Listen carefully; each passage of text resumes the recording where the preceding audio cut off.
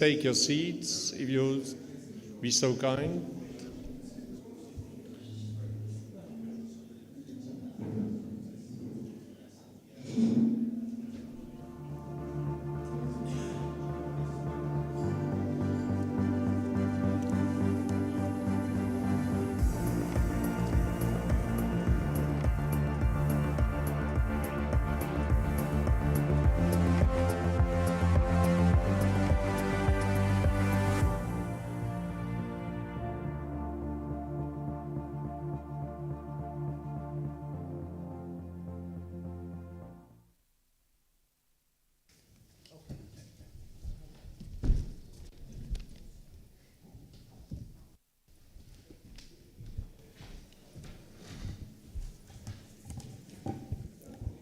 Buenos días y bienvenidos. Good morning. Welcome to the 25 years of dialogue on intercultural dialogue and interreligious dialogue. So welcome here to Santiago de Compostela. First of all, greetings from the head of our Spanish delegation of the EPP, Dolores Montserrat. She was with us yesterday, but today she had an important commitment in Madrid. But we do have a group of the Spanish delegation here, and I'd also like to greet Francisco Milan Moln, who is our MEP from Galicia, and he's here with us today. Now, the 25th anniversary of intercultural and religious dialogue is very important work because religious institutions undoubtedly play a very important role in conflict resolution. They also contribute to everyone's overarching goal, which is social peace. We want to communicate on and promote social values. We use this standing group because it helps us understand issues that we work with every day: education, immigration, social tensions, and all the crises that we've been suffering. We're the only political group of the EPP that engages in this dialogue with the Orthodox, Christians, Protestants, Muslims, Jews, and so on. And it is in order to achieve our overarching goal of bringing people together. This working group works very actively with their counterparts, and we truly believe that dialogue is key to better understand and to take the necessary action that we need to achieve social cohesion. So the objective of intercultural and interreligious dialogue with representatives and chairs here at the top table contributes significantly to an intercultural exchange of different peoples. It helps religious and political authorities bolster this cultural diversity and to promote European values and even to discover new European values. Now, the path towards this 25th anniversary of intercultural and religious dialogue has been evolving over time. And today and tomorrow we will hold very important debates looking at how all those involved can help find a solution that is necessary in order to solve crises, the different wars that are going on. We want to look at how we can develop this dialogue so that we can help citizens resolve all these conflicts and foster that. Yeah, as you know, over the last few years, we've held a lot of meetings. I'd like to repeat what Roberta Metsola said, and she is now President of the European Parliament. She said, the EU and all of us are going through unprecedented crises: the environmental crisis, the economic crisis, the geopolitical and social crises, wars, COVID and what COVID brought, as well as the terrorist attacks and insecurity. And all of this has to remind us of how urgent it is to fight against extremism and how important it is to counter radicalism. So therefore, intercultural dialogue, bringing everyone together, should help us come up with this common responsibility vis-à-vis European society and the future of Europe. It is key to peace, social cohesion, and the future of the world, as well as the future of the European Union. We have chosen the best possible venue. Paco Millán mentioned this yesterday. The capital of Santiago de Compostela. This is a holy city where pilgrims came seeking values very similar to European values. They came here seeking peace, responsibility, and solidarity. So we couldn't have chosen a better city. As Mr. Millán Mon said, the paths that are part of the way of St. James are paths of hope. They bring people together, and they have helped create a European culture and forge a common identity. This is the cradle of European values. When the pilgrims started the way of St. James, they were hoping to find peace, solidarity, justice, and freedom. So we are in the holy center. It's a UNESCO World Heritage Site. It's not a coincidence that we're here. This is a pilgrim's path, and I'm sure that we will have a fruitful dialogue that will enlighten us, that will enlighten all the authorities involved to come up with the best possible strategies that will help us find the best possible solutions to tackle the challenges that Europe has and that the whole world has to deal with, so that we can come up with an appropriate solution and work hand in hand with European authorities, religious authorities, to achieve our overarching goal: peace, dialogue, social cohesion. We want to make sure that European values that are in the hearts and minds of everyone. So any contribution we may make to conflict resolution and tackling these crises is welcome. So on behalf of the Spanish delegation of the EPP and on behalf of Mr. Millán Mon and Dolores Montserrat, I would like to welcome you to this dialogue over the next few days. Thank you very much.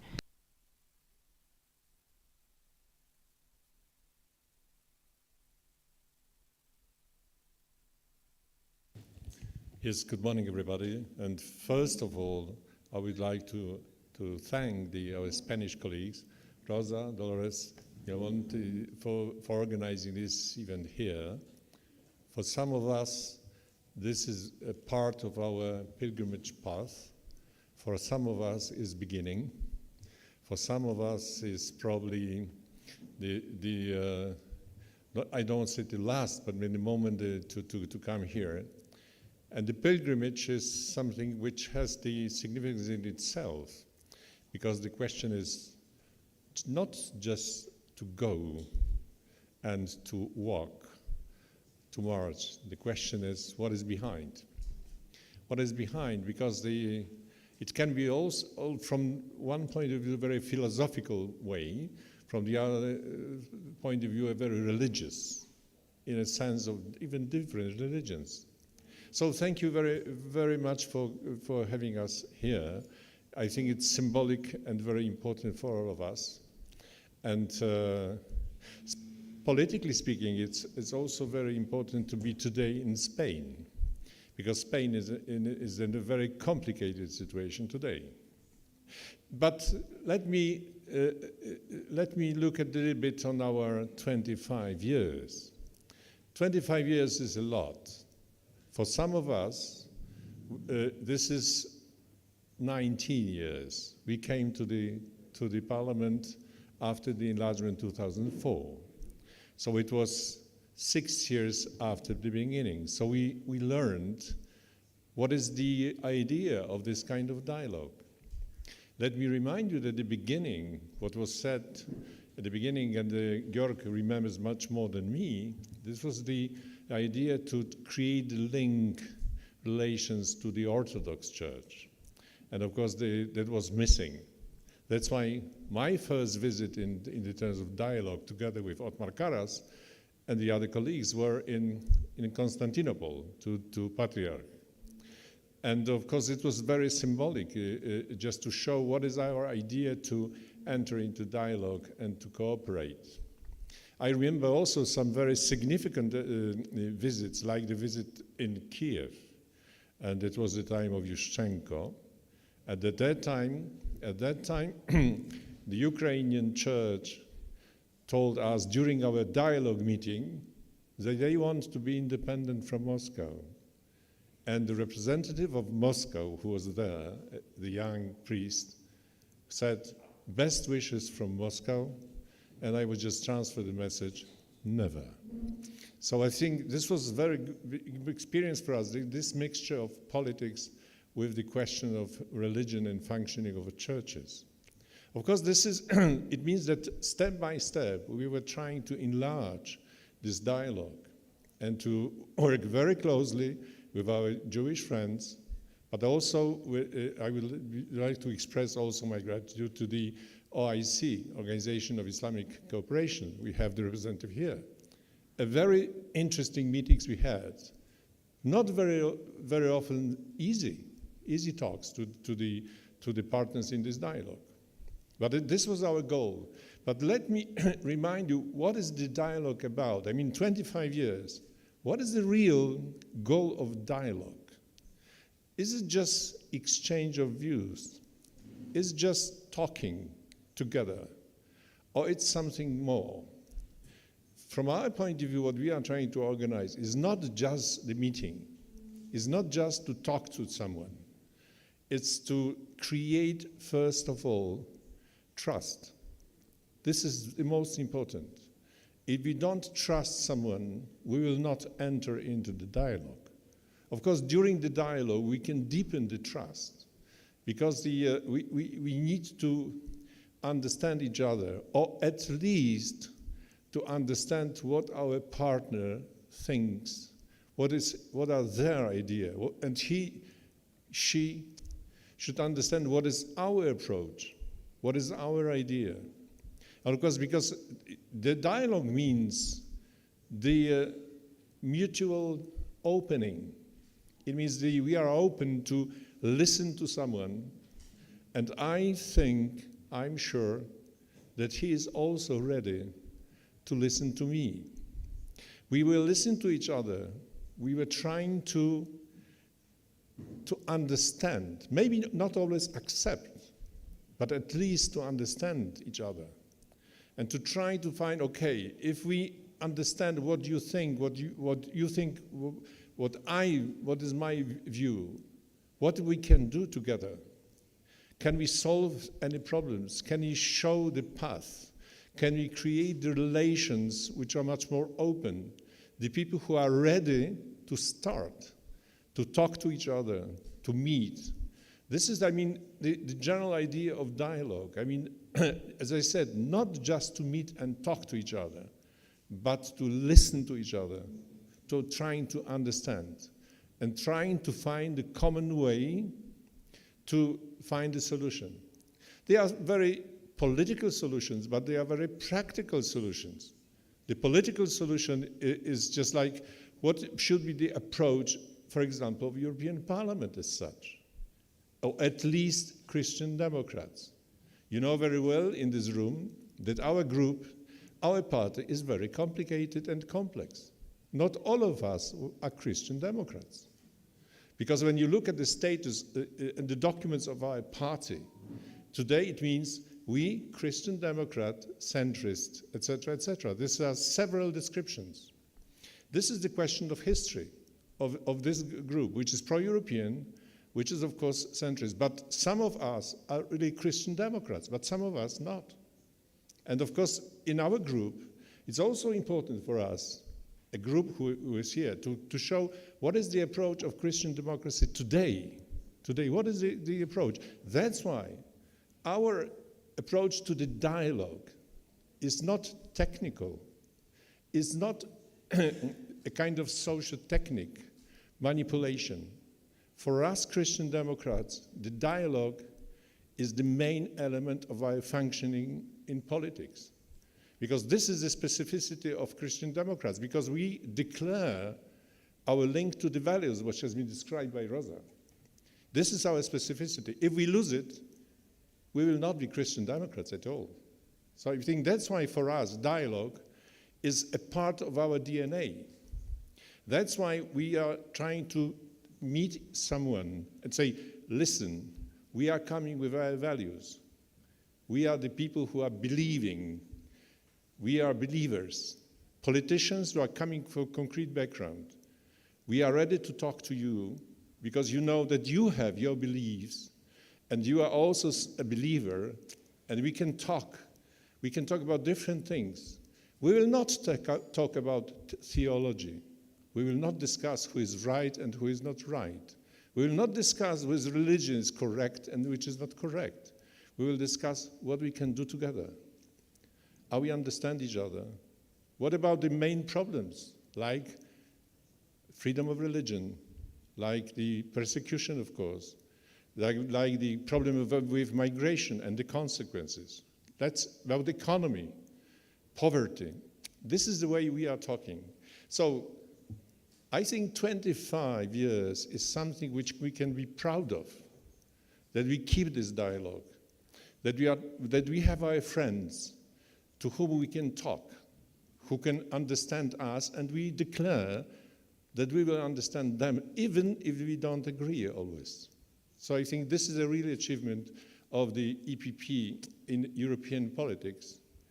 And let's keep on going, and let's start in Santiago de Compostela. Thank you.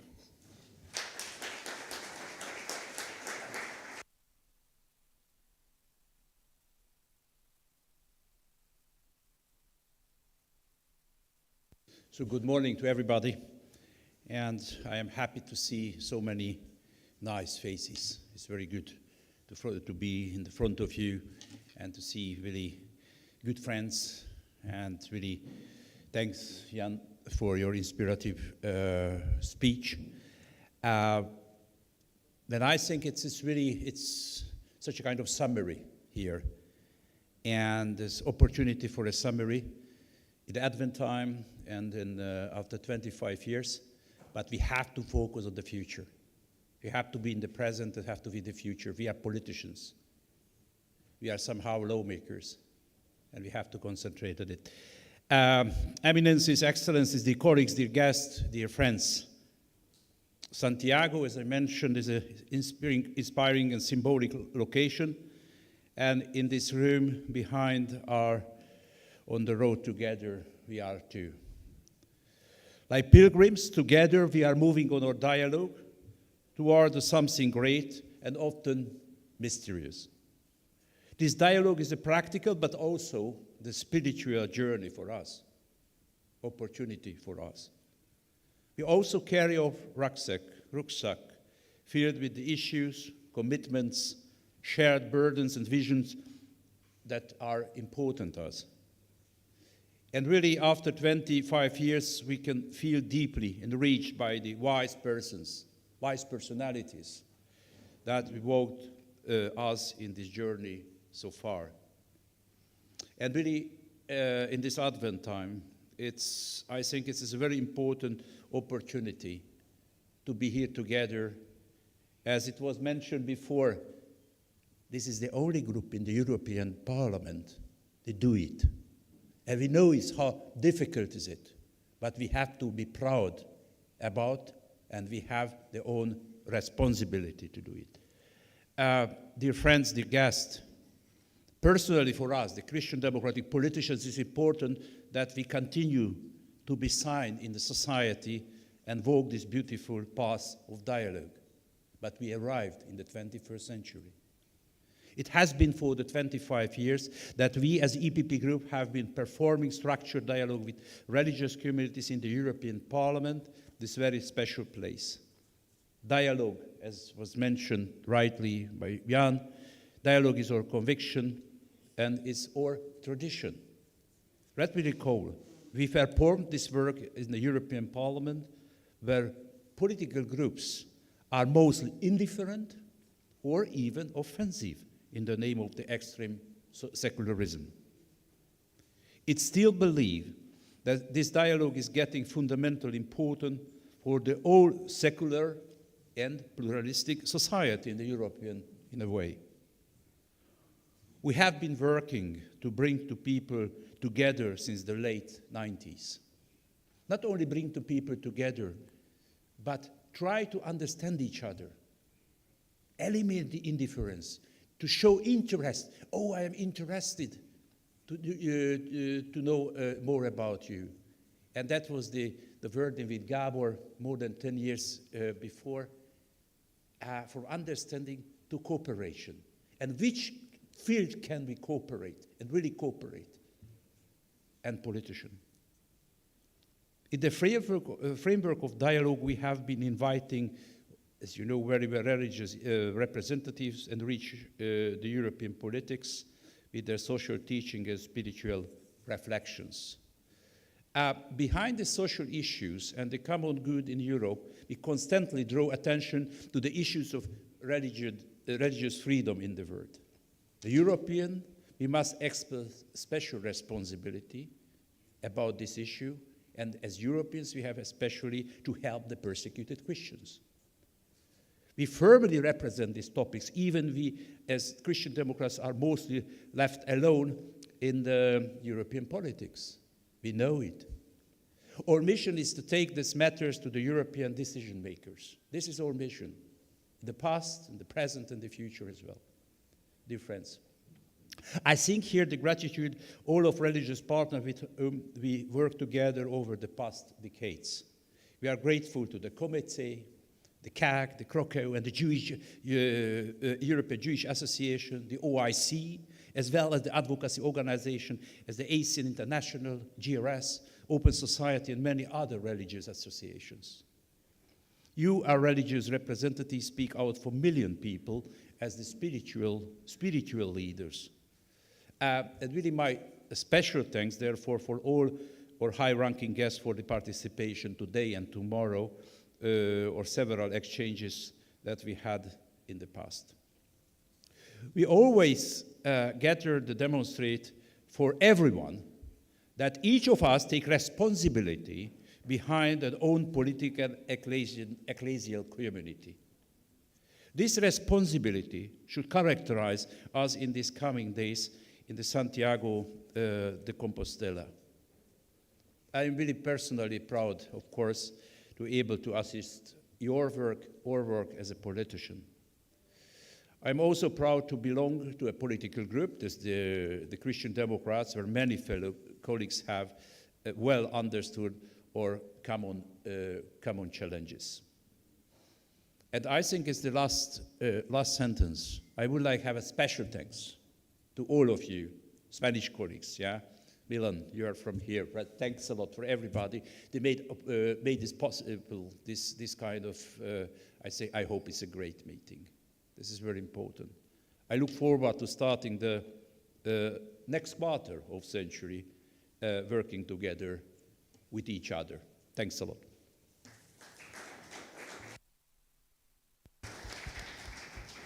Okay, I will take.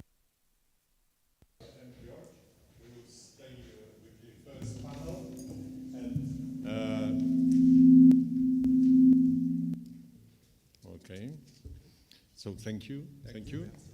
And I would like to ask to take to come to the stage Monsignor Francisco José Prieto, Monsignor Mariano Cruciata, His Excellency to come here, and Her Excellency Ambassador of OIC Ismat Yahan, please, and Rabbi Abi Tawil.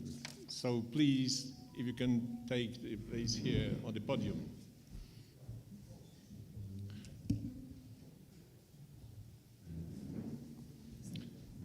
Before our distinguished speakers will come, I say, please remember this is the last meeting before the European election. So this is politically very important that all the political world is now start thinking about the the future of European Parliament, and of course the future of dialogue. And we have also two distinguished guests which couldn't come to our meeting, and we will start with them. First is, I think, someone who was responsible for the dialogue when I came to the Parliament, Othmar Karas, the first Vice President of European Parliament, responsible for the dialogue based on Article 17 of the treaty. Othmar was trying to get to Santiago yesterday through different paths. It was not possible, and he promised us to be online. I don't know if we have the connection with Othmar Karas. Okay.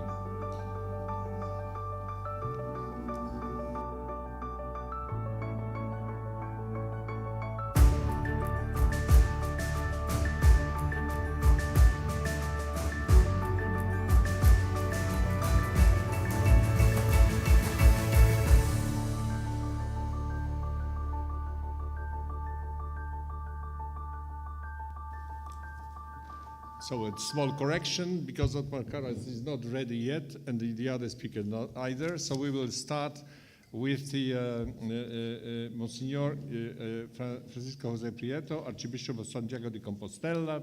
So let's start, and we will talk during this panel about the role of dialogue with churches. I'm underlining with churches because there is a long, long tradition of the interreligious dialogue, which is the dialogue between the churches and religions. So religions. This is not the case. What we are trying to do in the Parliament is dialogue with churches and religious communities. We call it interreligious, but in fact, the question is, what is the role of this kind of dialogue, and how the churches they see this kind of dialogue? Please, Excellency, the floor is yours. From here or from there, how do you prefer? Okay. Muy buenos días. Good morning, ladies and gentlemen. First and foremost, welcome to this universal city of Santiago de Compostela. So many pilgrims come here. It was a holy year. They flock from all corners of Europe, and the European paths converge here. This is inextricably linked to history. We have pilgrims from South Africa, Korea, Australia, the United States, and of course all corners of Europe. They flock here to Santiago de Compostela. There is no doubt about the fact that the memory of apostles, St. James the Apostle, is part of this universal memory, and it plays a very important role when we talk about dialogue and about meeting, because humanity is asking itself questions about transcendency and religion. So I want to understand how we can talk about dialogue where culture and religion come together. There's no doubt about the fact that when we talk about culture, it goes way beyond the concept of religion. But at the same time, it's also true that religion represents the transcendental dimension of culture, and to some extent, its soul. Religions have definitely contributed to the progress of culture and to building a more human and humane society.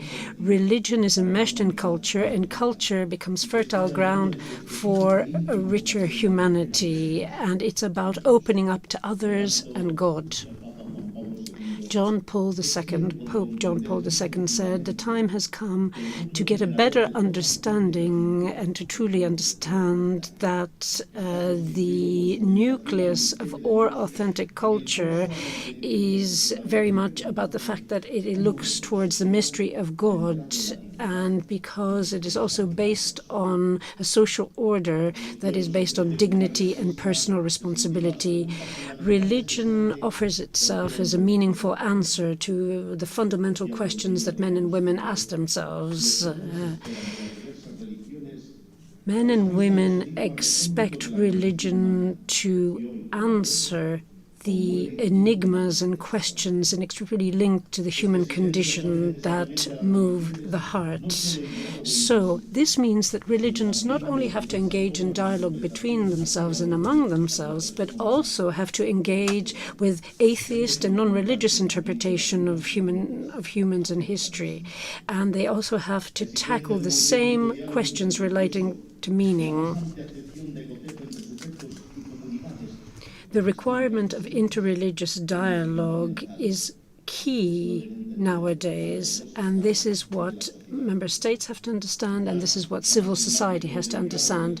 Maybe this is sensitive and delicate, and we must make sure that we don't oversimplify or exploit what I'm going to say. So in order not to fall into this trap, I'd like us to take into account several points. We live in a society that is progressing in leaps and bounds, but there is also great progress of secularism and multiculturalism defines us as a society. And the danger lurking there is that religious expression and experience might be sidelined, because people might think that this is only for the private sphere, for people's private lives. And there's also an overwhelming approach that anthropological issues should also be sidelined, elbowed out.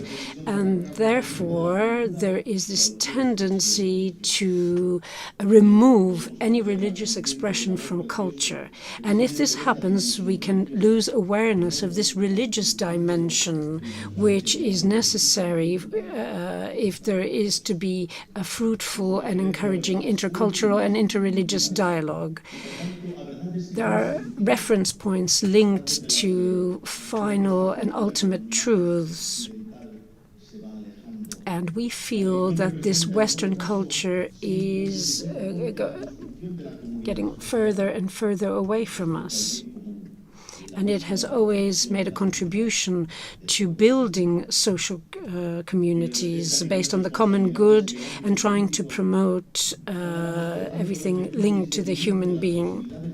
So, those who hold political power are called upon to discern between the possibilities of liberation and universal inclusion that all cultures and religions show.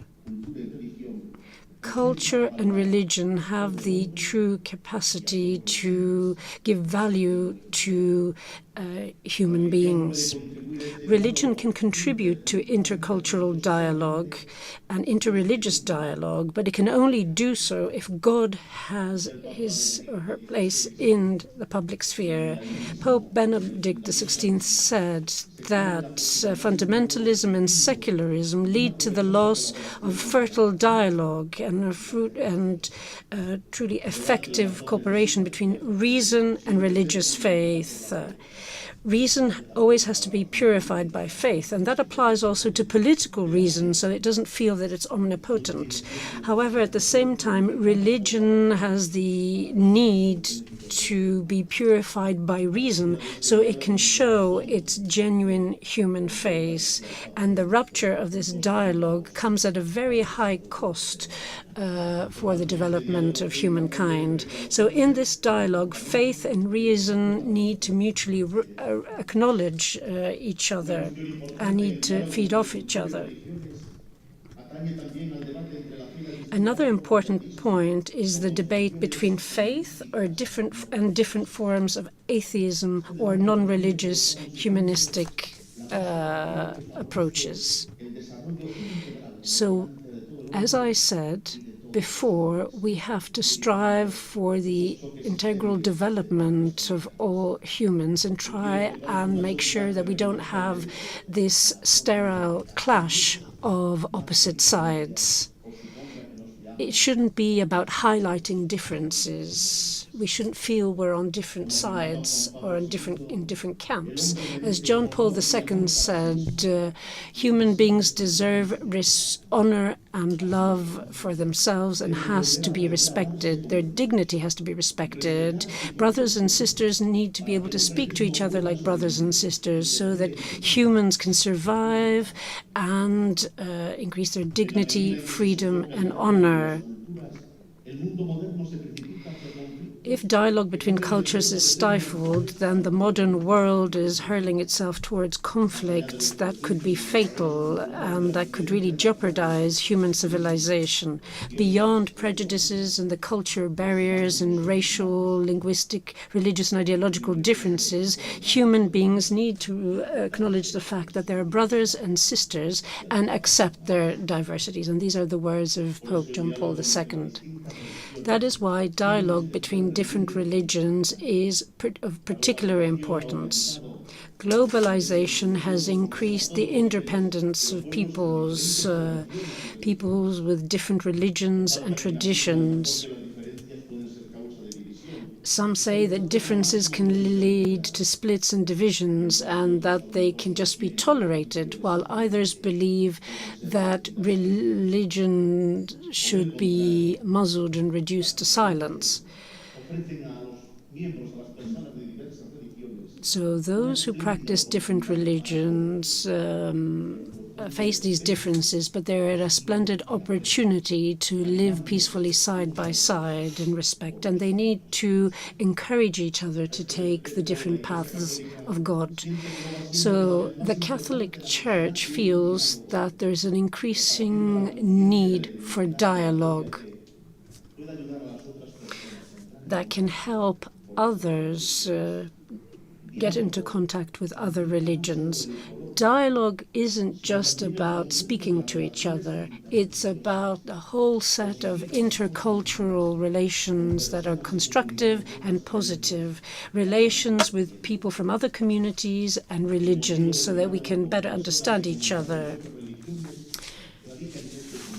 Now, this all has roots in something vital for believers, and that is that we're all God's creatures, a God that manifests itself in all human beings.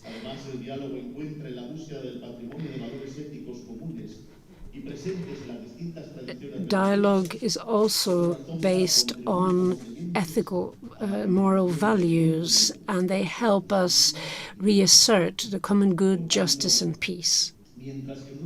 So while many are quick to only highlight the differences that, of course, exist between religions, we believers, and this is what Pope Benedict XVI said, we face the challenge of clearly proclaiming what we have in common.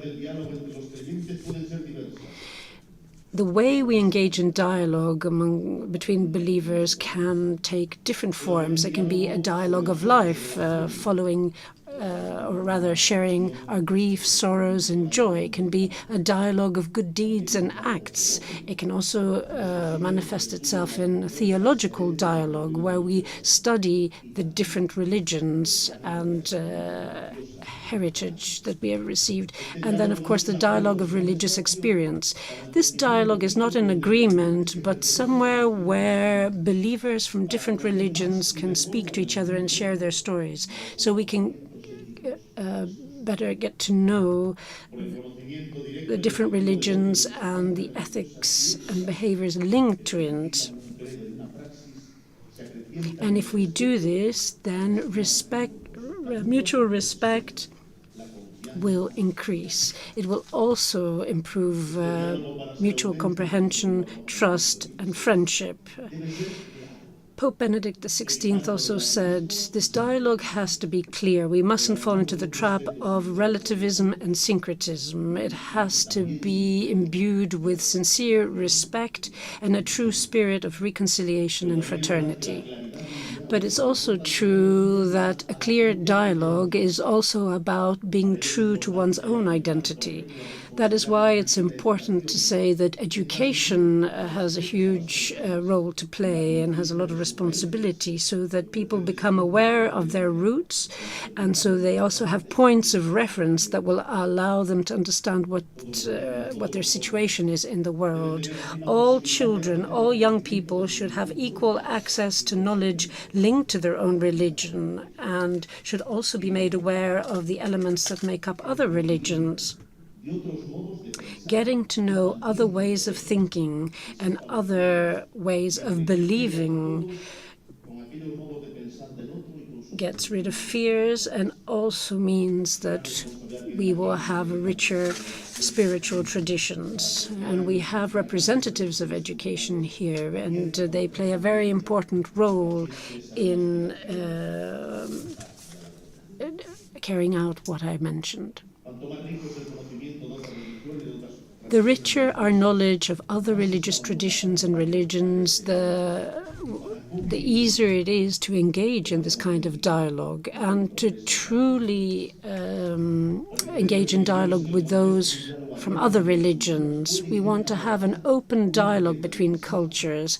They can and must contribute to awareness of these common values. We should all recognize ourselves in these common values. So dialogue stems from knowledge, because often, just like the lenses of our glasses, we look through these specific lenses and we have prejudices. And in this way, we can get over that and build a civilization of love. I'm not saying that we have to sugar the pill or change reality. We have to build a world that is based on peace and solidarity. We need an integral humanism that is open to ethical and religious dimensions, that place a great store by knowledge, spiritual values of different civilizations.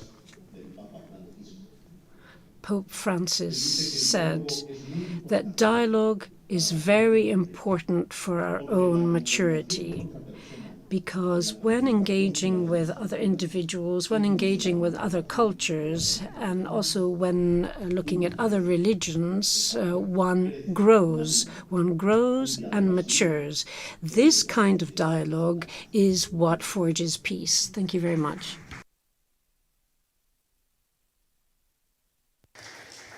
Yes, thank you very, very much. And I think that maybe this is the experience of our colleagues from the parliament. I mean, the dialogue let us grow and in politics, because this dialogue is not just political solutions and techniques. The dialogue is much deeper. And thank you very much for to underline the elements which are important for us Christian Democrats. Like, for example, we don't think that the religion is private. We don't believe this. That's why we are ready to open the dialogue. And I think we also, we are very absolutely clear that we need God in public sphere. I think what you said. I mean, if we don't define it like this, it will be extremely difficult. I mean, God in public sphere or transcendency in public sphere, this is something what we believe, and of course it can give us the possibility to enter into dialogue. And thank you for the different types of dialogues. It's very interesting. I mean, the types of dialogue which are existing in this kind of world. I don't know if we have Otmar Karas now. Yes, so Vice President of the Parliament, responsible for Article 17, before a long-standing member of Parliament responsible for the dialogue at the beginning. So Otmar Karas, the floor is yours.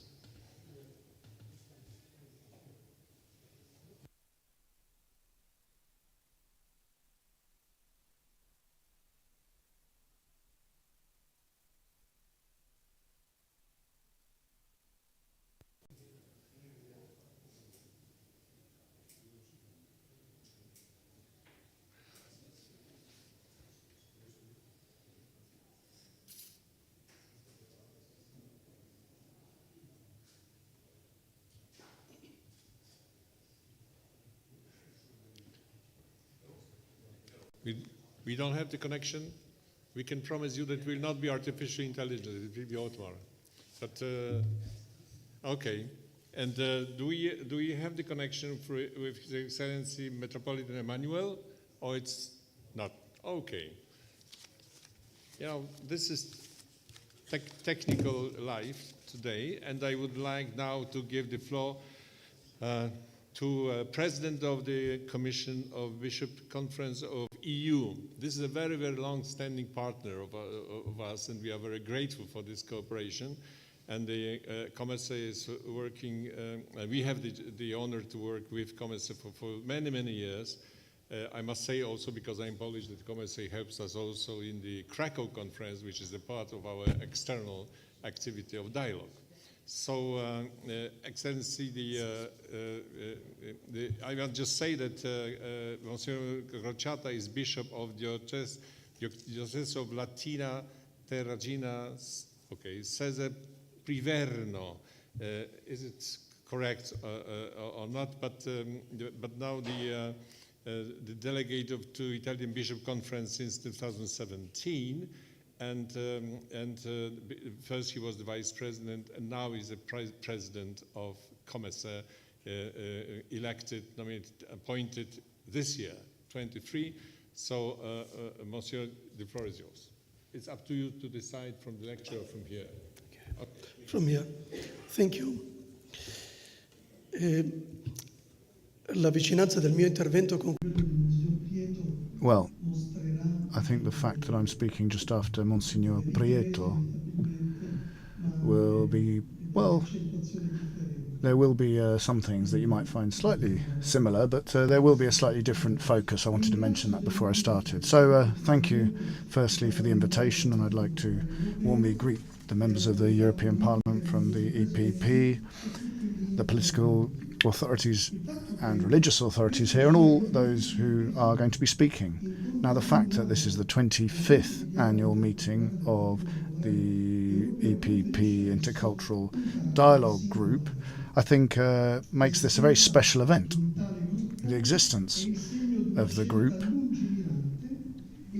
shows a long-term view and a clear awareness of embracing intercultural and interreligious dialogue as an integral part of the political commitment of the EPP. And I think this is shown extremely clearly and in a very special way today. So we've got a political party involved in intercultural, interreligious dialogue, and I think that's the expression of a sense of responsibility that aims to gather up and represent social bodies that come under the religious dimension of society. In addition, a party that is aware of social dynamics and that is able to look to the common good, which is inclusive as possible, can only really do that, open up, i.e. open up to the religious dimension. Religious experience has, for a long time, run right through our Western societies in terms of the development of culture, and also because of the presence of new religions which have arrived as a result of migration flows. And for these reasons it becomes necessary to foster and support harmony between different faiths and cultures in order to ensure that their peaceful coexistence and their positive interaction prevent the temptation for conflict. We want to see them become a resource for society as a whole.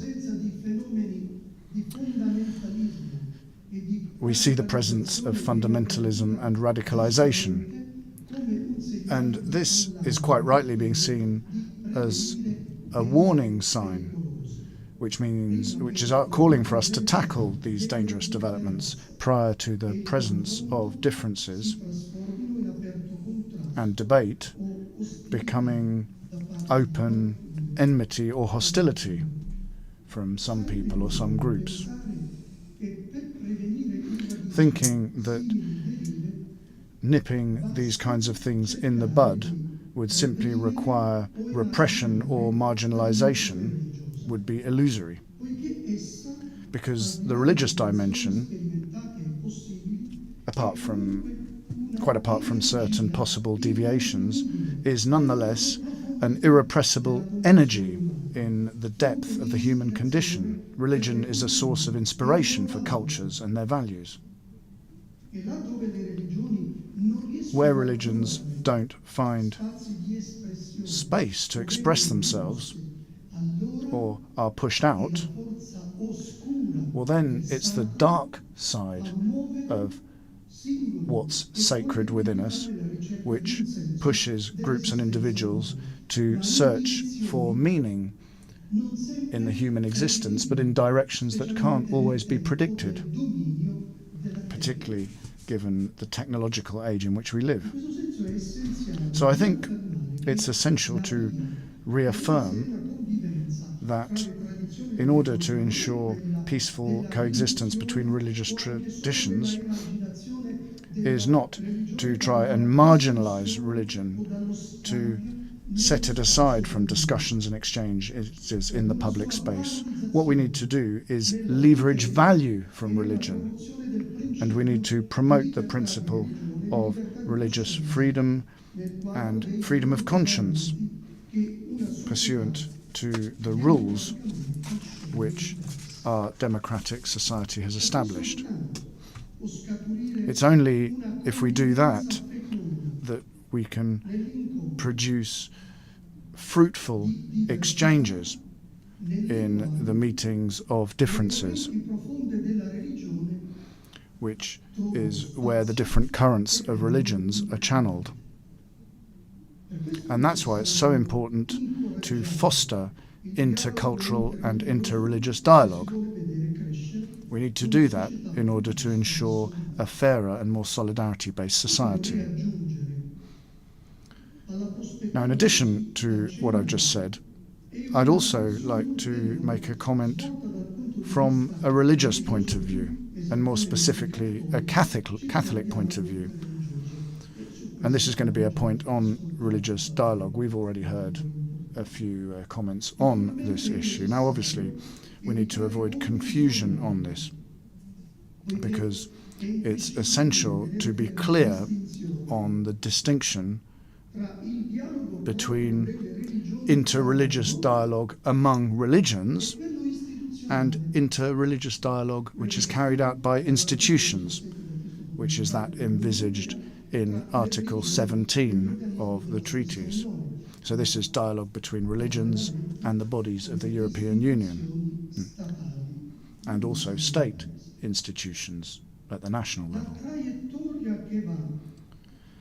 Now, we've seen a path go from Nostra Aetate, from Vatican II, to the teachings of Pope Francis. This has also been part of the teachings of John Paul II. And this path shows a clear development towards a clear and positive understanding of the value and need of interreligious dialogue for religions themselves. Initially, the attitude of the Church was dictated by the recognition of the semina verbi, so the seeds of the word, which were disseminated in all religions and cultures. But then, later teachings saw the development of a more structured reflection that more intensely distinguished, as we've just heard, 4 levels or forms of dialogue, which embrace all dimensions of religious and human experience. So these 4 forms of dialogue are dialogue related to life, related to action, but then we also have spiritual dialogue and theological dialogue. And maturity arises, particularly according to the most recent teachings, when explicit action of the Spirit is recognized in culture and in religious traditions, including traditions that are other to Christianity. And here I'm talking about the Redemptoris Missio of John Paul II. Many people see their religious experience as the only true experience, and it's through that experience that they find salvation. Now, with the teachings of Pope Francis, in particular in Fratelli Tutti, and with more recent theological reflections, well, we're seeing the results of this path that we've undertaken. The existence of different religious traditions is seen as part of God's mysterious plan, which aims to bring every individual to salvation. So, the coexistence and meeting of different religions and faiths are an opportunity and are in fact a call to mutual respect and mutual awareness. And it's only if we can share this path that we can achieve further growth in individual religious traditions. And we're not talking about watering down or losing individual identities here, and we're not talking about watering down the contents of faith. What we're talking about is boosting this content, not in comparison with the other, but via discussion with the other. The strength of the individual identity of each individual religion doesn't come from closing itself off or standing in opposition to the other. What it depends on is the ability to recognize and gather up the richness of the other. And then, thanks to this meeting, developing implicit or hidden dimensions of your own identity. And the hope is that this same process will take place in the other as well. And this will lead to ever increasingly intense relations.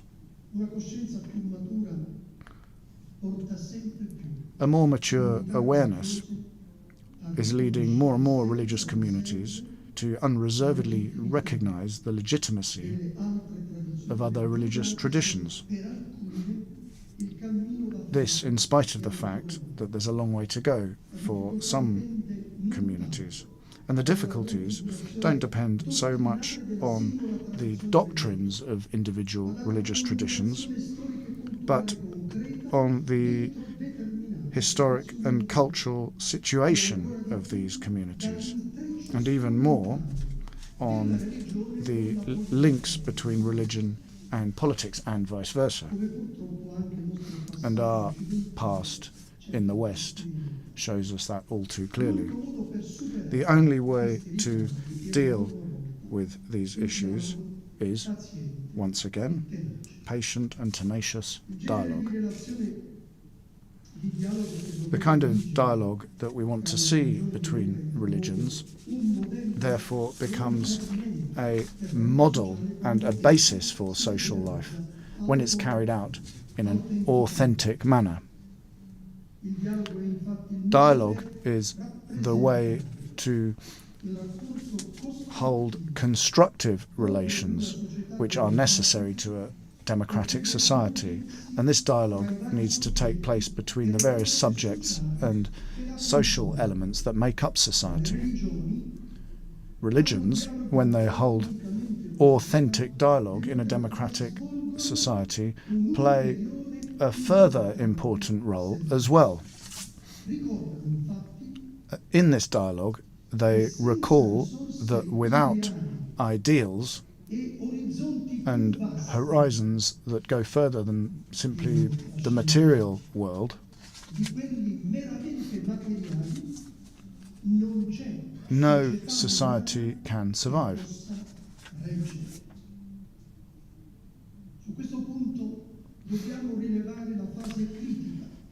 Now here we need to bring up the critical phase that Western society is going through because of the persistence of views and pressure groups that believe that society would progress better without religions.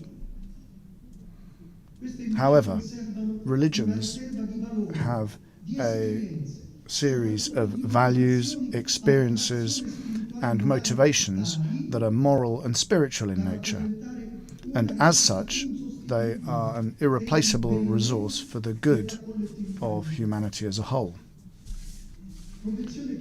Some people say, not wrongly, that wrongdoers who are supposedly religious people should mean that religion is no longer taken account of. But that's not right. In spite of the crimes of some individuals, we still need to be aware that religions are very deep in nature and are coherent as a whole.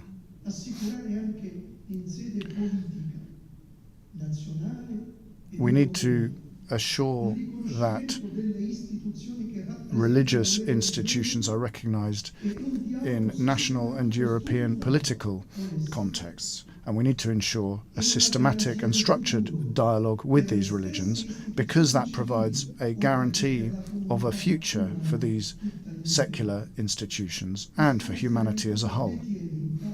Religious experience has an inalienable heritage, which is the sense of dignity of every individual human being and the conditions that enable this dignity to be respected in relations among individuals and within society as a whole.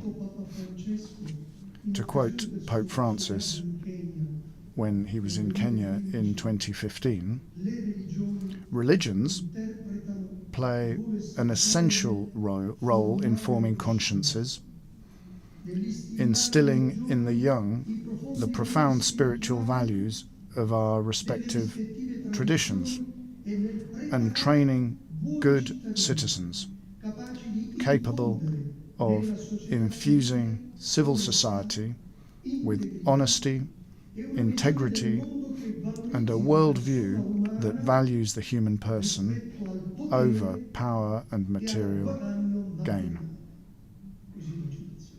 End of quote.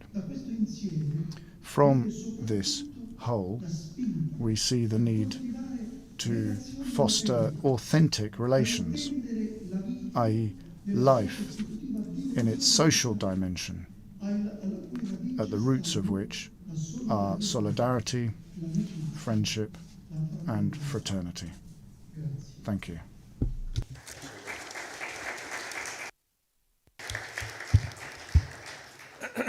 Grazie molto. And I think from both speakers, Monsignor Prieto, Monsignor Crociata, it's very, very clear. We can see that the dialogue is not an easy task. It's quite difficult, and it requires, first of all, the knowledge, because the knowledge about our own religion, about the others, and the knowledge is coming from education. So if we don't have the knowledge, if we don't have the well prepared for the dialogue will be very, very difficult. So I think because this is someone needs to make an effort for the dialogue. It's not like automatic. It's not like the administrative obligation. You have to make the effort to enter into the dialogue. It's not because the treaty obliges you to do. The question is how we do it and what really means. So I think this is, thank you very much, because it shows that it's not the pure technical administrative element. It requires a real effort from both sides. I mean, if we have two sides, maybe more, but it requires the effort from all of them. This is the third trial to ask if Otmar is online.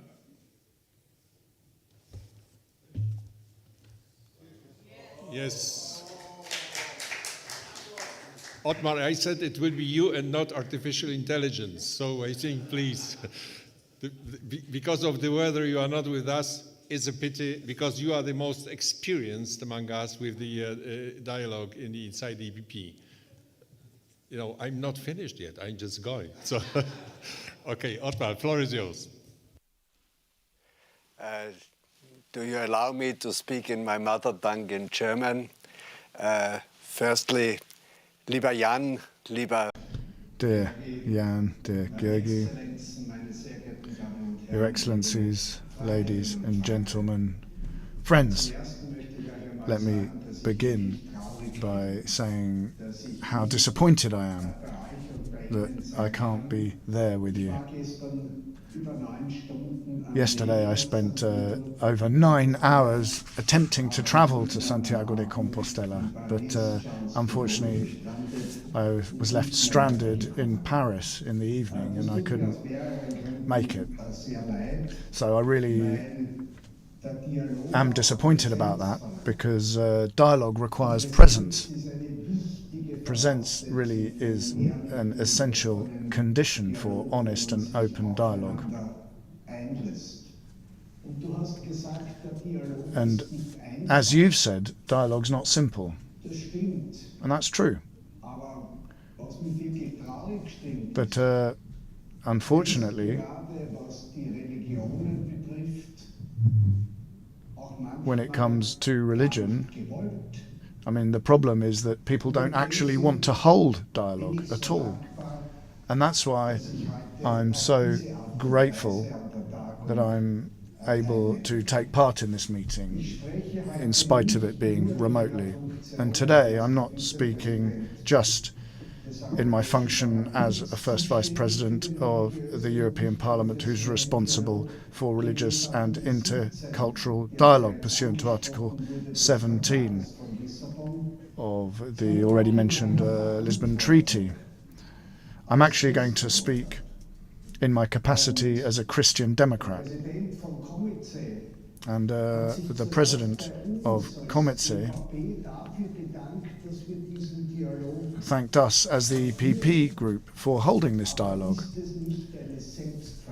But I think it's pretty obvious that a group and a party that calls itself Christian Democrat to hold this kind of dialogue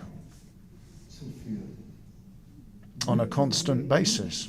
I mean, were we not to hold this kind of dialogue, then I think that would show significant failure on our part. And I'd like to thank the president of Cometse for allowing me to speak at the autumn conference. So, why am I saying that? Well, I'm saying it because I am firmly convinced that religious and non-confessional, so intercultural dialogue, is of key importance for democratic discourse. It's essential for peace, for social cohesion, and the political acceptance of the necessary consolidation of the European Union. And that's why I welcome the fact that the EPP has been holding this dialogue now for 25 years with so much consistency, engagement and passion. And I'm delighted to have been a long-serving chairman of this working group. I'm very grateful that I'm able to make a contribution to this dialogue. But I would also be slightly self-critical here. What could be more important to us than dialogue and debate on our Christian values and using that to shape our policies? Is that what's important to us? Or is it simply political convenience and day-to-day political debates? We shouldn't be holding dialogue just with others. We need to be asking ourselves that question too. We have a responsibility as a Christian democratic party and group. And as such, we need to tackle the challenges of our time and the fears of people. Our values will enable us to make more rapid and clearer decisions when it comes to what needs to be done to solve problems.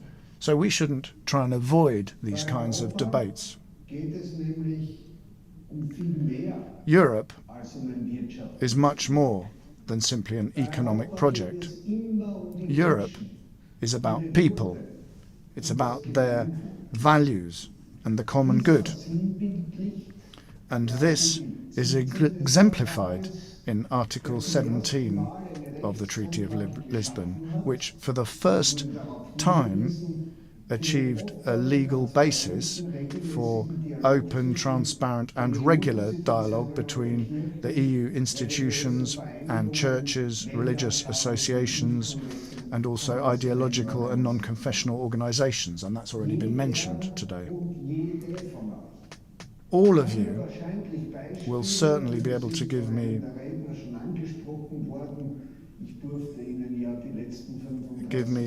examples of politicians pointing the finger at religion in order to make a political point, and this is something that we've heard a lot of very recently. All of you will certainly be able to tell me instances when it has been difficult to hold this kind of dialogue because people see each other as enemies rather than just competitors. But we, as a democratic majority, have a responsibility to stand for our joint values. And how can we do that without this dialogue? Now it's more important than ever to foster and strengthen this dialogue. We can't simply leave it to the political extremes. So that's my first point. Now moving on to the second point, all of us, churches and political representatives, have a joint responsibility for our society and the future of Europe. We're not in different boats here. We're in one single boat together, and we face the same challenges. The withdrawal from our communities and from political discourse, that's one challenge. Then another one is the loss of trust of our members, citizens, and our citizens, Now, without the values of Christianity, our Christian Jewish heritage, Europe would be built on sand. The diversity that we're currently seeing, also in terms of religions, is our strength. All of us are Europe. Europe means every individual European. All these individuals that make a contribution to how Europe is today. So, what is the situation in Europe today? Well, Europe is in crisis mode. And that hasn't just been the case since the 24th of February last year, when Putin launched a barbaric war of aggression on European soil. And we haven't just been in crisis mode since the 7th of October, the day on which Hamas carried out horrific attacks against Israel. This was the deadliest day for the Jewish people since the Holocaust. For some years now, we have been experiencing many different crises and challenges simultaneously, and that was something that we hadn't experienced since 1945.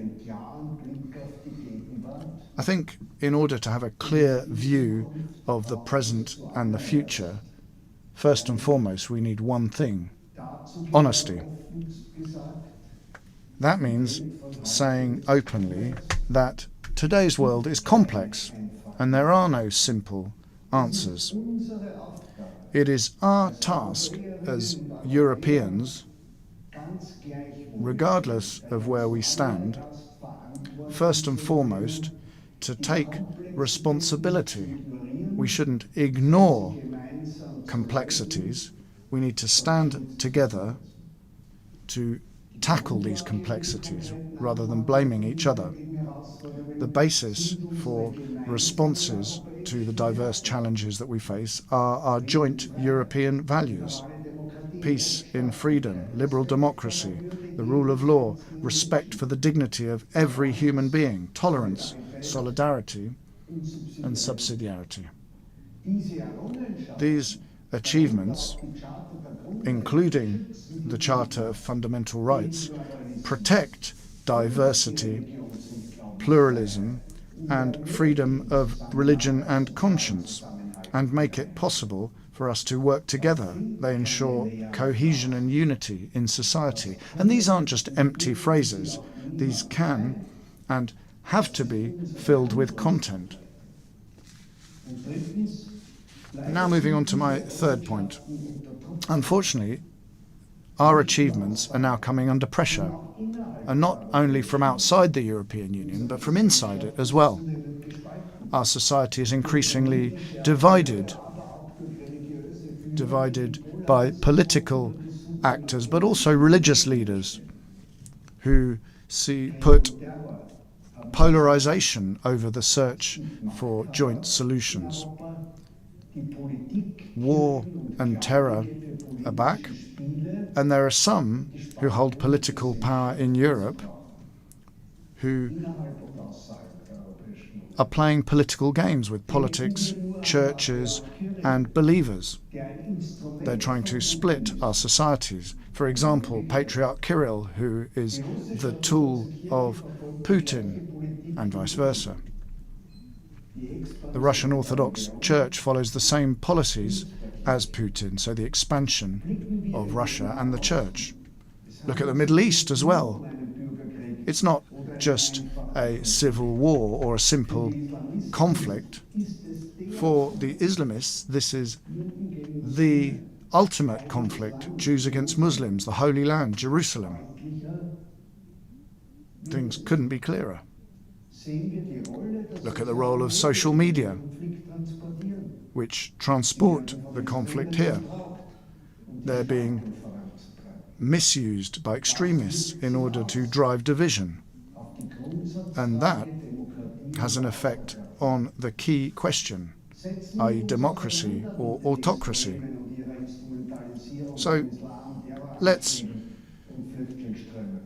tackle the extremists and the fact that they're using Islam, terrorist attacks, and flows of migrants.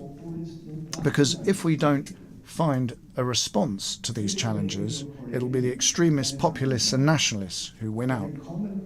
Ladies and gentlemen, the European elections are coming up on the 6th and 9th of June 2024.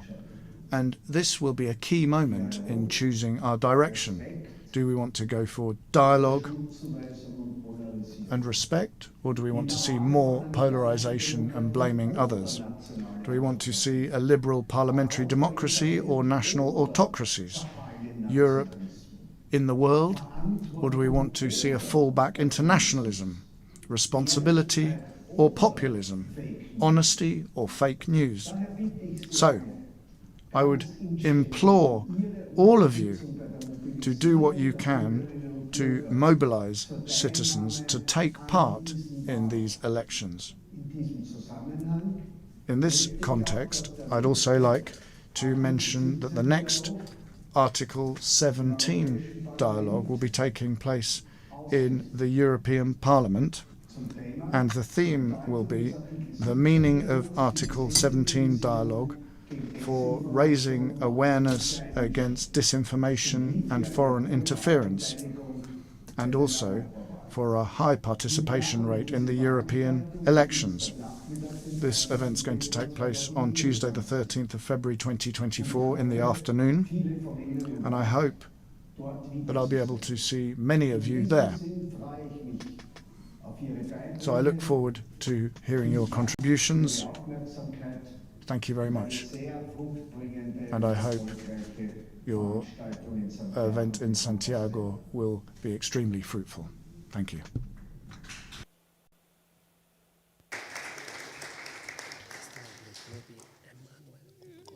Yes, yes, yes. And I think that I would like to thank Otmar for introducing some element of responsibility. I think responsibility, I mean, it shows that our dialogue is a part of our co-responsibility for the social life, public life, etc. I think this is the most important element. We enter in this part of the panel in some elements we just mentioned by Otmar.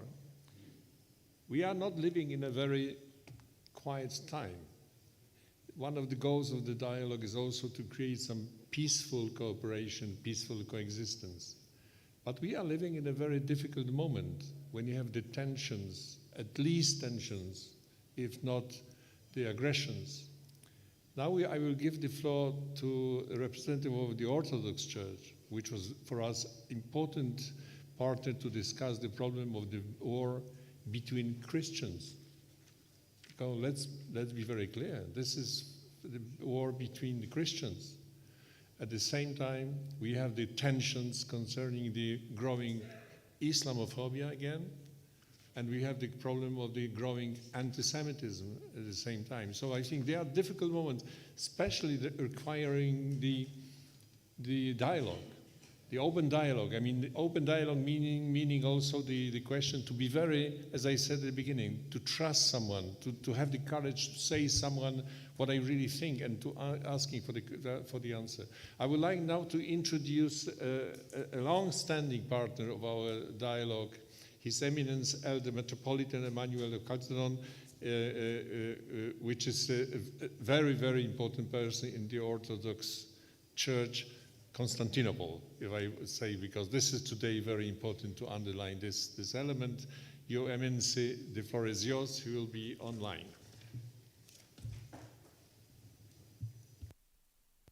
Thank you very much, dear Jan Olbrycht, Your Eminences, Your Excellencies. It's a great honor for me, for this time, unfortunately, not as I would like to be there with you, but we are definitely all pilgrims to Santiago de Compostela, or pilgrims anyway, in this path for the intercultural dialogue, interreligious dialogue. And I'm very pleased, and on behalf of His All Holiness the Ecumenical Patriarch Bartholomew, I can tell you how proud we are of contributing to this intercultural, interreligious dialogue with the European People's Party. For just some clarification, I fully agree with what we've heard from you, Jan, and also from Georgi and from Vice President Otmar Karas, who has been a very important person in engaging with this dialogue. I must say that the first meeting we had was not 25 years ago, but even more. It was in 1995 when we first had the meeting of some parliamentarians. I think it was around 10 of the European People's Party, and who came to visit the Patriarch. And we had the first meeting. Then the second one was in Thessaloniki. And after that, we decided to open this dialogue, not to limit it to the Orthodox world and the European People's Party, but to broaden it. And that's how the Roman Catholic brothers and Protestants and later on Jewish and Muslims were possible to participate. But that just for clarification. I'm not trying to add anything else that is not important. The importance is that we continue this dialogue, which we started before the need to start a dialogue because terrorism was there. And we all know what we're talking about. That everybody thinks that the dialogue started after September 11, 2001. It's not true. The dialogue started before that. Interreligious dialogue has a long story. And we're very grateful that the European People's Party gave this opportunity to our churches to engage in dialogue. Engaging does not mean that we limit ourselves to one-party policy, but we are open. And this is what the churches and religious communities need to do. Dialogue means that we have partners. We are not doing monologue. And I think the most important part of our work today, with the conflict in Ukraine, with the attack in Ukraine by Russia, and also with the new crisis in the Middle East that's going on.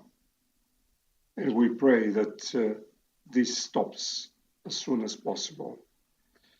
But the churches, and especially the Ecumenical Patriarchate, as you very well know, is not engaging into politics, but we are there because we want to see our European family getting back to what our forefathers have set, the really roots of this European history.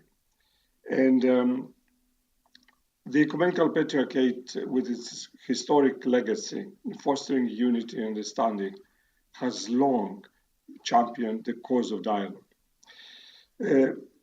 I think this dialogue is a testament to our commitment to a future where faiths bridge divides, where hearts unite in common purpose, and where our shared humanity is the cornerstone of our collective existence.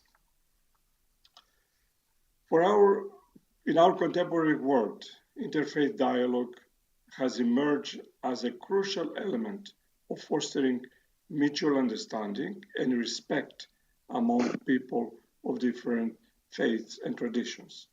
And this form of dialogue is essential for enabling diverse religious communities to live and cooperate harmoniously. The nature of interreligious dialogue varies. It includes official or institutional dialogues, which often resemble diplomatic efforts aimed at resolving tensions and conflicts among different religious groups.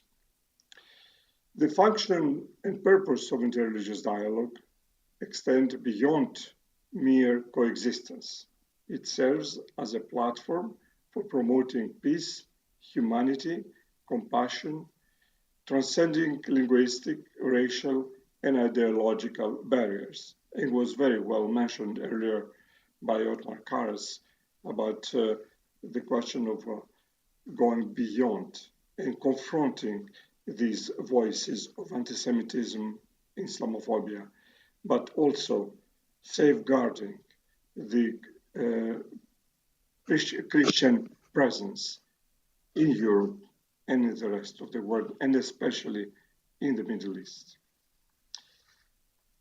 Interreligious dialogue also plays a vital role in peace and reconciliation processes, and it recognizes differences as it strengthens and involves sacrifices in the pursuit of social justice and world peace. As you know, in 2016, in our important Great and Holy Council in Crete, we very clearly stated that the Church's role as an authentic witness in faith in Christ, it highlighted that the Church's mission to proclaim the gospel of faith, hope, and love to all humanity, affirming its divine human communion in the image of the Holy Trinity. And we also stated very clearly that interreligious dialogue has to be open, ongoing, but also it has to be sincere one. And this is what we would like to continue, that we would like to continue this dialogue. And I think this opportunity that we have through the European People's Party platform in the European Parliament is an excellent way of continuing this dialogue with the European institutions and especially with the European family. Furthermore, I think that as we conclude this dialogue this morning, I'm filled with hope and optimism for the future. And our era is one of unprecedented connectivity between civilizations, cultures, and faith traditions. Yet, paradoxically, it is also an age with rife with division, conflict, and mutual distrust between people of different beliefs. Religion, which has unified communities through the ages, now appears as a line separating us from them in the minds of many. It is imperative that we challenge this notion through constructive dialogue and engagement with open minds and compassionate hearts. All people, regardless of faith or fellow travelers, are fellow travelers on the shared road of life. As religious leaders and institutions, we hold the responsibility to be examples of inclusion over prejudice, unity over discord. And our conduct must match the wisdom tradition we represent to manifest grace and elevate dialogue from intellectual banner into an elevated medium of growth. I think we can be the lamps that are different, but the light is the same. And by recognizing the unity beneath diversity, bonds emerge not through artificial consensus, but the discovery of an abiding spiritual reality shining in all. I thank you once again for this opportunity, and I wish all the best for the continuation to be engaged together in this pilgrimage and to continue our path for strengthening the bonds, for cultivating peace, and for being really instruments for this European family and the unity of all European populations. Thank you very much. Yes, thank you, Eminency. I must say that we had so many contacts in last, for many, many years, but especially the last months. His Eminency is not in Paris anymore, when he was many, many years. Now he is in Greece. And of course, we had so many very deep discussion concerning especially the situation in the Orthodox Church, because we were trying to understand the whole situation you can imagine. I think that it's also important what His Eminence said about trying to define really what is the real dialogue and what is the artificial consensus. I think this is, very important. I mean, not to mix these two elements, and the artificial consensus is nothing what we want. And now we go to the next speaker, and I would just to read the biography, but I don't have time, but I would just to introduce Her Excellency Ambassador Ismat Jahan, with whom we cooperate for many, many years. And I must say that when I first found the information about OIC, I didn't know at all what it was. So it was thanks to you that we discovered what the Organization of Islamic Cooperation is, and what it really means, the quite a big organization of different states which declare that the Islam is the most important religion in the states. So I think, Her Excellency used to be, of course, she's a professional diplomat. Please remind the difference between diplomats and politicians. Her Excellency is a diplomat, and we are politicians. We are not diplomats, even if we trying to behave like a diplomatic way. But anyway, this is the career of diplomat, saying as the Bangladesh ambassador to Belgium and European Union but also the permanent representative of Bangladesh to the United Nations. So as you see, the really international status of diplomat. Your Excellency, Ambassador Ismat Yahan, please, the floor is yours. Thank you very much for your very kind introduction, Honorable Olbrycht, and distinguished co-panelists, and also we heard online very important contributions, and members of the EPP Group who are attending here today, ladies and gentlemen, a good morning. I think the rain has stopped, so we can look forward to a beautiful day. I'm deeply honored to be part of these important and timely discussions. The Organization of Islamic Cooperation has always welcomed opportunities to engage with the EPP Group in the critical area of intercultural relations and interreligious dialogue, which has gained even more urgency today at these very difficult moments in the world. I thank the EPP Group for inviting me, and also the Spanish EPP Group for hosting us. In all frankness, I must admit that I do not qualify to speak as a theologian, as an expert in theology. As many of you are aware, the Organization of Islamic Cooperation, with a membership of 57 states, is an intergovernmental body and not a religious organization. And I'd like to say that the OIC does not say that Islam is the best. No, not at all. In fact, we'd like to dialogue, we'd like to exchange our views and ideas, but of course, it is very important to have interreligious dialogue, which is a core charter objective of the OIC. It was, as I said, one of the key priorities of the organization to develop a culture of peace, tolerance, and moderation, as well as for combating racism, discrimination, and extremism. Why dialogue matters? This is the theme of our discussions. I'll speak on the importance of such dialogues in fostering peace, trust, and social harmony in the context of our times, mainly from the perspective of a diplomat. We now live in a world both integrated and divided. While we are tied together by fast evolving communications and transportation technologies, but the world is also polarized along political, ideological, cultural, religious, and other fault lines. It is almost impossible to turn on the news today without witnessing scenes of hatred, violence, and intolerance, often perpetrated in the name of religion, faith, or belief. Today, as many of the speakers have said, that dialogue is not easy.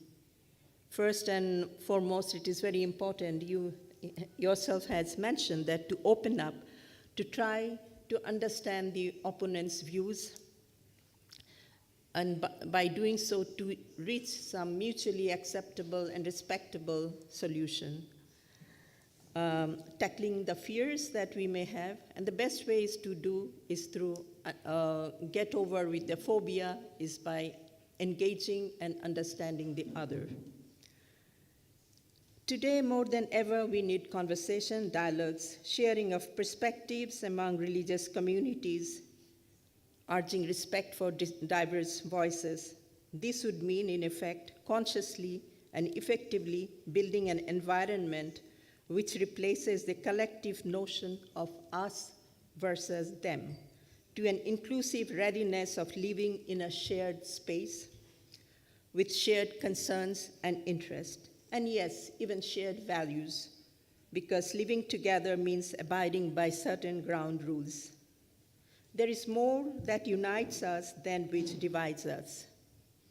Ethnic and religious diversities can coexist in peace and harmony if we are able to transform prejudices and fear into mutual understanding and respect.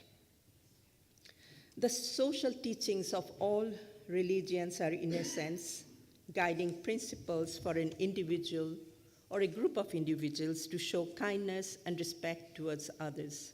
To repeat, interreligious dialogue is the very essence of promoting social harmony, human solidarity, and mutual respect among diverse communities.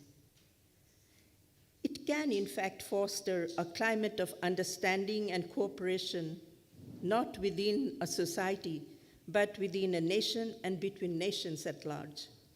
Religious communities can, and they often do, play a vital role in influencing positive changes in the society, in shaping perspectives by shaping public opinion on many issues of social, economic, and moral concerns through collaboration on shared concerns, for example, poverty, human rights, and issues of ethical importance.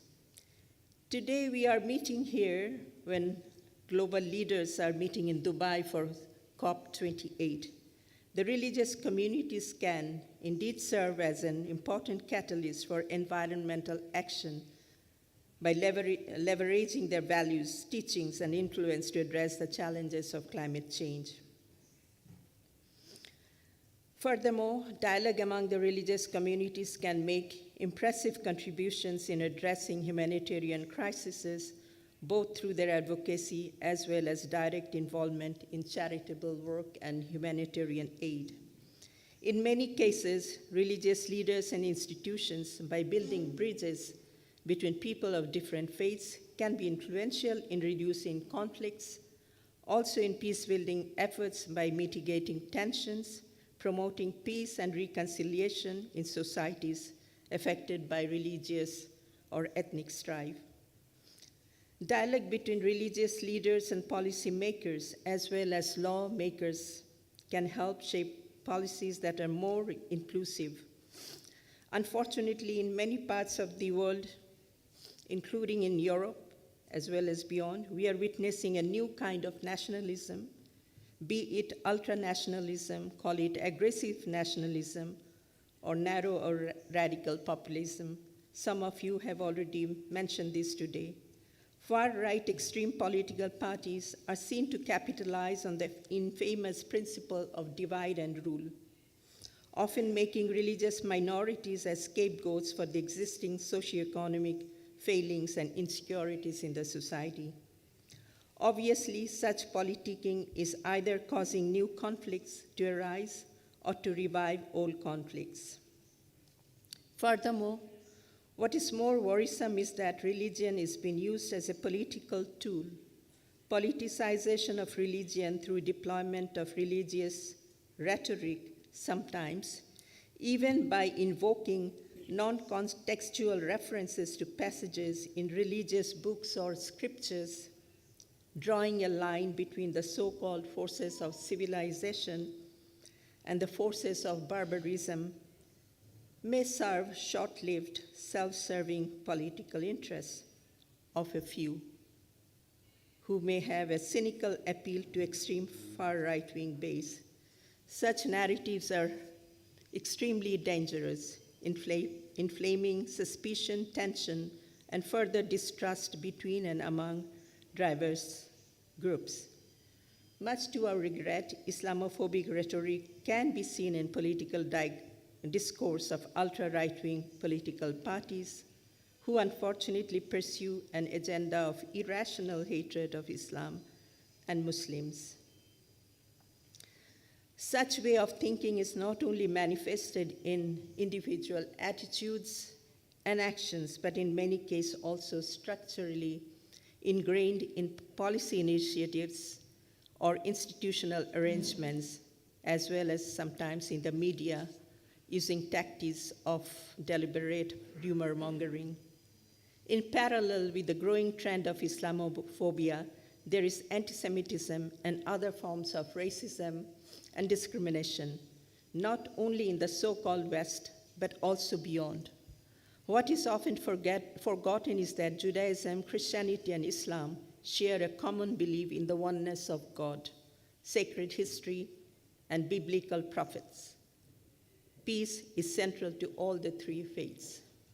Understandably, there could be natural reasons for people having trouble trusting those who are different from them.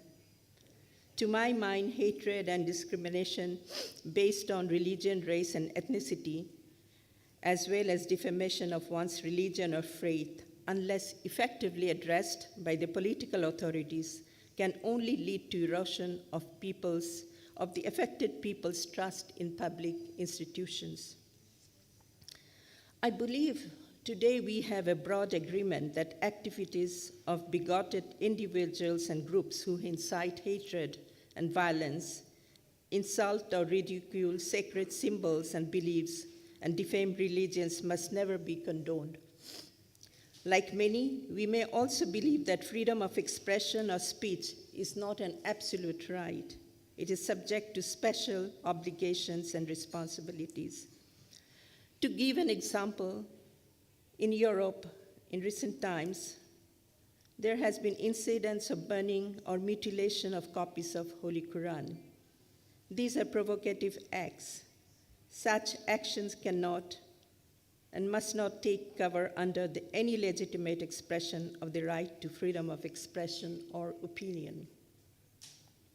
On the other hand, in contrast, it is equally reprehensible to see today that voices in support of just and legitimate causes are getting stifled, and peaceful assemblies are curtailed in countries which normally take pride in democracy and freedom of speech and expression.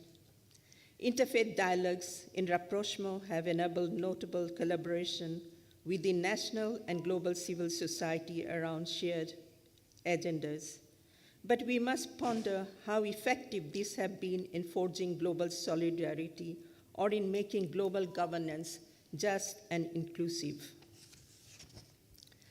As you may know, the signing of the Human Fraternity document in Abu Dhabi, with the participation of His Eminence, the Grand Imam of Al-Azhar Mosque, and His Holiness Pope Francis, is not a means in itself.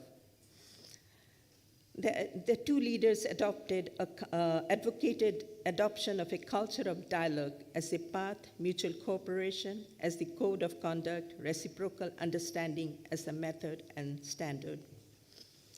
The OIC has been part of the networks along with religious leaders to create conditions of peace at the grassroots level in areas of conflict. I can mention some, as for example, projects in southern Philippines, Myanmar, Central African Republic, Mali, Nigeria, thereby helping communities to use dialogue to foster cooperation and reconciliation. Needless to emphasize, the OIC's priority focus remains on the cause of Palestine. It has consistently urged for a comprehensive and just solution for lasting peace and stability based on relevant UN Security Council resolutions and the Arab Peace Initiative. We are following the situation in the Middle East, in Gaza in particular, with grave concern, the extreme humanitarian situation there.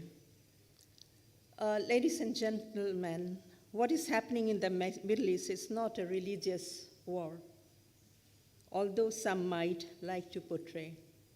We must remain united in confronting any such attempts that try to cause a rift between Judaism and Islam and their respective followers. Both Judaism and Islam are not a threat to each other's existence, but are guarantors of universal brotherhood and peaceful coexistence. This must be stressed. Here I'd like to recall in mid-October, I attended an event in Sevilla, Spain, along with the European Muslim and Jewish Leadership Council. The Council, in a joint statement, reiterated that the violence occurring in the Middle East, which also impacts communities in Europe, is not a religious war. They have called upon Muslim and Jewish communities in Europe alike to keep an open mind and to act in a spirit of cooperation in these dark times. And most recently, on 29th of November, a joint statement of the EU coordinators have said that hatred and discrimination against Muslim and those perceived as Muslim have risen in Europe. They encourage government, civil societies, and religious leaders to promote mutual respect, dialogue, and understanding for peaceful coexistence. Notably, the same group had also issued similar statement on combating anti-Semitism earlier on 7th of November. The positive impact of interreligious approaches to dialogue, both at societal and global levels, has been recognized in the discourse on mediation, conflict resolution, peacemaking, and peace building. I would like to stress one point which is very close to my heart. As I said, I've been a diplomat. I have worked on disarmament also. I would like to stress on the important role that religious leaders and communities can play in influencing government policies in disarmament, especially by raising societal awareness about the moral and humanitarian consequences of excessive arms productions, arms trade, and proliferation of weapons, the lethal ones. Wars and conflicts should not be seen as a business operation of armament industry. It's a sad commentary on our collective conscience that today a disproportionate amount of fund is spent on armament, which, if released, could have been used for poverty alleviation, promotion of multiculturalism, and peaceful coexistence of humanity. I'd like to end, I believe I've been a little long, but I'd like to say that it is not always enough to confine the efforts of religious communities to traditional appeals alone. They must be complemented by long-term strategy to mobilize the collective power of religion, including the support from the people from all faiths. For such dialogues to be effective and to have deeper impact, this must be structured and conducted in a way in which it can reach the grassroots of society. Engaging the youth, our future generation, in the process is extremely crucial in promoting their collective ability to cultivate change through fighting prejudice and promoting moderate voice. The role of education, starting from very early in one's life, is very important. So is the important role that media can play through unbiased reporting in promoting mutual respect and inclusivity. In my long experience as a diplomat, I found that building trust among diverse communities and nations is an investment in harmonious coexistence. Cultural diplomacy as a soft power can be a tool to foster trust and understanding by bridging gaps between cultures. Allow me to digress a little. I was involved in a project of the Georgetown University on Pope Francis's notion on culture of encounter as an imperative for a divided world. I found the experience extremely rewarding. The notion, as underlined by His Holiness, suggests that the very word encounter points to the interplay of diplomacy, global governance, and the search of peace. He has stated, and I quote, "There is always movement in an encounter. If we all stand still, we will never meet. Life, for all its confrontations, is the art of encounter," end of quotation. Whether as religious leaders or as diplomats, we must not falter in our pursuit for societal and global peace, security, and interfaith understanding and harmonious coexistence. What I believe would be more important for us is to urge our leaders for that genuine political will to prevail. The path to a societal modus vivendi is far from a simple task, but it's worth a try. This is why we are here this morning, to dialogue, to listen, and to learn from each other. I thank you all for your kind attention. Yes, I would like to say some remarks. I mean, first, thank you for mentioning the human fraternity. the document, we were organizing some, as our group of dialogue, we organized some seminars around the text. Because we found extremely important the text of human fraternity, so-called the Abu Dhabi Declaration, which was also the base for the next encyclic. So this is one. Second element, which is what was very interesting for me when you say we should understand the social teachings with S. I mean, because very often we, from Christian, we think that there is only social teaching of the Catholic Church, or but when one said social teachings, it means that each religion has its own social teaching. The question is to go deep and to understand the social teaching of each religion. I think it's extremely important, and of course the other element, and just a small comment, which maybe it's not politically correct. Don't you think why there is no organization of Catholic cooperation between the different states? It's a very interesting sign. This is the organization of the Islamic cooperation. This is the intergovernmental organization of 57. This is a sign of time that we don't have the parallel organization, intergovernmental. It's not the question, it's just the situation like it is today. Okay, I think this is very, very interesting.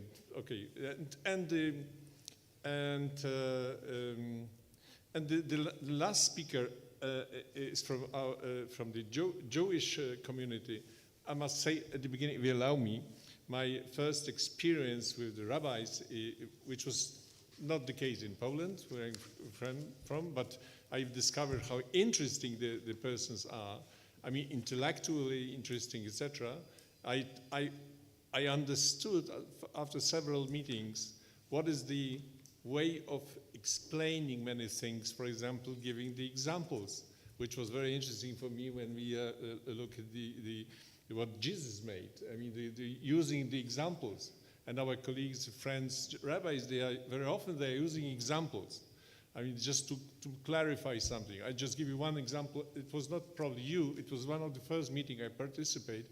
One of the very, very intellectual rabbis I met told us one way, if you are politicians, you should behave like the director of the orchestra. It means from time to time, you should be brave enough to stay back to the audience. I think it was one of the best expressions I heard. This is the description of if someone is brave enough to be politician or not, to be back to the audience, which is typical for the director of orchestra. So this is just introduction. I would like to give the floor. I'm just looking at the very short note. Rabbi Avi Tavil is currently director of the European Jewish Community Center in Brussels. Please, the floor is yours. Thank you very much, my dear friend, co-chair, Mr. Olbrycht. Just beware that rabbis also tend to speak too much. Es un honor estar acá. It's an honor to be here in Santiago de Compostela, a city that inspires so many individuals become better persons. I am Jewish, and Spain has contributed greatly to Jewish philosophy, so I feel at home, literally. On the 5th June, the organization I represent, we organized a committee to visit the Pope, and we presented our project of dialogue and diversity. And the Pope spoke of the El Camino de Paz, the path to peace, and that this path works drop by drop. Peace is built drop by drop. Like the concept of trust was mentioned before by Vice President Caras and you, Mr. Olbrycht. It is something that is built throughout life, drop by drop. And so most important things in life don't come with radical changes, but with a persistence of permanent work and belief in a prosperous future. But I stay with this expression of drop by drop, and it reminded me the Jewish sage Rabbi Akiva, who became one of the most prominent personalities in Jewish history.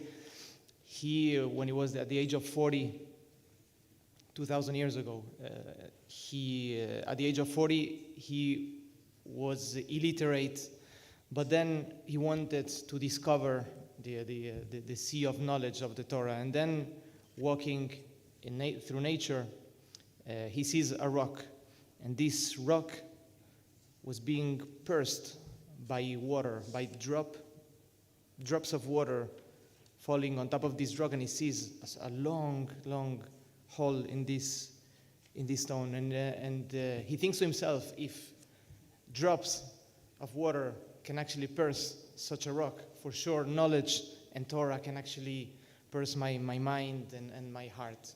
So I think these two images of the drops are very, very strong. Water it represents knowledge, it represents ideas. It's soft, it's words, but in the end, this is what really touches the minds and hearts of human beings. And you, with the EPP Intercultural Dialogue Group, I think I've had the pleasure and the honor to be part of this path. And I have learned a lot, and I realize how much more I have to learn. But you have created, through these drop by drops, you have created a stream of coexistence, of peace. And I really hope that people are aware of the importance, beyond the philosophical waters, the importance of supporting political groups that stand for life, stand for coexistence. In the end, is a duty for all of us. But like a candle, and that is the last image I'd like to bring over here. So there is a stream of oil that goes and climbs up the wick to sustain a flame. The flame, for me, it would be the fire of ideas, the dialogue that we are creating here. But this fire of ideas and this dialogue, this trust, can only be sustained if there is enough oil. And the oil, I believe, is this fundamental rights that kids in our society should grow up free from the fear, free of fear, free of persecution. If you are in the streets, like it happens, I have to mention it because it's a reality across Europe, that anti-Semitism is growing. If children grow in our streets, regardless if they're Jewish, Muslim, any child in our European family grows under fear of persecution, it's very difficult that this flame will be sustained. So we need this oil of fundamental rights, and for everyone, for every single group, eventually this flame of ideas can be sustained. So I'm deeply honored to be part of this gathering to sustain dialogue and understanding. Today we are in a world torn by conflict and misunderstanding.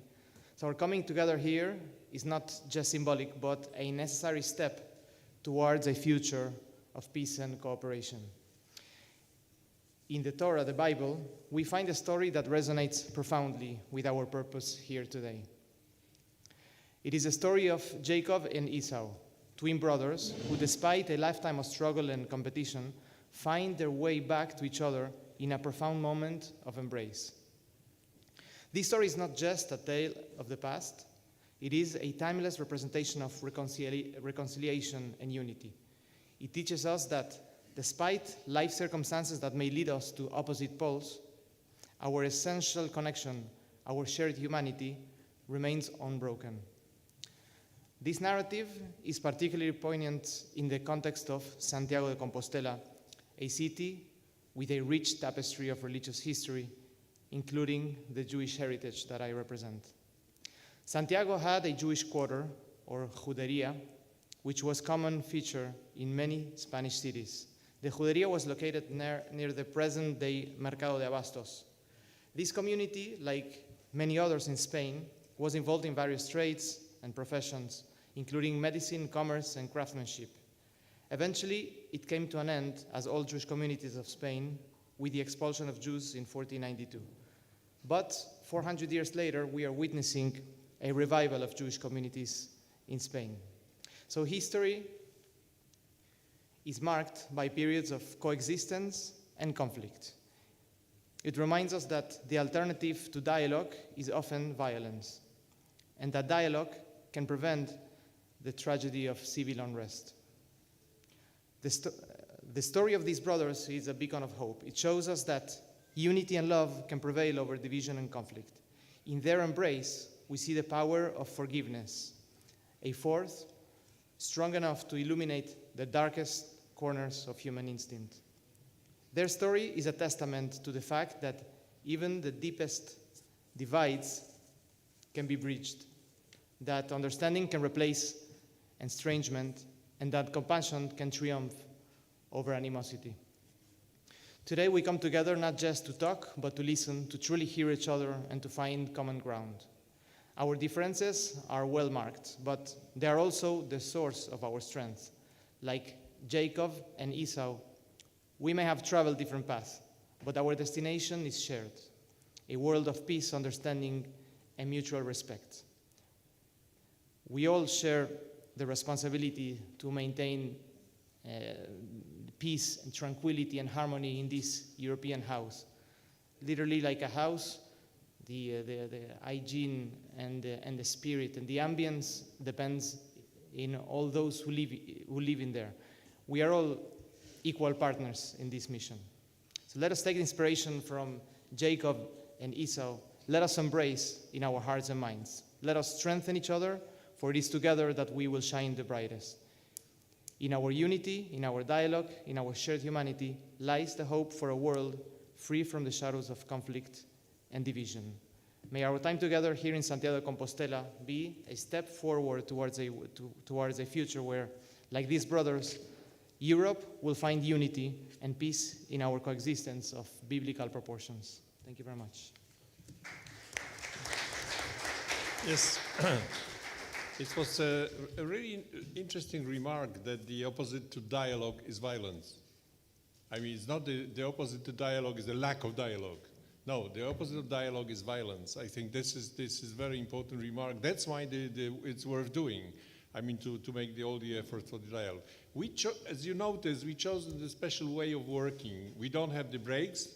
We have quite a long panel, but we would like to have the continuity of the debate. Now we have some time for the debate with the participants, but I propose to have the debate like what we call very often in the parliament ping pong. It means a question answer, not 5 questions and next general answer.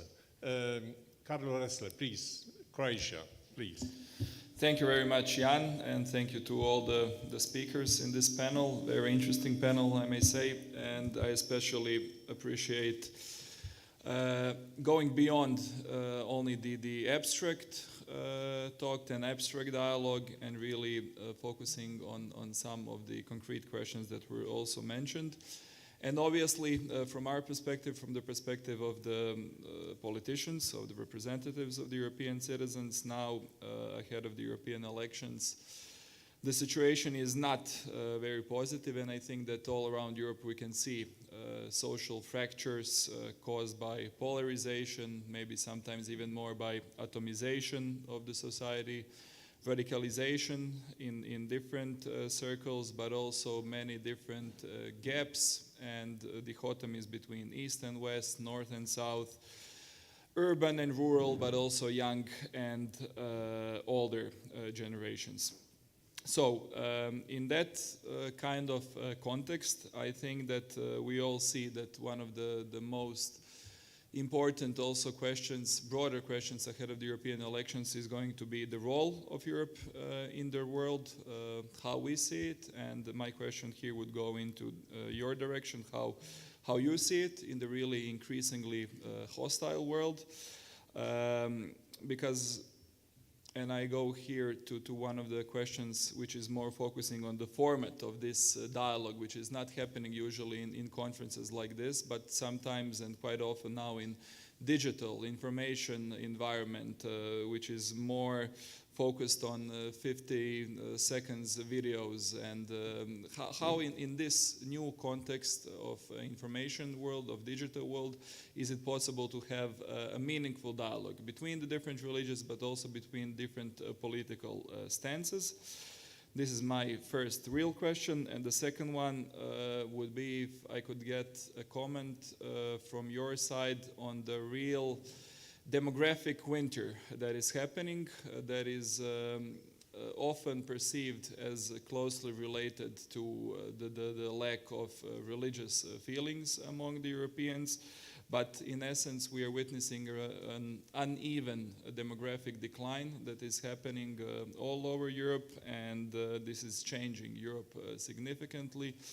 So on the decision, which is a deeply personal, intimate decision of every human being, of the parents, to decide to have children or not to have children, but how do you see it from the broader perspective of the representatives of your religions? Thank you.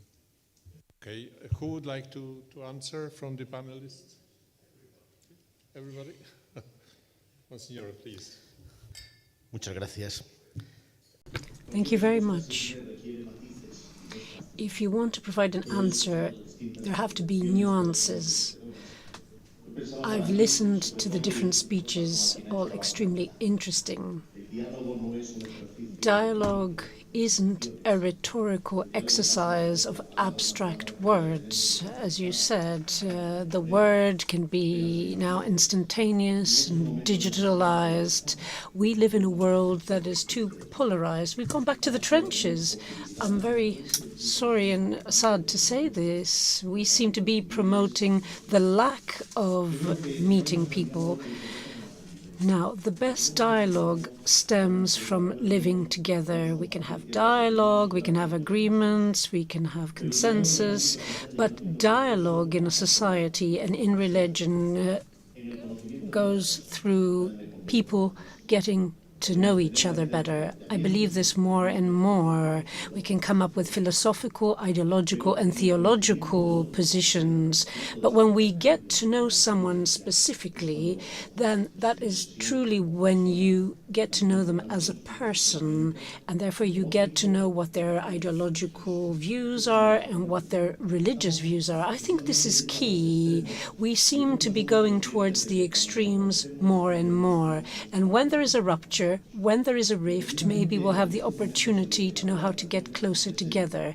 So globalization is rampant. It's never been as present as now.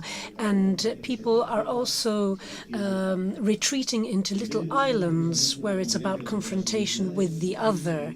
We have to make sure that identity shouldn't be about what makes me different to you, but about what we have in common. We're talking about a set of values that we identify with. Now, on numerous occasions, I've mentioned Pope Francis, and he mentioned this.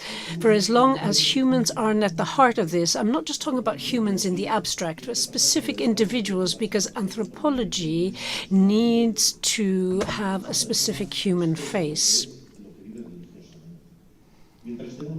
So, for as long as we don't do that and we're more interested in projects and strategies, it's not going to work. Sometimes I feel like I'm a puppet. I feel that there are strings and someone is pulling them. We need to have an awareness of ourselves and to really have a genuine freedom. A few weeks ago, I read about an idea that was very interesting. Javier Suvi, a Spanish philosopher, who said that truth is an essential component of humans, and when we work against truth, in fact, we are killing off human beings. So the truth of what we are, the truth of our creeds and religions, we live in an era of fake news where it's not about what has really happened. And if this is the case, where are we heading? So when we talk about the truth, I'm talking about the truth reflected in specific human beings. And if we don't do this, we know what the consequences are going to be.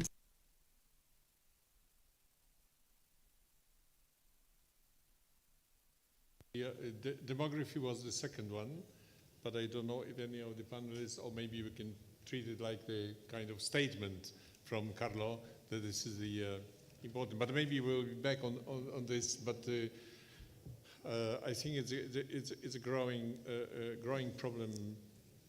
It means immediately I would like to react. They are opening the new Pandora box concerning the truth, and we are not discussing the Pilatus question what is truth, but I think we should know what is true. I mean, and next to develop, and not to ask the philosophical question which is undermining the whole element. I would just give the vote to Tomislav Sokol. Thank you very much. Thank you all for very interesting presentations. I'll have three concrete points to make. So first to the ambassador. So I agree definitely that we need to have a dialogue, and the problem is if people of Islamic religion do not feel safe and certain in Europe, that's a big problem. But I would also like to stress the fact that dialogue should also be made in two ways. So, for instance, it's also true that the Christians in many Muslim majority countries are second-class citizens, and they cannot express their faith. In some countries, they are even killed, persecuted, etc. And in many countries, they are second-class citizens by law. So we are not speaking about individual incidents, but the fact that people of other religions in some Muslim majority countries are by law second-class citizens. So my question is if you can just comment on that. Also, the second point, but also in relation to the first one about the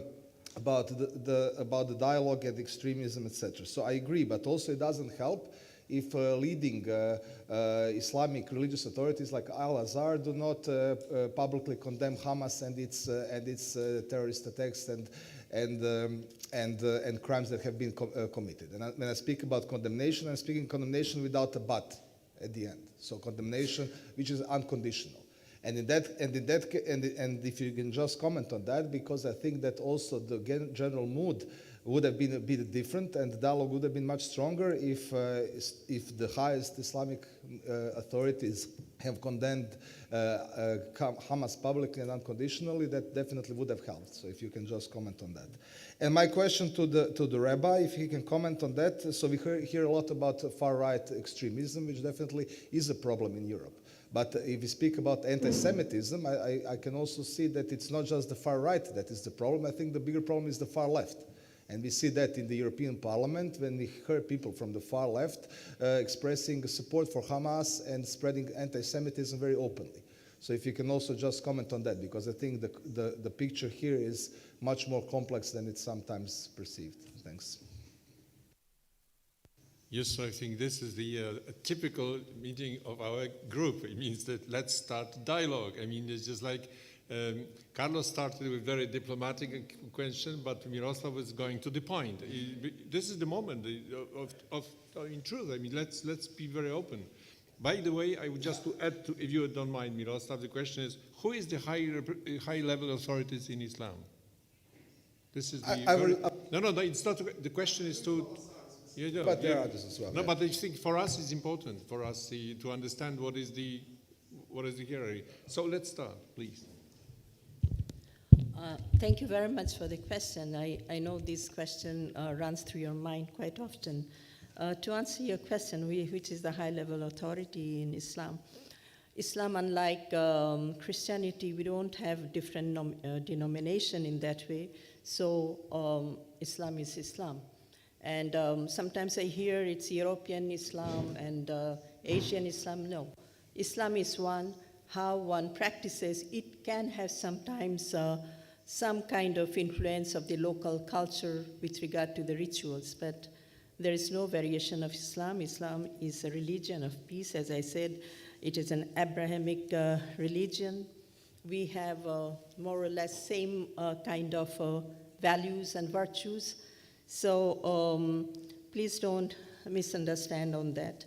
And there is not any kind of authority. This is the Islamic authority. Yes, you mentioned about Grand Mufti of Al-Azhar. He has his good standing. And then the Human Fraternity is there. And the OIC has welcomed that Human Fraternity document. because it advocates peaceful coexistence, it advocates giving respect to diverse religion and their practices. So there is no quarrel between or among those religions. And sir, you have mentioned that in many OIC countries, the citizens are second class. I would like to qualify it's not many. Many is too sweeping comment. Not many. I come from Bangladesh. We have excellent harmony of religion coexistence. We have Islam is majority. We have Hindus, Buddhists, and Christians.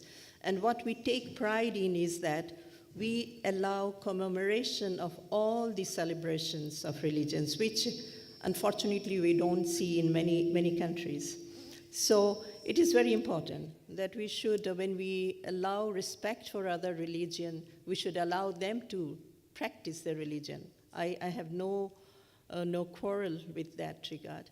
Yes, in some of the countries, the situation is not perfect, but as you see, OIC is not in defense for all the member states. As in the European Union, you cannot be in defense of all your 27 member states. There are different shades of values. You know that very well. I don't have to tell you.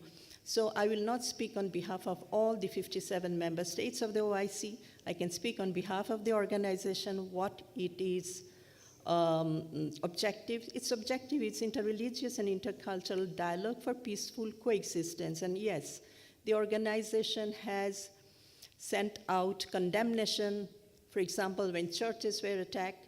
In many cases, be it in Nigeria, be it in, it has been in Sri Lanka, and there are a few others. I have a whole list. I'll be happy to share with you because I know this is one of the questions that you would be raising. So I came kind of prepared. But please take it easy that it's not the OIC or Islam versus Christianity.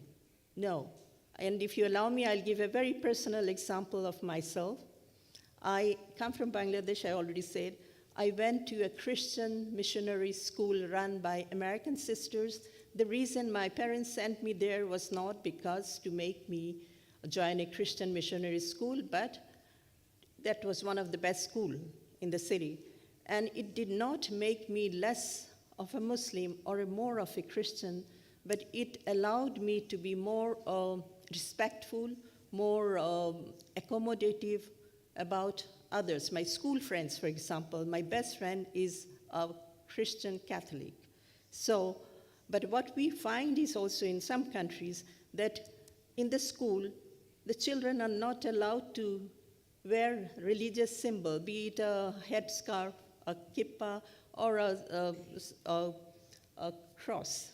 So these are the things that, children should not be allowed from the very young age to see that somebody else is different. Okay, they are different. In school, we are friends. That should be the essence.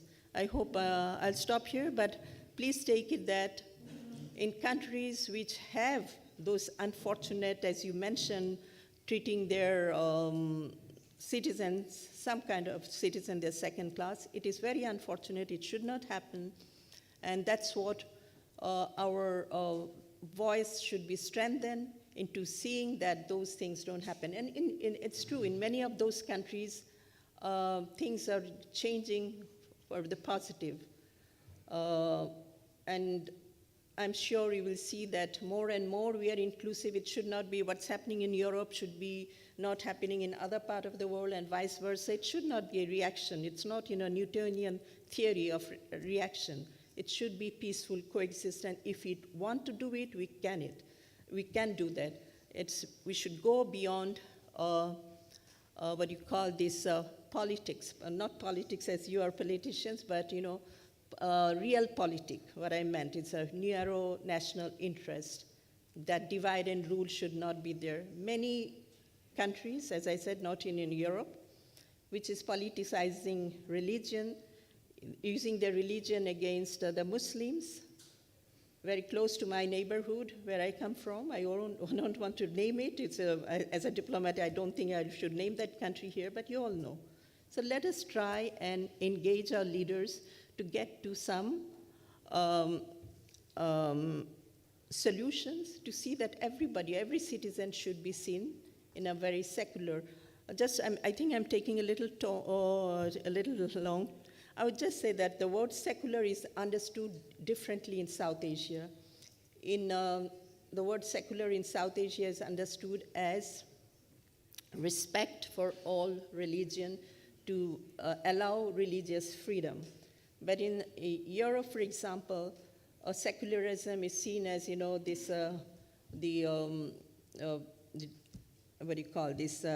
division of church with the statehood. That's a very different concept than what we understand in secularism in that part of the world. And mind it, Bangladesh is a Muslim majority country, and it's a country of 170 million people. So you can see that we have peaceful coexistence there very well, and I am a good example for that. Thank you very much. Yes, I would just confirm that when we had the meetings with Georg, organized meeting with OIC, we saw very clearly that this is the international intergovernmental organization, but there are so many differences between the different member states and different kind of traditions, etc. So we were very surprised. I mean, as you said, South Asia is different than, for example, Middle East. So, but of course, but still, this is one intergovernmental organization, but it's not unified in many questions. So that's why when you say some critical remarks that you made, which is true. And Rabbi, please, the question was to you.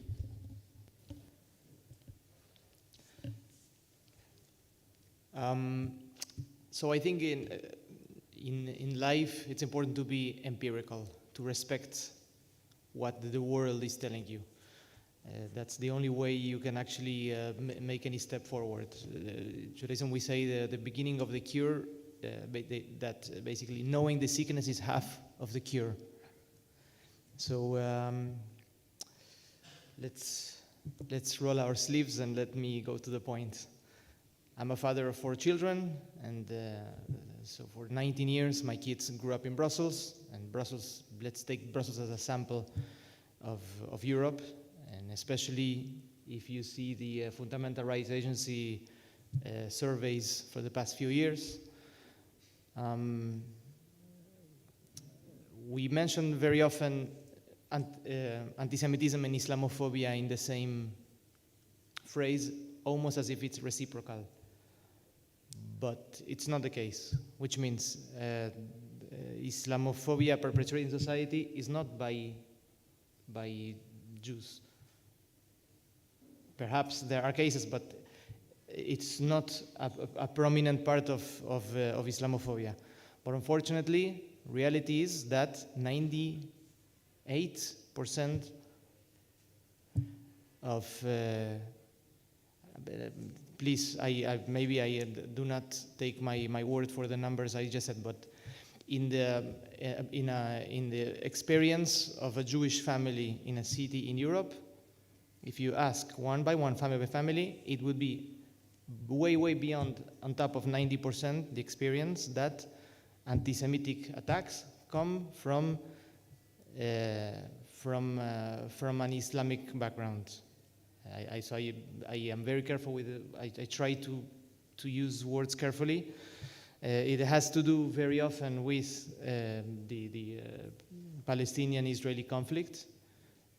My kids are already, 3, 4, 5-year-old, or we're walking down the city center with our baby. We're being wished that our baby should die. That was way before 7 October. That's the norm, by the way. Kids growing with kippah, going to the park, always need to explain that they know that they're not Israelis, that they don't kill children. That's the way my kids grew up, traumatized by this. And unfortunately, it's an ideology. It's a conflict that is being politically brought here and transmitted to the youth. That if you want to be a fighter for the cause, then attacking these innocent children in the street, that's a good strategy. And we work a lot with dialogue. We work with Muslim communities in Brussels very strongly, and I must say that we have wonderful fruits from this dialogue effort. At the same time, we both see, also my Muslim friends, we both see this reality of anti-Semitism, that it's very deep-rooted, and it's not something that is just going to disappear out of two speeches. That's at the same time, I don't want to be pessimistic and just say that that we just need to accept this terrible reality. We have to do what we can to educate. We have to do what we can, the religious leaders, to stand together, to show that we are here to bring dialogue, to bring respect in our society. For me, I see this as the European house, and this is my house as well. Jews, part of our work in UJCC is to highlight the 2,000 years of history of Jews in Europe. We're not new immigrants and not newcomers, so we're not half citizens. We're full citizens of Europe. In Middle East, let me remind you basic facts of history. Jews lived in the Persian Empire 100 years at least before Cyrus the Great, and they lived there for 2,000 years in peace, well, relative peace, but these were their ancestral lands of Jews. Jews lived in Syria for 2,000 years, and this was their ancestral land. So too in Tunisia, in Morocco. But in 1948, 1966, there was an ethnic cleansing, that I'm sorry to use the word, but all these roots and all this history in their ancestral lands, it was erased in the blink of an eye. There was 900,000 refugees that were created by this ethnic cleansing, but these families, they didn't choose to remain refugees forever. They rebuilt their life elsewhere in the world, or many of them in Israel. And then we come to Europe, and it's normal that if you're Jewish, you need to accept that the norm is that your kids will grow up traumatized by insults in the street. So no, I don't think it is normal. It's not cool. I will not accept that. So I am a person that, 20 years in Brussels, I devoted myself to peace, to dialogue, to work together. Especially we do the Shabbat, Iftach. We had the Abraham Accords last year. A very important effort of our organization and funds and work and trust and soul goes into this. And I want to tell my grandchildren that we tried.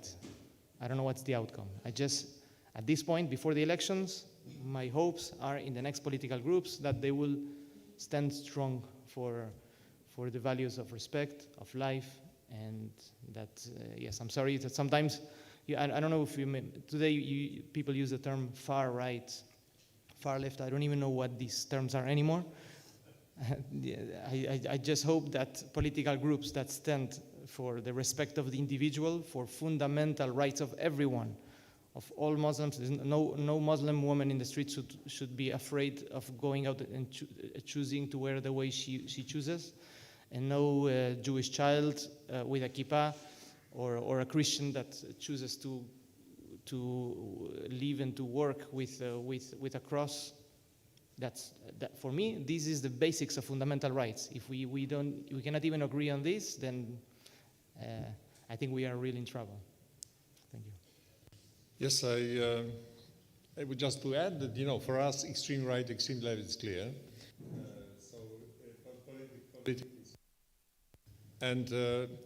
But going to the anti-Semitism, of course, maybe we are in a very small percent, but of course, let's look what the growing anti-Semitism in Europe, in many countries. Germany, for example, is growing anti-Semitism. In my country, it happens, as you know, in Poland, the very extreme right anti-Semitism. They are not. It's not coming from Islam. It's coming from the Europeans. I think that this is maybe the smaller percent, as you said, but we should be extremely careful and sensible to this, because this is always the beginning. And the second remark is, and it's very interesting, and probably it requires very deep analysis what is going on. But the question of Islam and the anti-Semitism is a very special case in the European history. Please look at the situation of the reaction of society for the violence, extreme violence. I mean, something which is unimaginable for the people. Like, for example, Zoriana Zovko is from from Bosnia and Herzegovina, from Croatia. What was the reaction to some of the nations during the war? Was it the process of the anti-something in Europe? It was not. It was not the condemning after the horrible examples of the violence. Horrible. I mean, completely impossible. What about Russians? The Russians, which are the Orthodox, and what they are doing in Ukraine is absolutely incredible. I mean, the level of violence is incredible. Does it provoke the anti-Russian approach in Europe? Very mixed. It depends, etc. The question of Islam and the anti-Semitism is very special in the history. I mean, in the whole history, it's much more complicated. So it's not just the reaction for the conflict or not, because I don't want to exaggerate, but this is different. And of course, especially the last example of the Russian aggression, what they are doing in Ukraine, and what is the reaction of the society. I mean, this is very, very interesting to observe. Unfortunately, it's not what we probably expected, to the very clearly a condemnation of this. Okay, and Georg Holveni, next. Can I just verify one sentence? Yes, of course. Okay, thank you very much. Since we are dialoguing, I thought it is very important. And first, thank you for clarifying that this growing anti-Semitism should not be attributed to those with Muslim background, because I've been living in Belgium for 15 years or a little more than that. And when I met with the EU coordinator against anti-Semitism, as well as the EU coordinator against anti-Muslim hatred, we found that, it's not, I'm not saying that, it doesn't come from somebody with a Muslim background, but there are ultra far-right people, not only political parties, people who are ingrained with their, anti-Jewishness. So many of these attacks are also coming. And I would like to place one question for us to reflect and ponder. Like, the way anti-Semitism is defined, often it is seen as if you say something in favor of the cause of Palestine, it is considered misconstrued as anti-Semitism. And we have seen that been reflected in workplace as well as in institutions. I just go and find your own research, I don't take it from me, that they are immediately construed as anti-Semitism. No. If you voice your opinion, you're free to voice your opinion without attacking any particular religion. And when you talk about anti-Semitism, Semites the Arabs are also Semites, and we also find many, excuse my saying, Rabbi, please, that many Jewish also criticize what's happening in the Middle East from their point. We cannot call them anti-Semites, can we? They're giving their political opinion. So that is one thing. If we qualify religion by the activities, political activities of a particular country, then it would be difficult. Because there, for example, if we had to qualify something, because Bangladesh is a Muslim majority country, if something happens that the Bangladesh government takes a position against the Hindus, for example, shall we call it totally, anti-Hindu? If you, let me rephrase. If you criticize the Bangladesh government for taking some steps against the Hindus there, would you be construed to say that you are criticizing the whole Muslim world? No, not really so. Same goes when we are criticizing Myanmar for what they are doing to the Rohingya Muslim minorities. We cannot condemn Buddhism. So to give you another example, so let us not try to divide further. Our role is to get people together as religious actors, and for me as a diplomat. and not to be swayed by emotions. Thank you very much. Entering the very, very concrete debate, and we recently been, Marcela Szymanski is at the end, in Prague. Always in our group the question, when we have the persecution, what is the origin? Is the religion the origin, or are the other elements? Okay, but we have now 3 persons on the list, Georg Holveni, Ludmila Nowak, and Zilana Zovko. Does anybody want to take the floor? Except of these 4? Yes, 4 persons. Okay, can we close the list? Because we will have about 20 minutes, so it's okay. Now, Georg. So, thanks a lot, Jan. Nobody had a free lunch, yeah, that you have to work on it, yeah. That's in this term, yeah. I think thanks for the parable with the water drops. This is very important. This is a part of our culture together to be consistent, and we are here for 25 years, and really the, how would you say, the monotony tolerance. But honestly, we know very well, we repeat every year similar things. Not only similar things, but similar things. This is very important. What does it mean? For one hand, is the need for dialogue is really, it's huge. And of course, we've seen just now how complex is the dialogue, yeah? And who participate, who representative, whom representative. So it's a very big differences existing, yeah? And for us, and by the way, this is the second handicap, we are politician. Yeah, of course, we maybe Christian democratic, we have a strategy for long term, not like the communists. They would like every solution in 20 years. This is the problem. Yeah, this is the big problem. And we know that we don't have the capacity to find the solution, yeah? But point of my view, and to be really concrete, yeah? The big problem is, of course, the intolerance. But the biggest, I think it's parallel, the big problem is the ignorance. The ignorance. This is what exists in Europe. And of course, we are highly interested to know more about the Judaism, about the Islam world, and so on. But it's a teeny minority in Europe. Everybody has only the big picture, yeah? But nobody go in the real details, and nobody share the real problems with others. And I fully agree with Carlo, Mr. Ressler, who mentioned, about the demography, and I would say, okay, the digitalization, but the question of the demography is a lackmus for us. And I would repeat this question to you, yeah? In this term, about the dialogue, yeah? What is your message? What can be your message?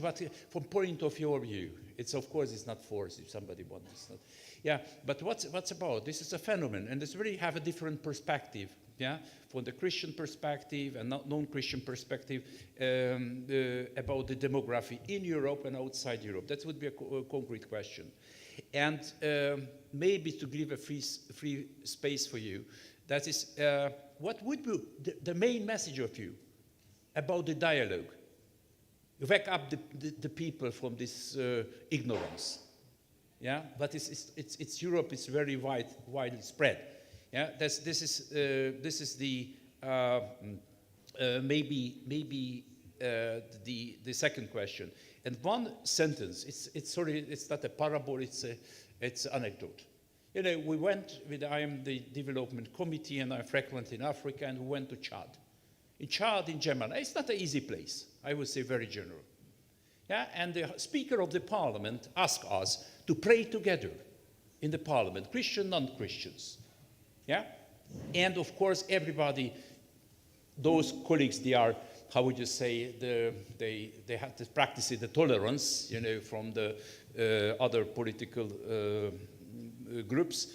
They accepted, and it was a House Speaker in Jemana, and this kind of ask for the Speaker of the European Parliament, I appreciate absolutely the Speaker of the Parliament, of course, yeah, it would be not possible to ask to pray together in the same room. It's not possible. This means that the religious freedom, we have to be careful with this. Of course, it's in Europe, is no religious persecution and so on, but intolerance exists. Thanks. I would like to propose the panelists and the last word that you make the message for dialogue, what you propose. Your message, like the appeal for the dialogue, if you allow me, at the end, okay? I will ask you, each of you, the message for the dialogue. Demography, I don't know if anybody wants to take the floor. It's very complicated. Okay. And Ludmila Novak, please, Slovenia. Vielen Dank für das Wort. Ich werde Deutsch. Well, thank you very much for giving me the floor. I will speak German. I struggled to decide whether I should speak German or English, but I'm going to go for German. So I'd like to thank all our speakers for your very interesting presentations. And I'd also like to thank my colleague in the European Parliament, Mr. Karas, for what he said. I have a question.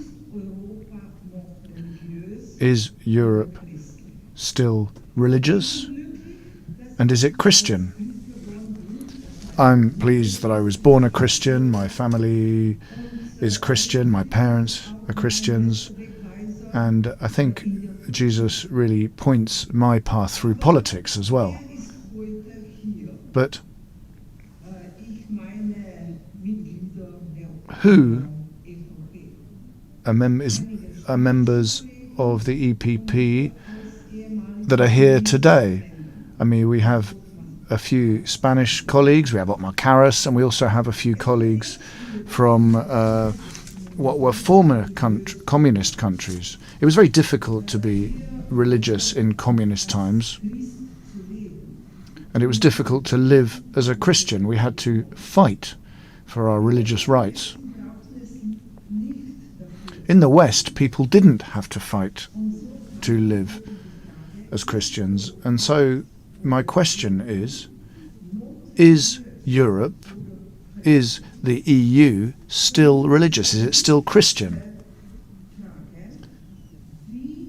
For me, the most important question is how can we find responses for European citizens together? How are we jointly going to solve current and future challenges, regardless of which religion people belong to? I believe that all leaders should ask themselves that question. How are we going to be able to help our citizens? Thank you very much. We have the subject for the next seminar for 2 or 3 days. But the question, of course, I will ask our distinguished panelists to answer very shortly to this question. I would like to add to your question is, was Europe religious in the past? Or I mean EU religious, or is it based on religious values? So this is the question. But okay, Excellency Kruchata, how do you think? Is Europe, I mean Europe, Ludmila, you think about EU, not Europe in general, but EU. C'è un dibattito enorme. There is a huge debate on this. Yesterday or the day before yesterday, I watched an interview of Daniel Lejeu, who talked about the fact that Christianity is still here, but in a different form. Because people do strive for spirituality. They don't strive any less, even now. But it's all about how this dovetails with institutions as well. Now, the question on the EU, I would look at it differently. I would look at it from a different point of view. The idea of Europe and the idea of the European Union is inextricably linked to Christian roots, because the idea itself matured within a Christian idea of being united in diversity. And after all, it is the EU motto. So therefore, the question that springs to mind is, how can the EU move forward given what is happening to Christianity and other religions? I am convinced, and I harbor the hope, that pluralism, which brings together Christianity and other religions in Europe, won't cut off its link to these roots, and it will play an important role in its future and its potential future. I hope you don't mind. Can I say a few words on some of the other issues that were raised? Maybe not all of them, but some of them, if that's okay. This is how I see things. I'd like to mention 3 points. Now, in light of this debate, I understand that there is a prerequisite for dialogue. You can't just start engaging in dialogue out of the blue, just like that. You have to have certain anthropological and cultural preconditions. And I'd like to talk about education and that dimension. The premise is that you need to recognize or acknowledge the other as someone who deserves respect and dignity. That's a prerequisite. If that's not in place, you cannot engage in dialogue. It's about educating people, teaching them that people can live side by side. And then there was a reference to interreligious and intercultural dialogue within religions and among religions. And then when it comes to relations between religion and institutions. So you need this kind of religious education.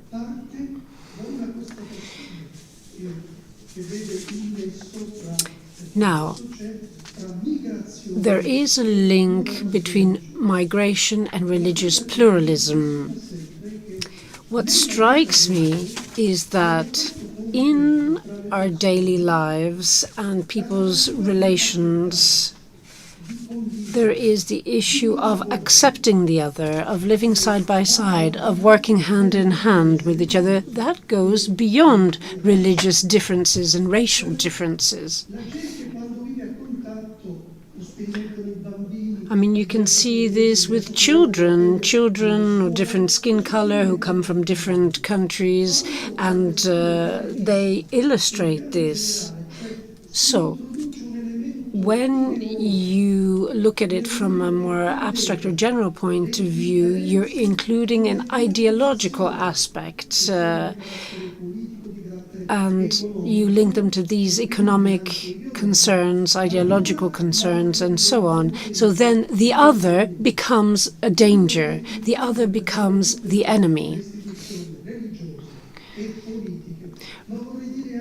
Now, it's about religious and political institutions, but also cultural institutions. And what is also important is communication. We need to weaken the destructive power and negative power of ideologies, because these ideologies are creeping into religions, and we need to make it possible for people to meet, to truly meet.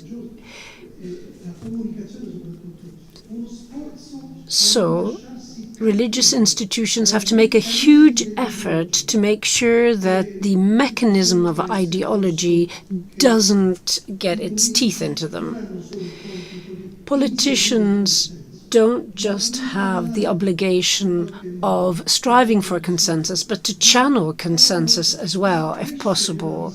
They need to foster a vision. It's not just about collecting fears. There's a third point that I wanted to mention, having listened to the debate. Dialogue, including interreligious dialogue, is not responsible for bringing everything together into a single unit. I don't think that's something that is realistic, and I don't think that is something that we should want. Dialogue is about negotiation. It's about tackling issues together. All those issues that need to be dealt with in a practical manner. In dialogue, truth is important, but it's not about establishing the truth. It's about finding common ground. Now, the task of religion and faith is to strive for the truth, to find the truth. But we need to negotiate, we need to walk towards this truth, and I think that is what underpins society. Thank you. Right, thank you very much. I will not take much of the space because I'm chairing the second panel, but as you referred, my experiences from Bosnia and Herzegovina, and something that is maybe worth mentioning. I would like to ask the ambassador, we are adopting so many urgencies in plenary sessions on the state and situation of persecuted minorities in different countries. And as you are ambassador at Islamic organization, I know that there is no one word or one leader in Islamic world, and that's a main issue as well, how to regulate these issues. Do you ever discuss the situations that is being adopted in European Parliament as you are living in Belgium, and how to improve the position in especially in the countries where the religion is being taken as a state religion or is being taken as a sign of accepted rule? Like we have countries where it's even not allowed to hold a mass on the territory and on the ground, and the Christian minority is being persecuted.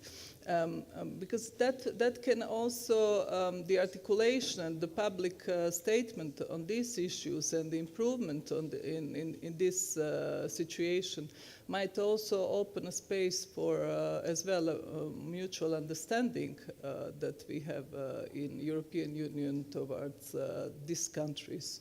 And I know that you referred to France. When I was in France, when the law on prohibition of religious symbol was introduced for all, but that's a symbol of laïcité, which is laïcité is the symbol that the French state was built on. It doesn't mean that it was taken against one religion. It was taken. Some people took it as a personal offense, but it's a principle of the state. So as a diplomat, I guess you can talk about diplomatic addresses, not as a religious person, you're not a religious leader to discuss on these issues. So can you just tell us, do you ever among yourselves in this Islamic organization discuss how to improve position of minority in the majority Muslim countries? Thank you. Okay, we have another question, but maybe first you will give the answer. Probably we will take 5 minutes of your lunch, but don't worry, there will not be more. But okay, please. Okay. Thank you, Madam. Of course, this is an issue of interreligious and intercultural dialogue for the OIC, and of course we do discuss about meeting out what we want for the Muslims in non-OIC countries. We should also be prepared to give same kind of freedom to non-Muslim entities in Muslim countries. That is there. And when you look at the religion, if somebody is strictly speaking about Islam, it does talk about that your religion is yours, mine is mine, so let us practice the way it is in Surah Kafirun. In the context of the European Parliament debates, of course, from my office, we follow it very closely, the EPP with the group, and we have been very open. It's not easy because we cannot change the world in seconds. These are, step-by-step issues. The more we talk about, things get improved upon. And sometimes these are also not necessarily minded among the 57 member states. Not all are Muslim majority countries. This was some aberration of the previous charter that many countries joined, which are not Muslim majority, but they joined the OIC to be benefited from the funding of the Islamic Development Bank. So it is very difficult to ensure what happens in every country, but we take it seriously. It is a very important issue, and as you say, you are coming from Bosnia-Herzegovina, right? And your country is an observer state of the OIC. And, we have been in touch with imams in your country, and it is very important, especially where you have, it's a multi-religious society. Bosnia-Herzegovina doesn't have an urgency decision on this issue. We have reports, but what about the Pakistan? What about the countries, majority Muslim countries? So this is the observer status like Holy See has in some organization for Bosnia and Herzegovina. But no, I'm saying just the Holy See they don't get involved. But what I'm asking is, in order to have a dialogue, I'm Croatian, so I'm representing Croatia here. But originally I am from Bosnia and Herzegovina. Bosnia and Herzegovina has punishment if they don't behave. So they don't get funds, they don't advance in European Union integration. But what about countries that we have, majority Muslim countries? Do you ever raise a debate that are, big wealthy countries like Indonesia, we were there, that have issues with this, or Pakistan? So do you ever raise a debate and to discuss how to improve even Saudi Arabia on the respect of minorities? Or some different countries that have quite a lot of wealth feel themselves powerful, but they don't raise the issue, or Iran, but they don't raise the issue how to treat minorities and minority groups and religious. So it would be more honest discussion if this self-criticism could be applied, because we are going to this self-criticism through in European Union with the criticism of rule of law, criticism of the behavior and the respect of minorities. So the same system should be applied as a diplomat in your work. Thank you. Can I continue? Yeah. Since she interrupted, I have to continue, please. Thank you. Thank you, Madam, once again. As you said, yes, these are very important dialogues, and these are raised within the OIC, as I said, that what is happening in different countries, but the OIC and also the European Union, the External Action Service, we do have communication, a dialogue, and MOU, and we do meet quite often every year on the senior officials level, and intercultural dialogue is a part of that conversation. So it is important that but in many of the countries that you have mentioned, things are changing. You have to really follow, because, things are changing because from within the country, it's not from outside what Europe wants or what any other country wants. From within the country, the democratic necessity, the public opinion are emerging. But unfortunately, we have been talking about, maybe it would be in the next session, the politicization of religion is very dangerous. And as political leaders, you have a very important point to see that politicization of religion, neither in Europe or beyond, should emerge as a concept in divide and rule the society through their electoral votes. So this is a very powerful message that you can send through. And another thing is the EU, with their dialogues on human rights with many of these countries, do raise them. So there are platforms. And for the OIC, as I said, I will repeat myself, yes, we do engage.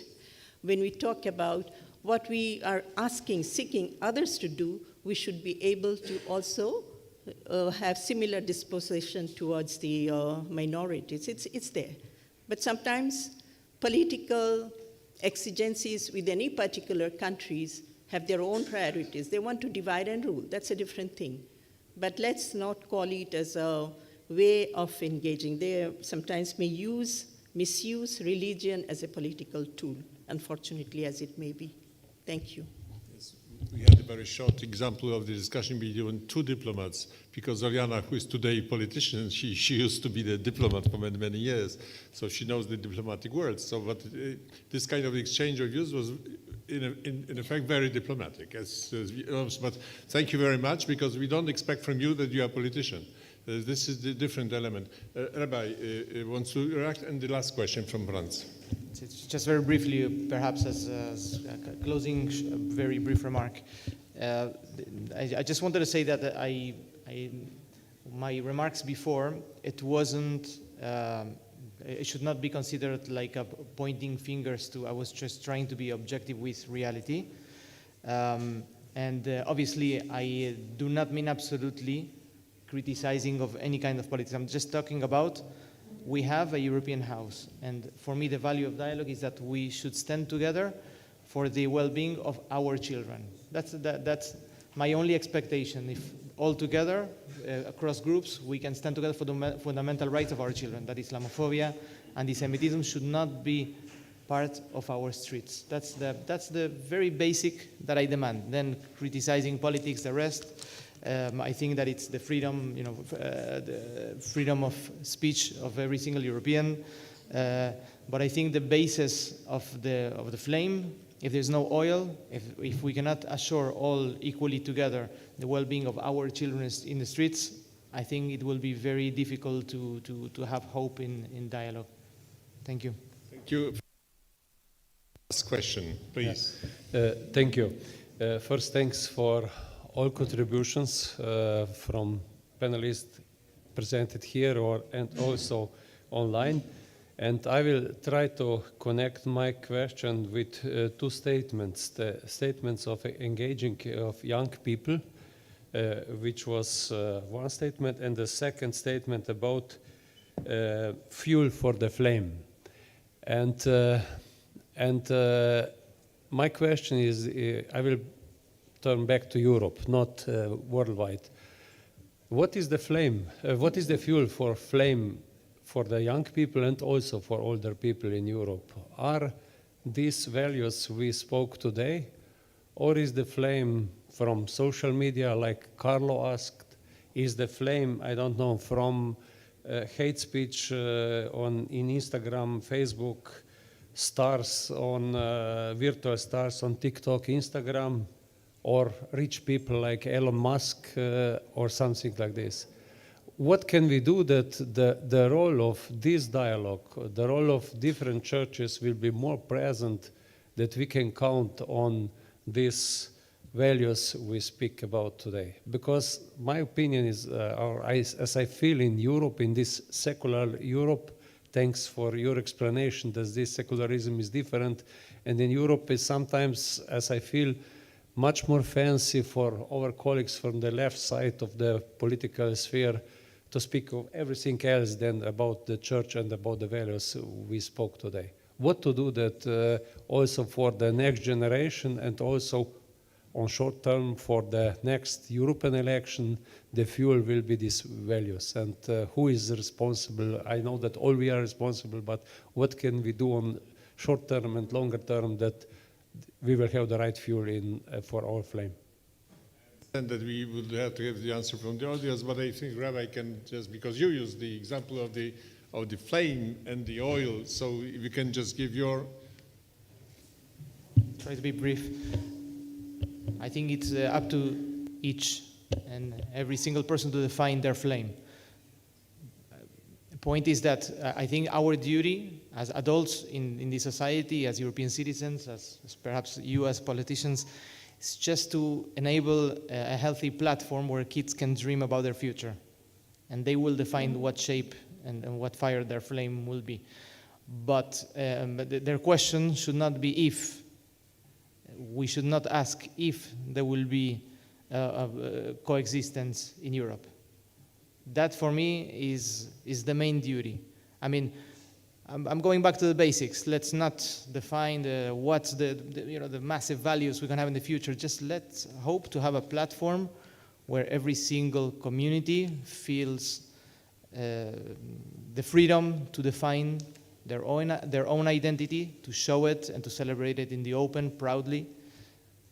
I am proud when I see a Muslim celebration outside, and that all society comes and celebrates with them. If I see a Jewish celebration, if I see a Christian celebration, no Christian should be afraid of wearing a cross if they wish. No Muslim should feel afraid of celebrating or wearing what they wish to wear. No Jewish child, etc., etc. I think I'm going back to the basics. The flame, it's up to you to define.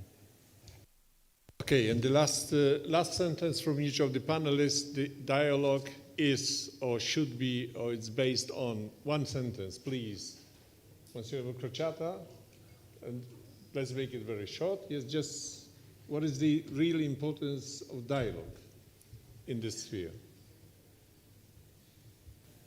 Mi lego al dibattito al punto in cui è arrivato. Prima ho cercato.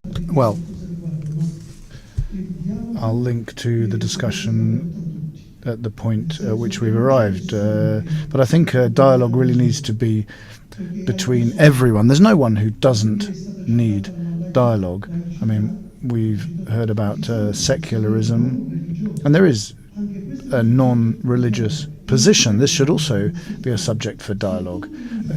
I think everyone needs to be included in dialogue, and there really has to be a desire to respect the other, to meet the other, and really for everyone to be involved in this dialogue.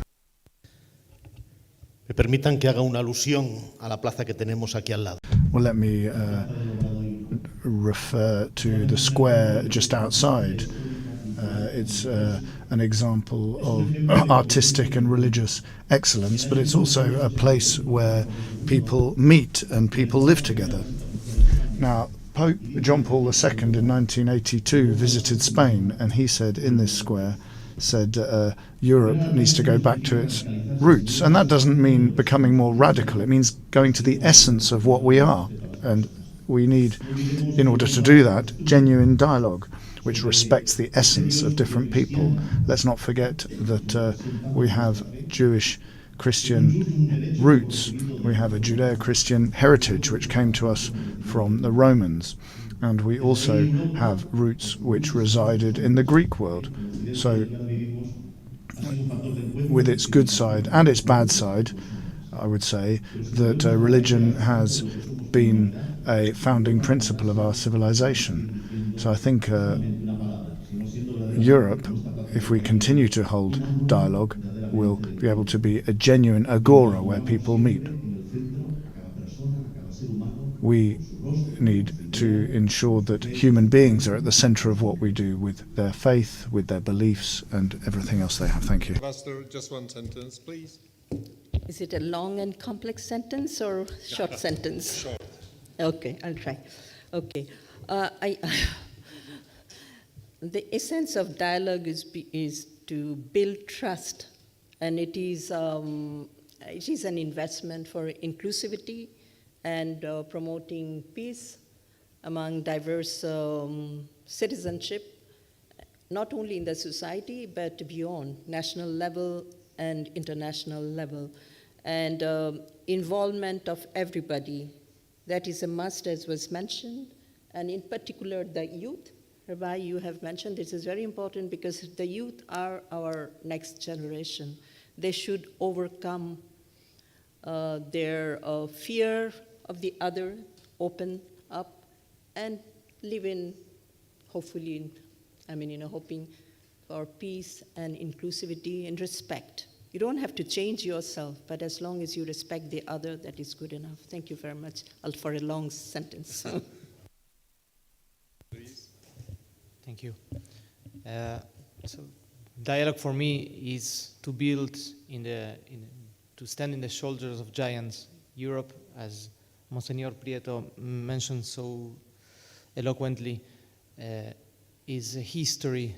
It's a history with a lot of, as he said, a lot of light and a lot of shadows, but this is what we have. We have this heritage, this European heritage, and it's our common heritage. And to engage in dialogue, it means to accept that we're not facing each other to see who is right and who is wrong. It's not a competition, but we're standing side by side. And we're equal partners in society. We're equal partners, and we have a shared and common duty, common responsibility for this European house. I think that we can finish the first panel, and just to react to the Ludmila Novak, the question about the EU. I don't think that European Union left completely Christianity and religion. When you look at the construction, the way of working, the content, it's absolutely based on Christian history and Judeo-Christian philosophy, etc. It's still there, even if many of our colleagues will not accept it. But they can accept it or not, but it will survive, because this is the whole construction, this is the mentality of Europeans, but it's now enriched with the people who are coming, and it's much more plural, more and more. Ladies and gentlemen, I think first we would like to applaud the members of the panel. Thank you very much. You know, what very much in our group is that these meetings are first very serious. It's not very celebrating or very theoretical. They are very concrete, very serious. And I think this is one of the advantages of this meeting, because we take it very seriously and very openly. And I think this is what really counts in this debate. Without this, it will not. And the second element, the panel is interesting where the panelists are not bored. I don't think that we were bored at this table, so we were interesting, and also you stayed with us all the time, so thanks you once again. Now the time for lunch. Lunch will be the same place like yesterday dinner from till 2 o'clock. So thank you once again, and I will then invite you for the next panel. Thank you.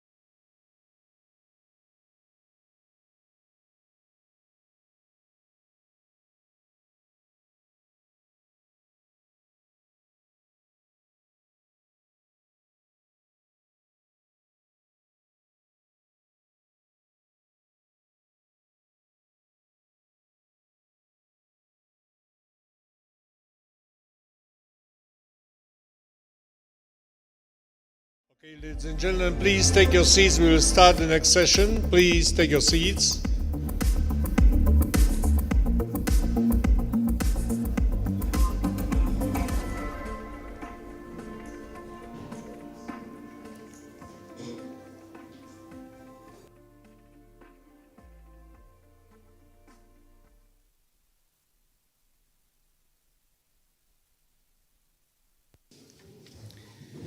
Right, thank you very much. Ladies and gentlemen, dear colleagues, distinguished speakers and guests. So it is a pleasure to welcome you again after a nice lunch that we had here in this beautiful Parador. I will just let all the colleagues to sit down. So before we start the panel, I would like to thank our Spanish hosts and the entire EPP Intercultural and Religious Unit for the organization of this event that takes place during the same year that our group celebrates its 17th birthday as well. The EPP Group has been steadfast in its commitment to fostering interreligious and intercultural dialogue. Over the years, our group has evolved through testimonies of shared experiences, demonstrating a deep-rooted dedication to mutual understanding, respect, and cooperation among diverse religious, cultural, and ethnic backgrounds. I'm proud that I have been an active part in our events and missions. So allow me now to introduce our speakers. Mr. Fra Manuel Enrique Barrios, General Secretary of the Commission of the Bishop Conferences of the European Union, COMISE, and the former Director of the Secretariat for Ecumenical and Interreligious Relations at the Spanish Bishop Conference, brings profound experience in fostering interfaith collaboration. Father Olivier Poquillon, Director of École Biblique of Jerusalem and former Secretary General of COMISE, shares a global perspective on interreligious relations, joining us virtually for this enlightening discussion. Mr. Mohammed Ajana El Awafi, correct? From the Islamic Commission of Spain, offers invaluable insights into the Islamic perspective on interfaith dialogue and cooperation. Madame Frédérique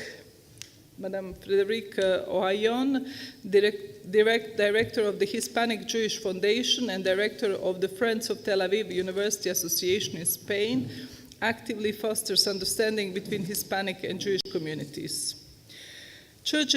Churches and religious communities play an indispensable role in advancing European integration. Their contribution extends beyond spiritual guidance. They act as a conduit for dialogue, understanding, and cooperation.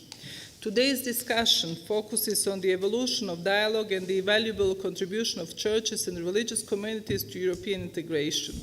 Set against the backdrop of Santiago de Compostela, this conversation also embodied the spirit of the Way of St. James, celebrating solidarity, fostering cooperation, and nurturing deeper understanding. I'm glad that we can also honor the Way of St. James, a path that transcends the borders, nurturing unity and fostering intercultural dialogue. This sacred pilgrimage has served as a melting pot where encounters bridge religious, linguistic, and social divides, a testament to our collective pursuit of harmony and unity. As a member of the European Parliament Intergroup of European Cultural Heritage, Ways of St. James and Other Cultural Roots, and thank you, Paco Milan Mon, who is actively leading our group and being the best ambassador in European Parliament. We have been very active on this topic in the last years. Recently, we had a roundtable that focused on Camino de Santiago, highlighting its cultural and historical significance and promoting its values to a broader European audience, with an emphasis on cultural roots. And now I'm talking personal on Croatia and Bosnia and Herzegovina, that is very interreligiously intertwined, for which I advocate strongly to be included in the network of Camino roots. Talking about interreligious dialogue,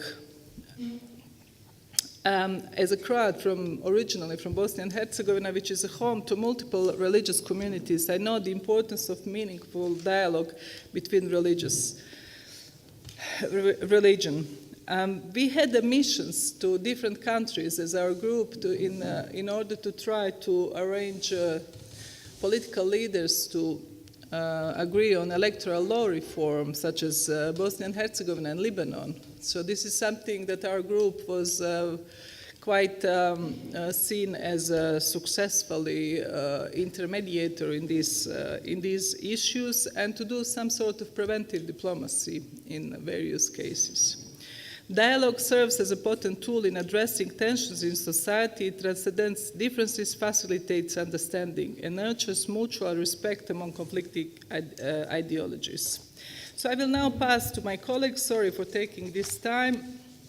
And I will give the floor to Padre Manuel Enrique Barrios for, I guess, 5 minutes or 10 minutes.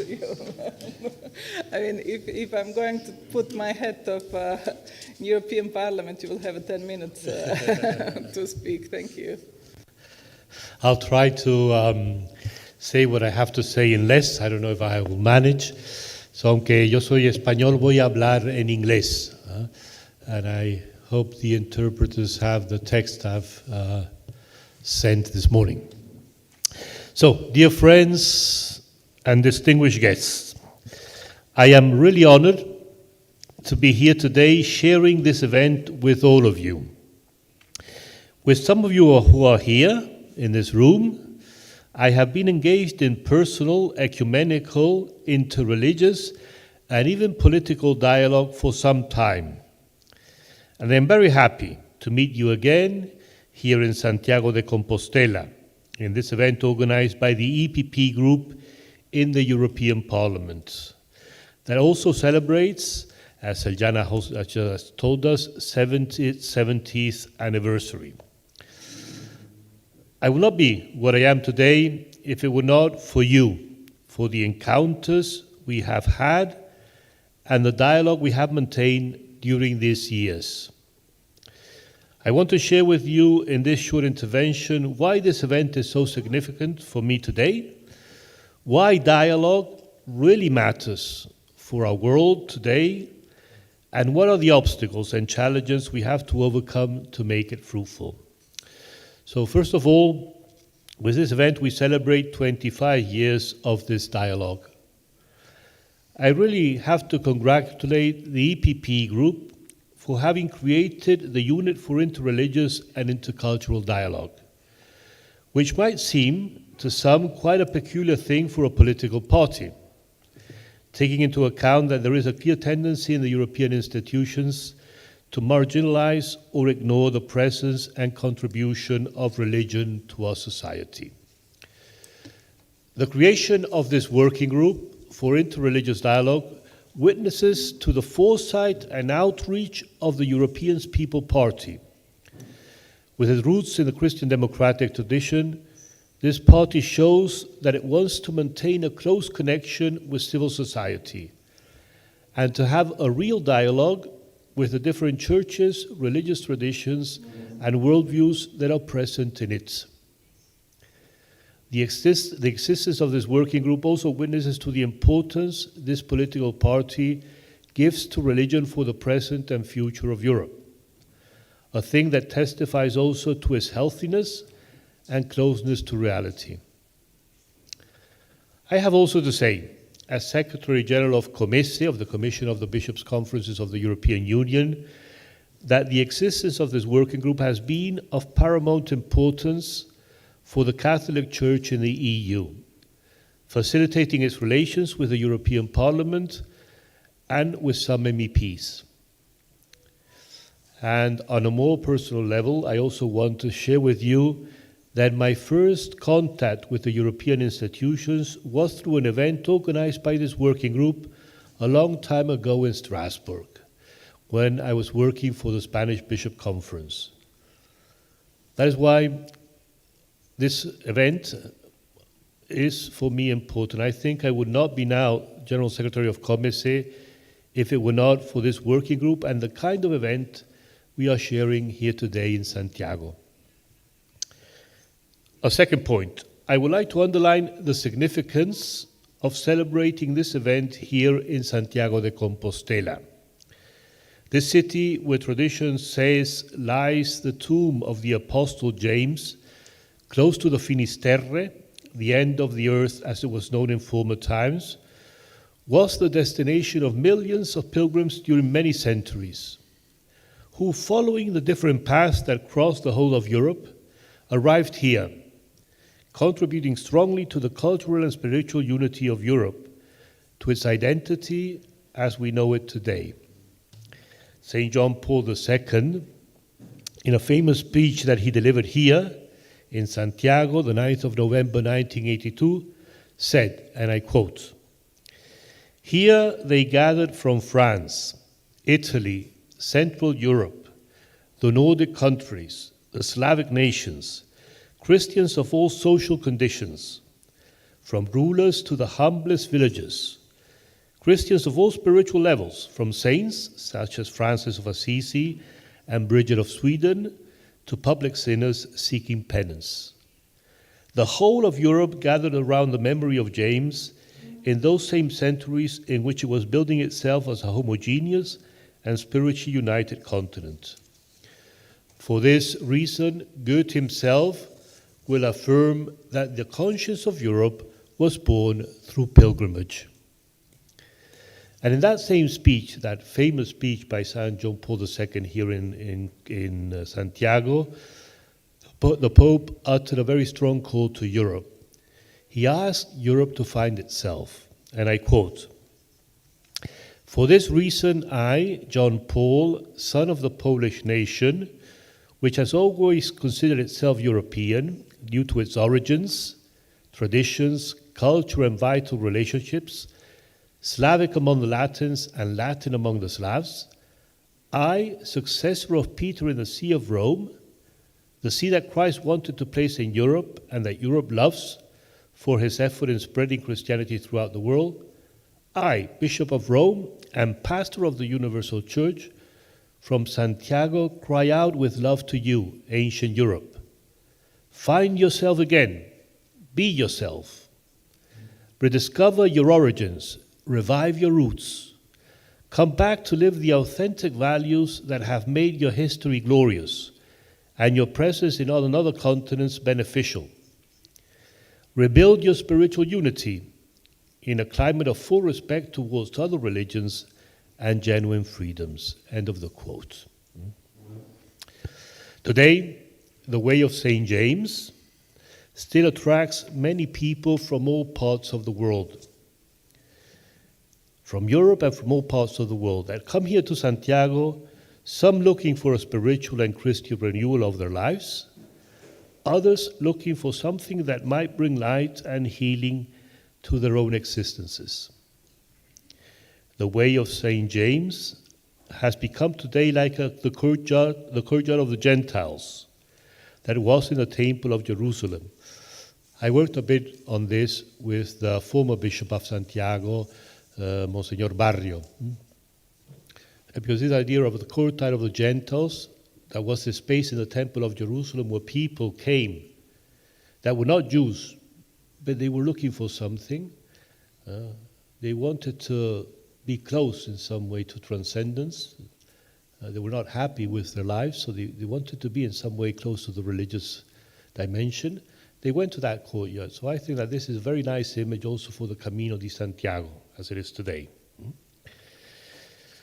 I think this is a reminder.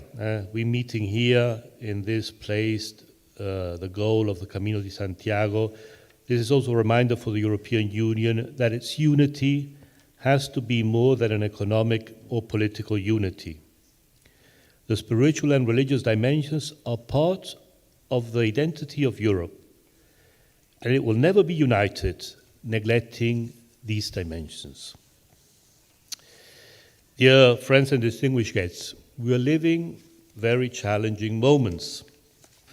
The war in our continent and the war in the Holy Land affect us all very deeply and in many ways. These wars are not far from us. They touch our daily lives, our beliefs, our emotions, our hopes for humankind and the world. These two wars have also a religious dimension. The war in Ukraine is a war in which Christians fight each other. The war in the Holy Land is a war that involves Muslims and Jews. Though we can discuss the way the religious factor is present in these wars, it is obvious that ecumenical and interreligious dialogue can help both to understand these conflicts and to find a way out of them. Another important challenge we face today is multiculturalism. Today in our cities and in our countries, people of different churches, religious traditions and worldviews live together. And this living together and sharing the common public space is not easy. And we have to give it form, we have to give it shape together. A clear example of how this is difficult is the judgment of the Court of Justice of the European Union that was made public last week, the 28th of November, on the wearing of religious symbols in the workplace. The judgment establishes that a public administration may decide to prohibit all of its employees from wearing such signs. The judgment tries rightly to avoid discrimination, but my question is it fair with the right to religious freedom? Obviously, interreligious and intercultural dialogue can help very much to understand each other and share our common spaces in Europe in an enriching and respectful way for all. In the European Union, as was also said today by Vice President Karas, we are approaching new elections, and the ones of us that are in the Brussels bubble, we already feel this, obviously. And in the actual context of what some call polycrisis, many crises that we have had one after the other, of fear and uncertainty, of distrust in institutions, of perceived growing migration, certain populist ideas and simplistic solutions tend to flourish. Interreligious dialogue, I think, can vaccinate us against populist tendencies. But why? And I finish like this. Why can interreligious dialogue help in our context today? Why is it important, and it's the title of this session, for us to engage in interreligious dialogue? Personally, as persons, but also as a political party, why is it important to engage in interreligious and intercultural dialogue? My answer, and this also through my personal experience in the Bishops' Conference in Spain, dedicating 9 years to interreligious dialogue, my experience is that interreligious dialogue changes the persons that engage in it. It is not only an activity or an isolated event, it becomes a way of relating to others, a way of being in relation. A person or institution that engages in interreligious dialogue does not think and act according to labels, to etiquettes, to stereotypes. It is the institution or the person that engages in interreligious dialogue is used to encounter the person behind the ideas or the religious tradition to which the other person belongs. Interreligious dialogue makes us discover the common humanity we share and a common human fraternity, something that is so important for Pope Francis. It makes us aware that we are all brothers and sisters. In this, I think the Jewish philosopher Martin Buber can help us. His distinction between two basic kinds of relation, the I-it relation, I-it, which is the relation we have with objects, and the I-thou, that is the relation we have with persons.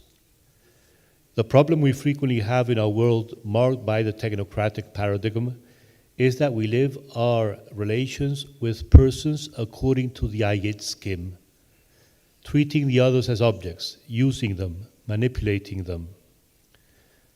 Authentic dialogue instead is characterized by immediacy, mutuality, sincerity, equality, and spiritual closeness of souls. It takes place in the context of the relation of two persons that acknowledge each other as persons. This is also the case of true interreligious dialogue. To make this kind of dialogue possible, we have to overcome self-centeredness, prejudices, and the concern for our image. True human interreligious dialogue can cure us of many of the diseases that are present and spreading in our world, and can vaccinate us against them. So, thank you very much.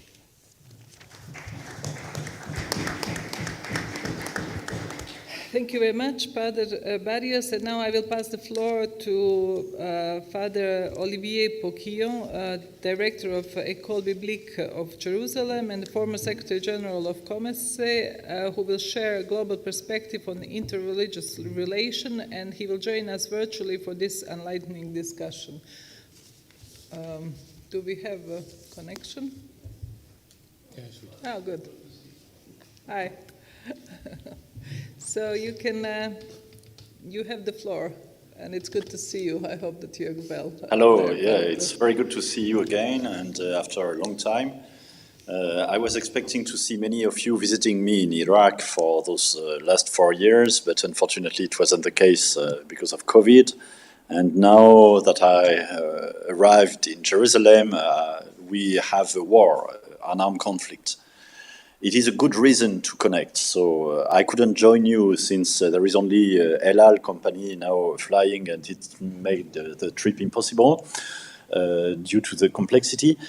But it's very important in those moments of crisis to keep talking among ourselves, between members of religious institutions, but also between religions and states or state actors like the EU is.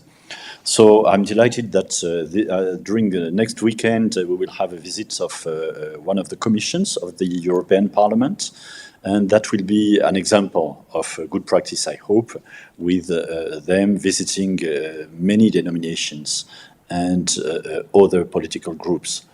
So the topic you assigned to us is testimonies. Okay, we can do that. Successes and challenges. What are the challenges? Because the successes, we can remember them, and we usually made some books about them.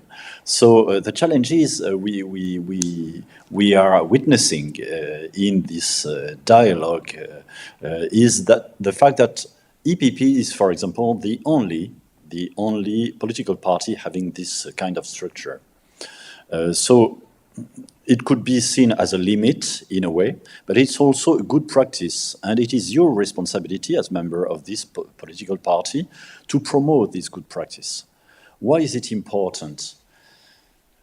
The religion is not something outside of daily life. Even if in Europe we tend to confuse religion with opinion, being something personal and not something people have in common, the very word of religion is about religio, is about putting together, linking people like persons, but also families, people, cultures. We heard a lot in the European Parliament, some groups trying to, or individuals trying to instrumentalize religion, speaking about, for example, Christian culture or Christian values or Muslim values, Jewish values. I believe that we have to overcome this challenge of making the confusion between values and religion. Religion is first rooted in a belief, in a relationship that is producing a belief between God and humanity. It means that we are called to accept, to have a common reference that is higher than all of us. This can be very instrumental to help us to live and to improve, to strengthen the rule of law. Is the law, for example, you are a lawmaker, most of you, is the law an instrument in my hands to promote my personal interest, private interest, or is it something that is a reference for all, those who are in this group or those who are not? This is a challenge we are facing now, and interreligious dialogue can help us probably to better discern where is the common good. Padre Mario spoke about sons of Abraham, and this is what we are living here in the Holy Land, like what we lived especially in Iraq during the Pope visit. He recalled us that we are sharing a common origin. And here in the Holy Land, with the current situation, we are facing a threat, a major threat, that is not to recognize the other one as a human being. Europe may play a role, much stronger role than what the EU is playing today. We had this temptation in the past, in the 40s, in the 30s and the 40s, and we saw the result. The result was mass killing of one another. So we can blame people, and we should blame crimes and those committing those crimes. But we should always remember that all of us are human beings, and we are sharing the same destiny. There is no solution for one group without the other group. There is only one humanity. So, discussing those points with political parties, with lawmakers, is not, it shouldn't be optional, I think. We should always remember that religion is part of our life and shouldn't be instrumentalized as a way to polarize groups. We saw, and we still see in Europe, a temptation to use religion as a community base. When we discussed with the Commission, I will blame the Commission and not the Parliament, because they are not here, I hope, in the room. When we had the first dialogue, when I was in the seat of Padre Manuel, we had this tendency to say, okay, let's put one Catholic and 3 Orthodox and 4 Protestants, because there is more diversity. And then I remember having this discussion with the Vice President of the Commission, explaining, okay, in our bishops, we've got 4 different rites. Some are Latin, some are Greek Catholic, some are etc., etc. And then this diversity is enriching the Catholic Church. But it also means that there is no such thing like a Catholic culture. And we should be attentive to avoiding this confusion between ethnicity, culture, and religion. Religion is something that is given by God, this is our belief, and shared, received together, and shared with others. Then the other has another experience than me, and will highlight other points. Together we can discover and discern the reality of the problem. It is like in your commissions. When you are in a defense commission, social affairs commission, or whatever, if you've got only one block, it will just be a question of drafting, and you will miss some important points. So the dialogue with religion is also a way for politicians, political actors, between elections and before elections and after elections, that is harder, to try to have this diversity of point of view. Religions are at the grassroots level. They are not only the Pope, the Imam, the great rabbi, etc. We have a very strong network touching the weakest in the society and also the most powerful. You have this network. It means that religion is not outside of your person, your personality. When I hear that religious signs should be prohibited, why?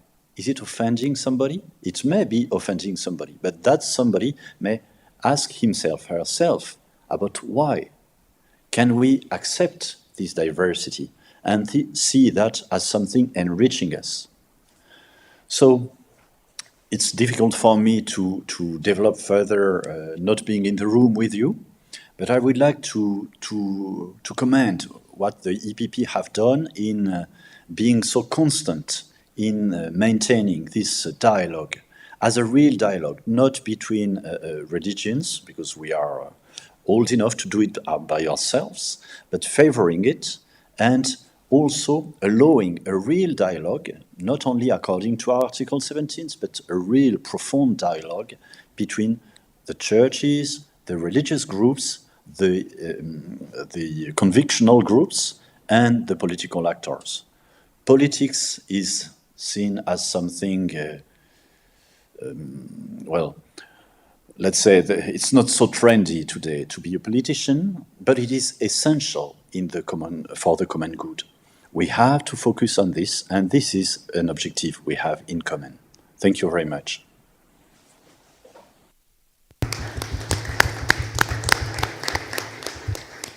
Thank you very much,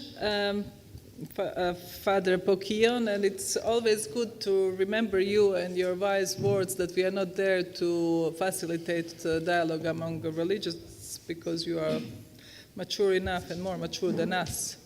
To that, we are just here to try to understand you and to offer this political dialogue as well.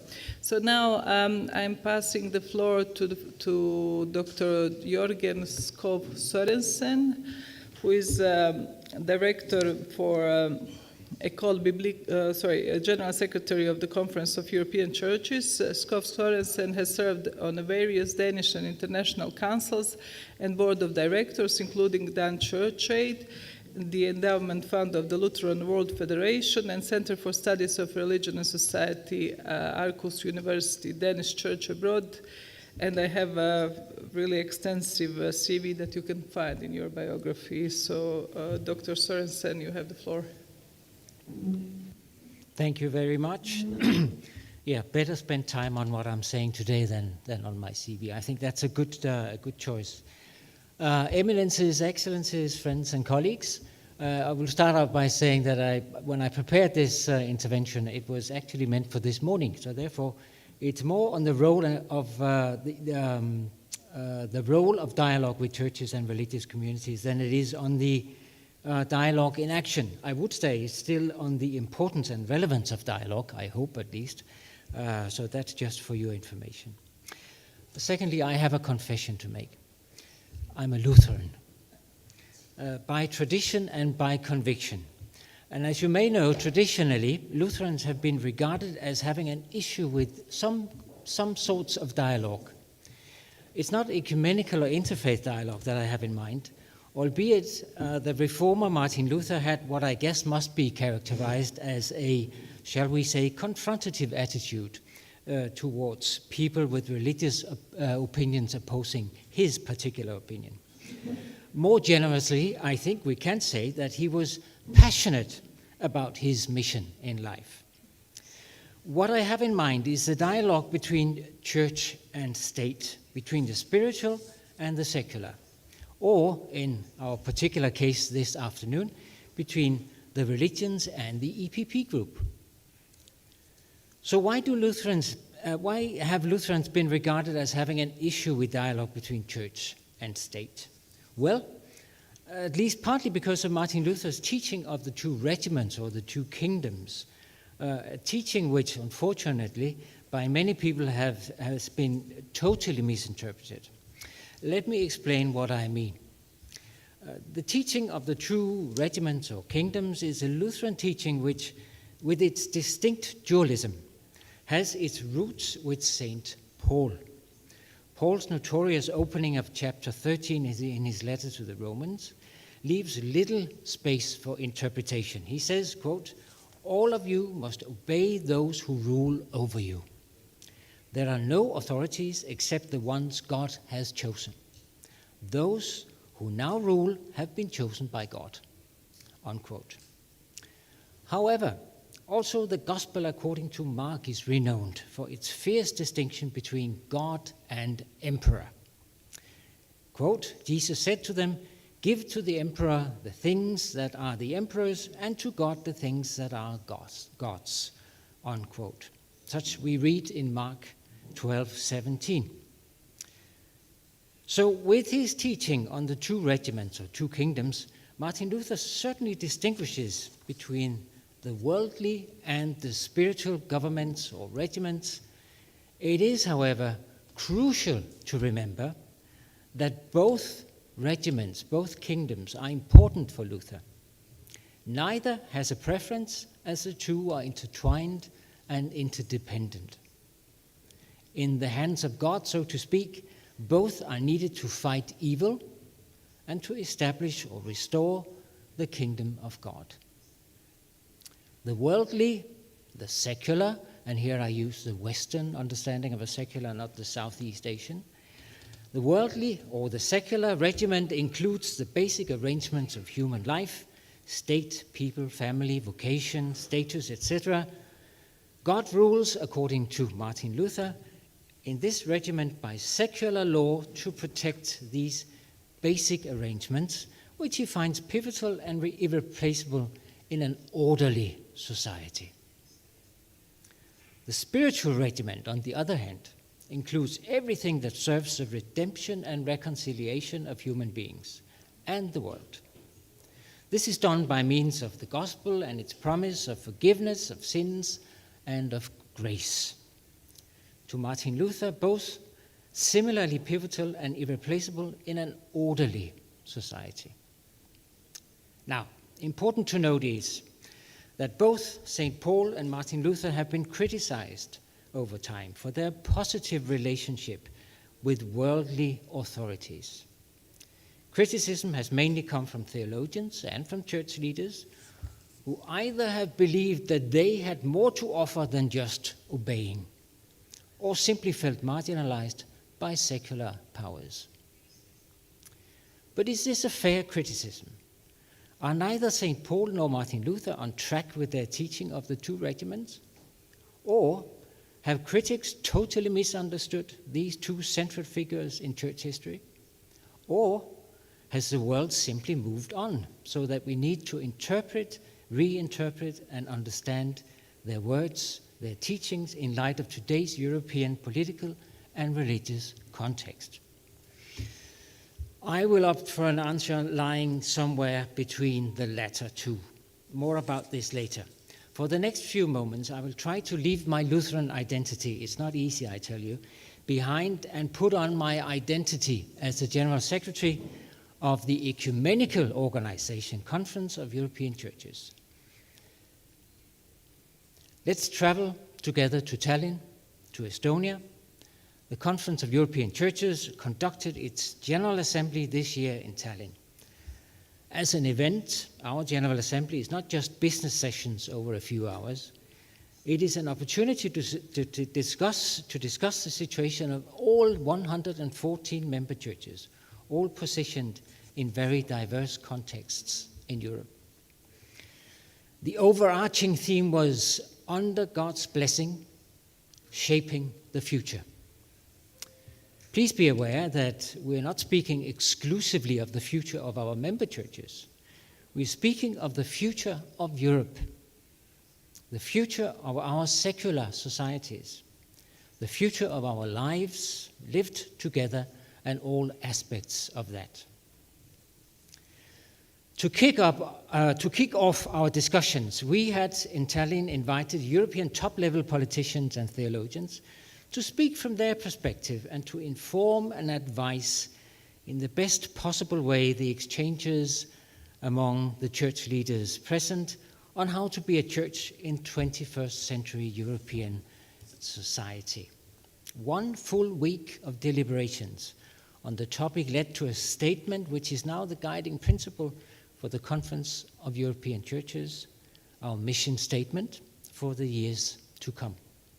It reads, KEC's mission is to claim and shape a space for faith while affirming freedom of religion and belief as a legitimate element in the European social and political context, and to support churches navigating as faith-based actors in this environment.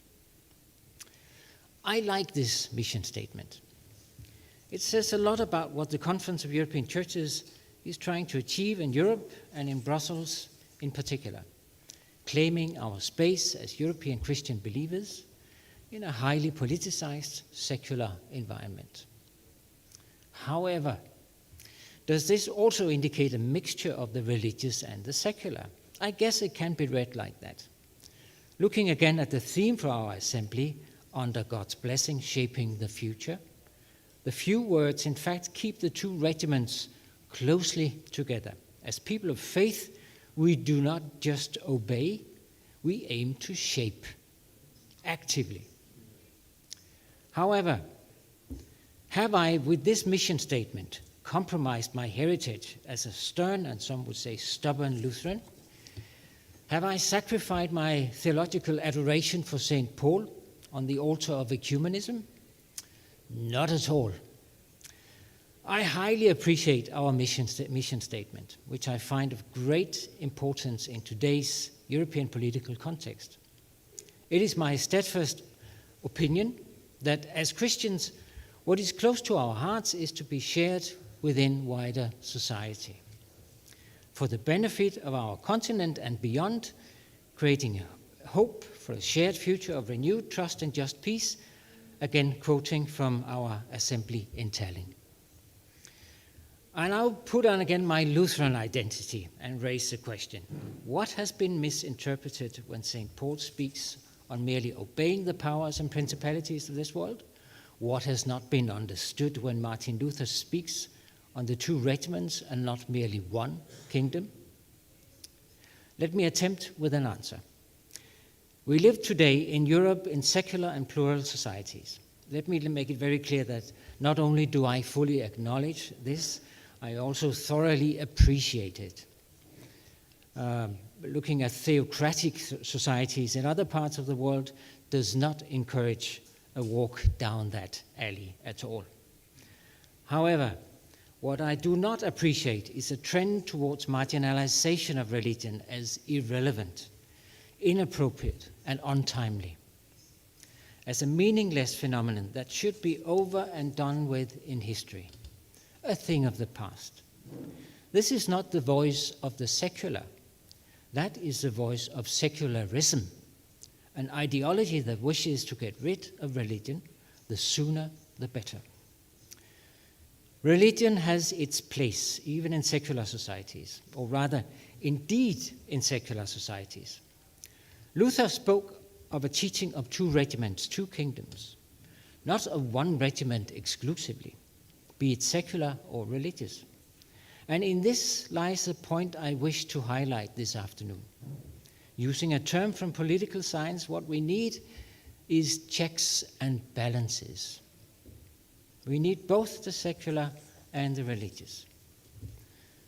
Obviously, I don't need to convince you on that. As we are gathered these days, we celebrate 25 years of dialogue between the EPP and religious groups in Europe. This witnessed to a healthy understanding of the need for both regiments. However, sometimes even the obvious must be stated, sometimes again and again.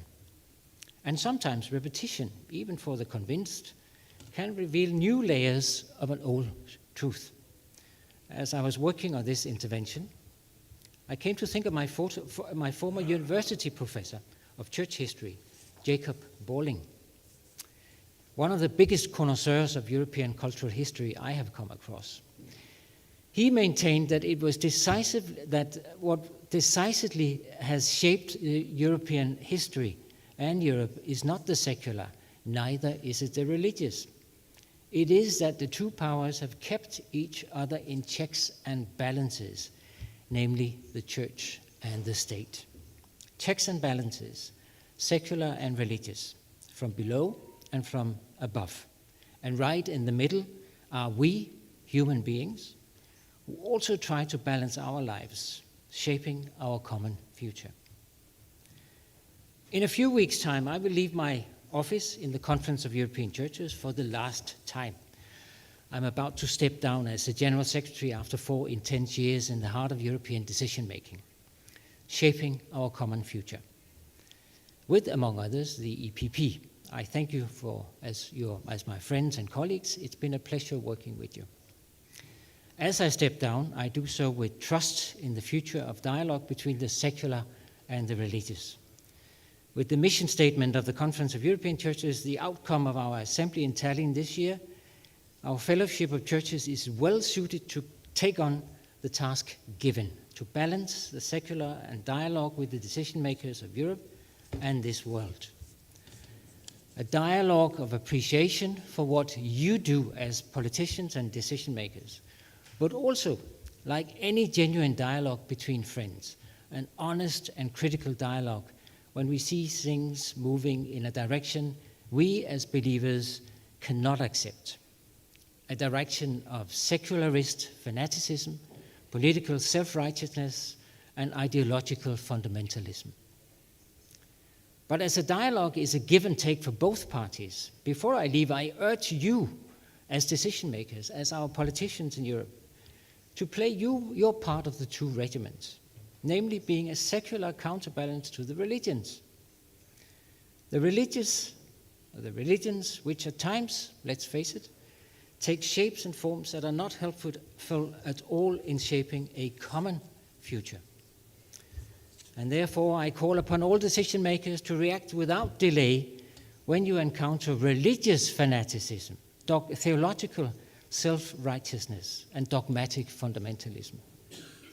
These are religious developments as toxic and revolting as their political counterparts, and must be detected, questioned, and countered before they grow too powerful. Yes, Martin Luther was indeed passionate and very religious.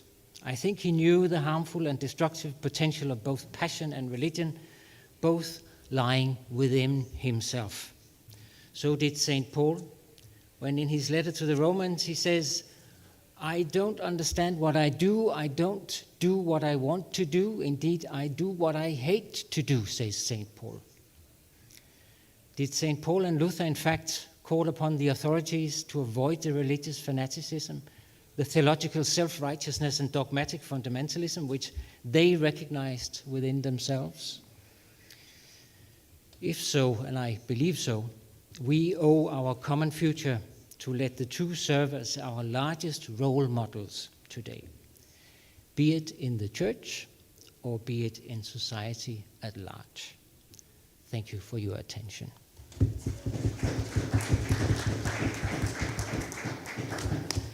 So this is beautifully said, and it reminds me of this, I think it's parable of Evangelion when they said that God is not in a storm, but in a slow breeze, yes. In a breeze. So the balance is needed. And now we are coming to Mr. Mohammed Ayana El Awafi. He's been a secretary of the Islamic Commission of Spain since 2016. Religious training in Tangier. Sorry, I got this speaking notes. You received a religious training in Tangier before moving to live in Spain. He graduated from University Extension Diploma in Religion and Law in the Democratic Society, Rights of Coexistence in Plural Context, University of Zaragoza, and has a degree from the Autonomous University of Madrid on Direction and Management of Religious Entities. And I will give you a floor because you have much more to say on the Islamic approach to this issue. Thank you. Buenas tardes. Good afternoon, and let me begin by thanking you for inviting me to this important event, the 25th anniversary of Interreligious Dialogue. I'd like to thank the hosts and Santiago de Compostela for hosting this important meeting. Religious and cultural pluralism is a common feature in the majority of contemporary societies, including European society. Currently in Europe, we have an undeniable religious and cultural diversity, and this pluralism is the natural result of Europe's history, but it's been accentuated by globalization and the technological revolution in communication, media and transport, which have facilitated the circulation of people, ideas and beliefs in all directions. At the level of European states, although the majority define themselves as secular or non-religious, In society, religion continues to play an important role in the lives of many citizens, and the result is that we have people who practice different religions, such as Christianity, Islam, Judaism, Hinduism, etc. And in this context of religious pluralism, dialogue is seen as a moral and social obligation. It's a bridge that connects the different elements of society and promotes mutual understanding and respect, bringing people closer together and confessions closer together. I'm briefly going to give you the Islamic religious point of view on dialogue and religious pluralism. For Muslims, the first dialogue recorded in the Quran is that which took place between Allah and Iblis, the demon. And in this story, Iblis was told, Iblis is the Arabic name for the devil, he was told to prostrate himself to Adam, but he refused because of his pride and said that his own creation was superior. Nevertheless, Allah wisely showed him that greatness doesn't only reside in substance, but in submission and humility. And at that time, he showed us that arrogance is an obstacle on the path towards enlightenment. Now, moving on to religious pluralism, the Quran emphasizes a key idea which is repeated in many passages, and the idea goes as follows. Uniqueness is reserved for the Creator. In everything else, there's diversity and difference. In addition, the Quran highlights that this diversity exists in humanity. It's a natural law and it's an inevitable reality. In the Quran it says, had your Lord so willed, he would have certainly made humanity one single community of believers, but they will always choose to differ. Accept those shown mercy by your Lord, and so he created them.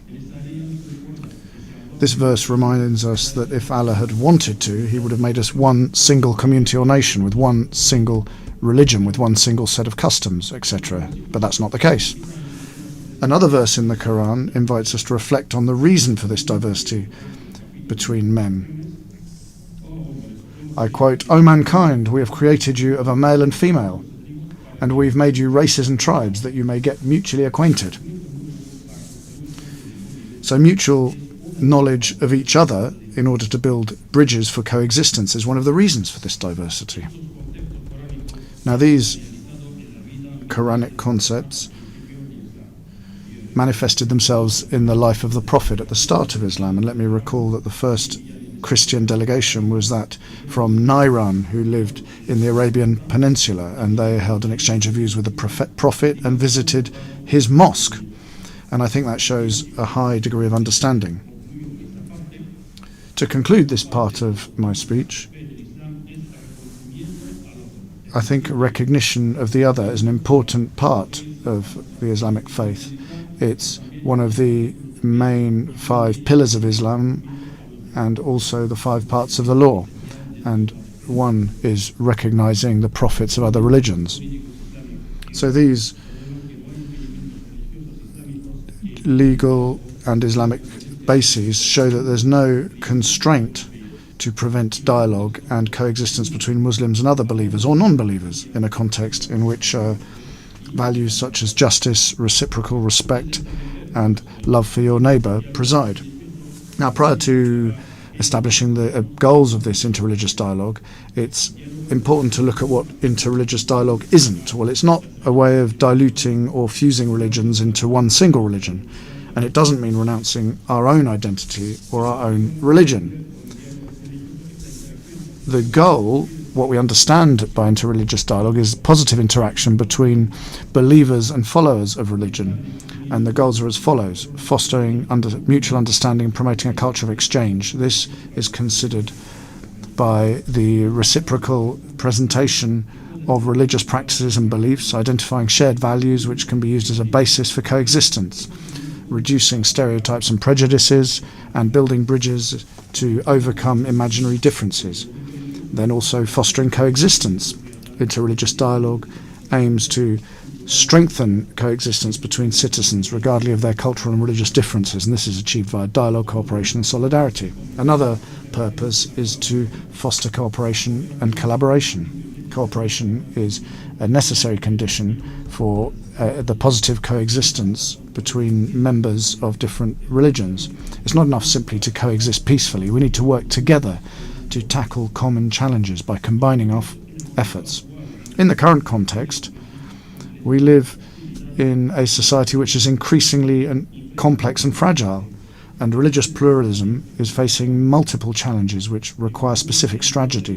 And let me give you some of those. Firstly, the persistence of certain people obsessed with the clash of civilizations or religions, and their effort to find and highlight historical and social moments of conflict, as well as geographical areas in which there are political and social or economic tensions. And what they do is present these non-typical situations as situations that are typical and should govern the destinies of our current society. Another of the difficulties comes from the fact that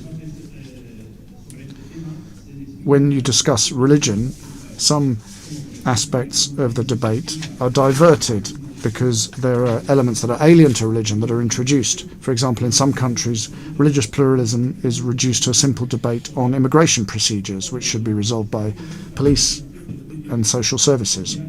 Another of the challenges that we face is the proliferation of social media, or so-called communication professionals, who define themselves as followers or representatives of a specific religion. These individuals make statements that are striking in nature with the goal of having an impact on the social media and getting more followers. All of this is accentuated by the professionalism and sophistication of campaigns based on rumours and fake news, which are used with obscure purposes, and in an immoral and non-ethic manner. Another challenge is the increasing amount of hate speech and anti-religious speech we're seeing and the consequences of that speech. On the 16th of November 2021, the member of the European Parliament from Ciudadanos, she's also a vice chair of the Committee of Civil Liberties of the European Parliament, Maite Pagazaurtundua, presented in Madrid a book called A Cartography of Hatred. It was the result of 2 years of research on hate crimes that take place in Europe, and it covers the period from 2015 to mid-2020. And the book states the follows: if we add up the figures for low-intensity incidents of religious intolerance against Christians, Jews and Muslims and other religions, well, they make up 52% of the incidents that we have. Now, we shouldn't take phrases such as low intensity lightly, because it's true that most of these incidents didn't produce fatalities, but the consequences for coexistence really are very significant. Another challenge is the generalized perception that interreligious dialogue and compromise should be limited to religious leaders, intellectuals or academics, without taking account of believers in their daily lives. So therefore we need to make a further effort to highlight the benefits and social impact of dialogue on society as a whole. Now, these difficulties may well slow down the progress of interreligious dialogue, but nevertheless, these challenges would urge us to be aware of the problem and work together to tackle it. Let me also emphasize that dialogue isn't a goal in itself. It's a way of making possible a movement towards a society in which we can live in peace and harmony. And this is the key starting point for progress in the areas of economics and society, and in fact all areas of our lives. This goal, i.e. lowering tensions in society, was mentioned in the report of the UNESCO Director General of the 5th of April 2007.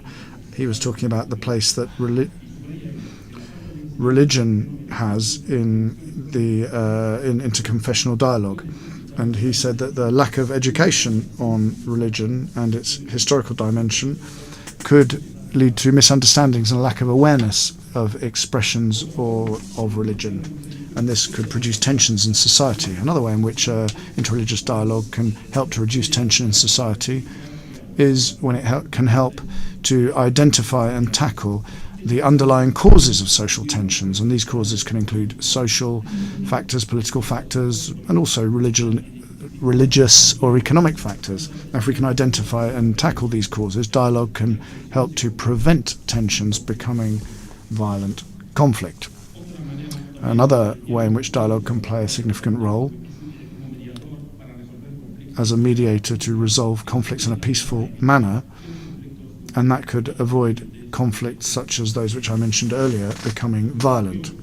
To conclude, religious pluralism in Europe is something that has existed for centuries now, and it continues to be relevant in current society. This pluralism reflects the diversity and freedom of thought which characterizes our society. Interreligious dialogue is a complex process which requires time and effort. It's a powerful tool to tackle tensions in society and to build bridges based on trust and hope for a society that's more peaceful and more harmonious. And this effort is essential to prevent current threats which are using the latest technological developments to produce hatred and fear among people. At the end of the day, it's the responsibility of all of us to promote mutual respect and peaceful coexistence in society. Thank you. Muchas gracias. And now doy la palabra a señora. Thank you, Mrs. Frederique Rayon. National Development, Hispanic Jewish Foundation, and Director of the Friends of Tel Aviv University Association in Spain, a member of the Steering Committee of the Jewish Community of Madrid, in charge of the portfolio of the Jewish School of Madrid, co-founder and a member of the Creative Community for Peace organization in Spain. Madame Rayon tiene la palabra.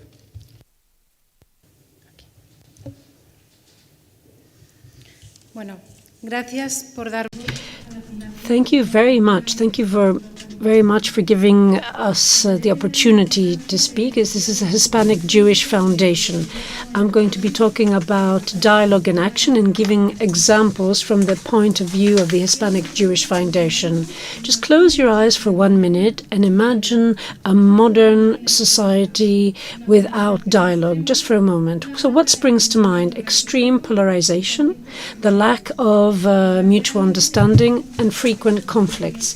Unfortunately, this is extremely reminiscent of the current situation. So we need dialogue. Why is it important? It leads to mutual understanding. It is a very powerful way of promoting understanding between different religious groups. It creates space so that different voices can be understood. It gets rid of the barriers of ignorance and disinformation. When religious leaders and politicians take part in open dialogue, then it prepares a path for understanding. It also resolves conflicts. Dialogue has shown that it plays a role in conflict resolution. It means that when people feel that hard done by, they can express this in a group, and it also fosters multicultural understanding. And these are also ways for intercultural exchange. And this exchange improves respect, mutual respect, and mutual understanding. So that leads to a global culture that celebrates diversity instead of fearing it. Why is dialogue relevant? In a modern society, religion and dialogue are inextricably linked. The concept of interreligious dialogue and the dialogue between religions and politicians is not only vital, but it's a key tool for understanding. So dialogue is a very strong tool. What does it bring us? Understanding, tolerance, and coexistence. We recognize the fact that the other exists and we acknowledge them. In our world characterized by diversity and complexity, dialogue is vital. It's indispensable if we want to tackle the multiple challenges that we face, from social inequality to global conflicts. We want to build bridges, foster mutual understanding, and striving to find a common ground for the society of the future. Now, I'll talk about how we deal with dialogue in action in the Hispanic Jewish Foundation. So let me just say a few words about what the foundation does. The foundation was set up in 2016 after a specific law went through the parliament, one that recognizes that Sephardi Jews can be given Spanish nationality. And in our foundation, we want to make everyone aware of the history of more than 2,000 years of the presence of Jews in Spain and to showcase the legacy of Hispanic Jewish culture in the world. So we want to recognize, we want to show everyone how much the Hispanic culture and Jewish culture have in common. So it's about education, it's about promoting dialogue and values-based education, especially among young people, making sure that we can live in peace and harmony, even though we're from different cultures and religions. We're fully aware of the very deep impact that interreligious and interpolitical dialogue can have in creating a more harmonious world. It's not just about promoting conversation between people who share the same basic values, but it's about actively taking part in setting up a platform through the Hispanic Jewish Museum where we can hear different voices from different religions and political backgrounds, so we can listen to each other, interact, and learn from each other. We think that being aware of each other, mutual knowledge, is the best way of promoting dialogue. And we believe that dialogue is a powerful tool to promote reconciliation, cultural exchange, peace, and understanding in a world that is more and more interconnected. Now, the set of values, respect for human rights and free will are the main planks for dialogue between religion and politics. Now, this is key for dialogue. We practice tikkun olam, which means repair the world in Hebrew, respect, diversity, tradition, solidarity, effort, community, and innovation. Educating people and teaching them values is extremely important if there is to be dialogue between cultures, religions, and people from different political backgrounds. If there is to be dialogue, there has to be this teaching, education, goodwill, and being positively predisposed to this. Politicians and religious leaders have come together, and one example is how they came together after the 2015 migration crisis. We had people from different religious backgrounds and politicians who played a key role in humanitarian efforts and in promoting policies for migrants. This showed how compassion and cooperation can win the day in times of crisis. The role of organizations such as our foundation have an important role to play. They become tools that facilitate critical dialogue. How is this? Because they're not religious institutions, they're not political institutions, they can bring people together and offer neutral platforms for open and respectful dialogue. It's not just about facilitation, it goes beyond that. We actively work to make sure that different voices can be heard at the table and that we respect the rights of minorities. There were conferences, cultural events, workshops. This is what we organize, and they're the perfect fora for understanding and cooperation. It's about education and teaching. We want to get rid of stereotypes and prejudice so that we can pave the way for more effective dialogue. I'm just going to give you some specific examples of dialogue in action.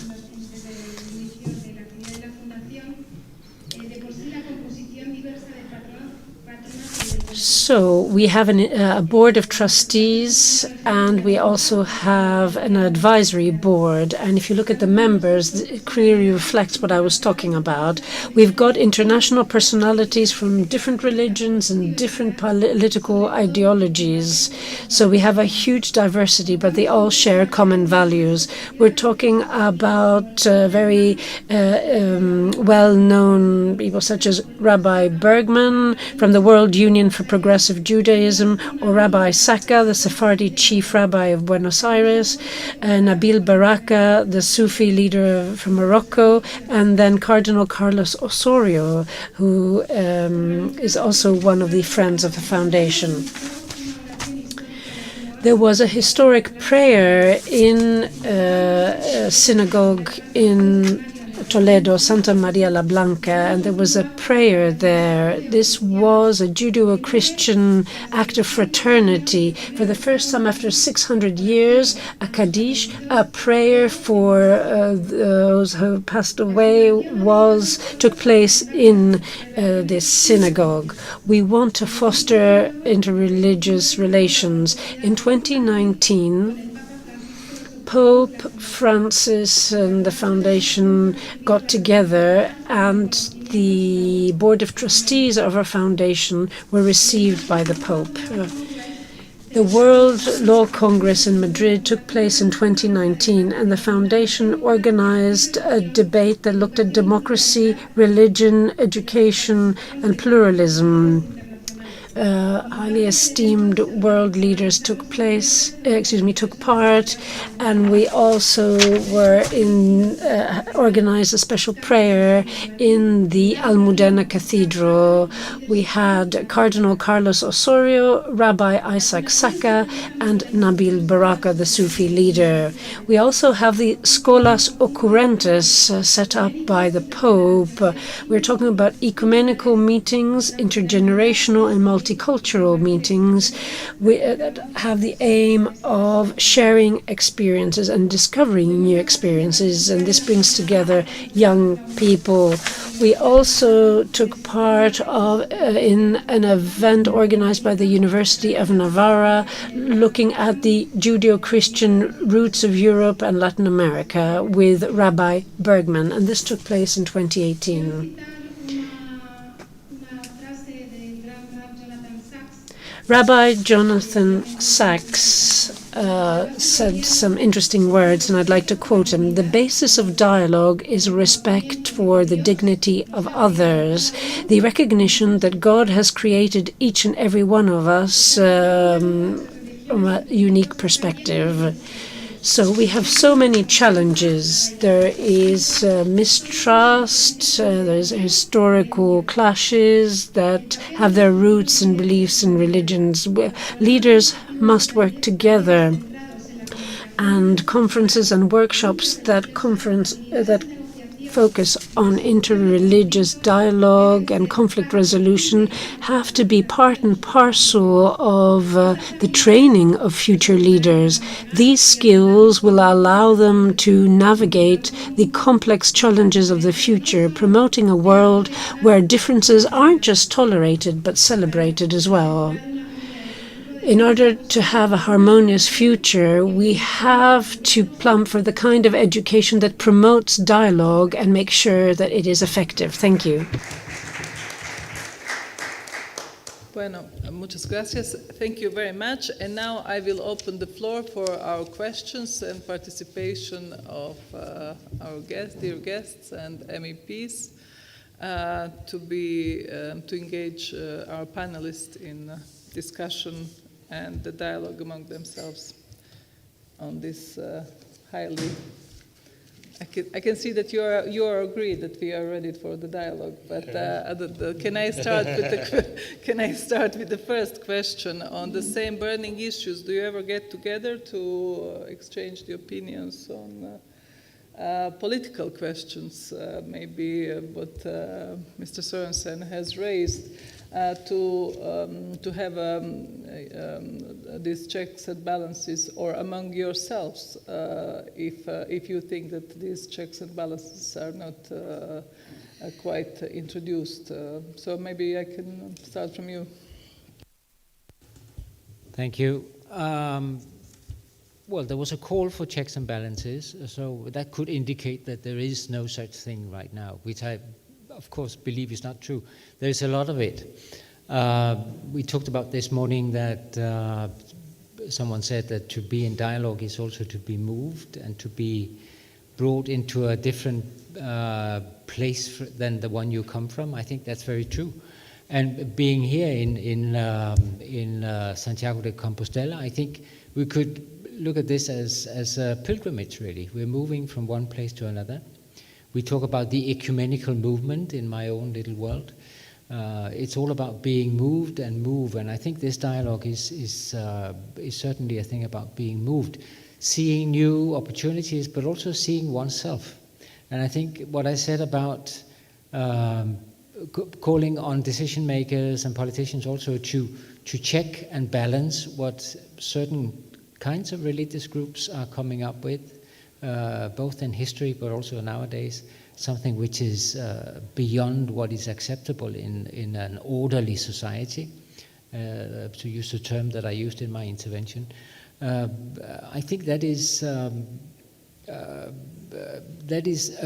an insight that has also been gained from dialogue with other faith traditions and dialogue with the secular world, that I need this because I have it in myself.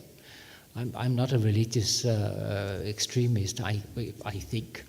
But I think we all know that we also contain this kind of religious sentiments. Everyone does that. And to check that against one another, to check that against and over against, in the positive way of understanding this word, people from other faith traditions, but also from people who come from a secular context. I think we need to do that from time to time, to get moved, and to get moved out of our own comfort zone, to see what do other people actually think about what you say and what I think and how I believe the good society should be. It's about checks and balances, about being moved when we are in dialogue with one another. Right.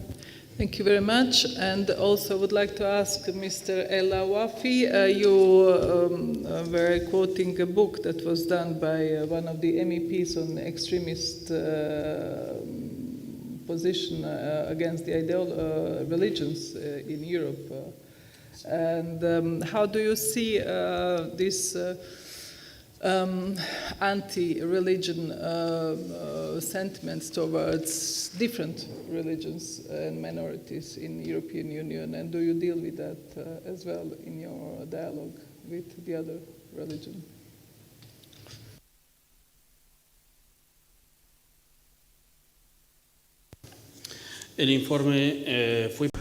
Well, the report was presented in Madrid in November 2021. It was the result of 2 years of research in various countries, including Spain and Germany.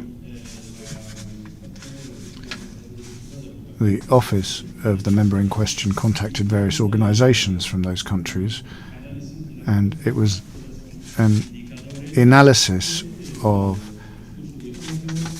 indicators of hate speech and many other things as well. And the surprising result was that if you add up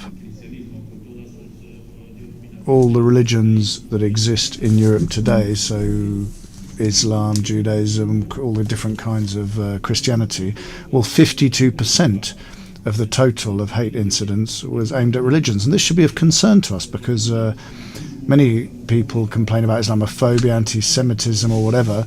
Well, people say, nah, this is an exaggeration, you know, a temporary thing, etc. But I think that the European Parliament, or decision makers anyway, should be aware that this is something that's happening. We need to take note of it, and we need to check whether it's going to have consequences in the future, because we shouldn't let this phenomenon increase in scope and become out of control.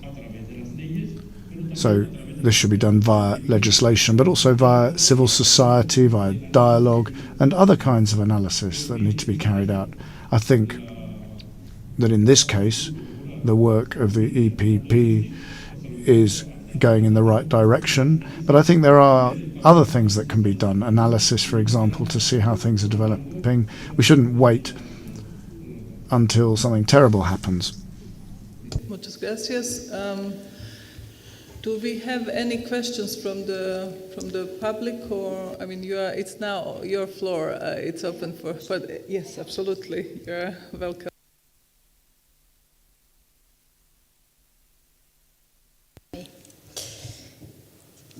Sí que me interesaría saber. I would be interested to know how the EU can provide education in values and help forge new leaders who are going to shape our future and this possibility of dialogue. How do you think that we can help? Do we have someone who would like to answer these questions from our MEPs? Because I'm a panelist, so maybe Tomasz Zdechowski.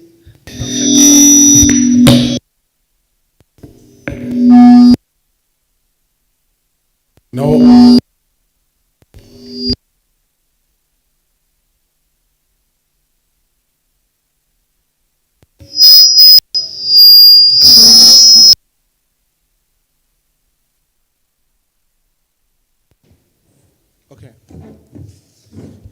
Okay, one question about the future, because we see a lot of extremism in the Europe, and extremism is growing, especially in Muslim communities.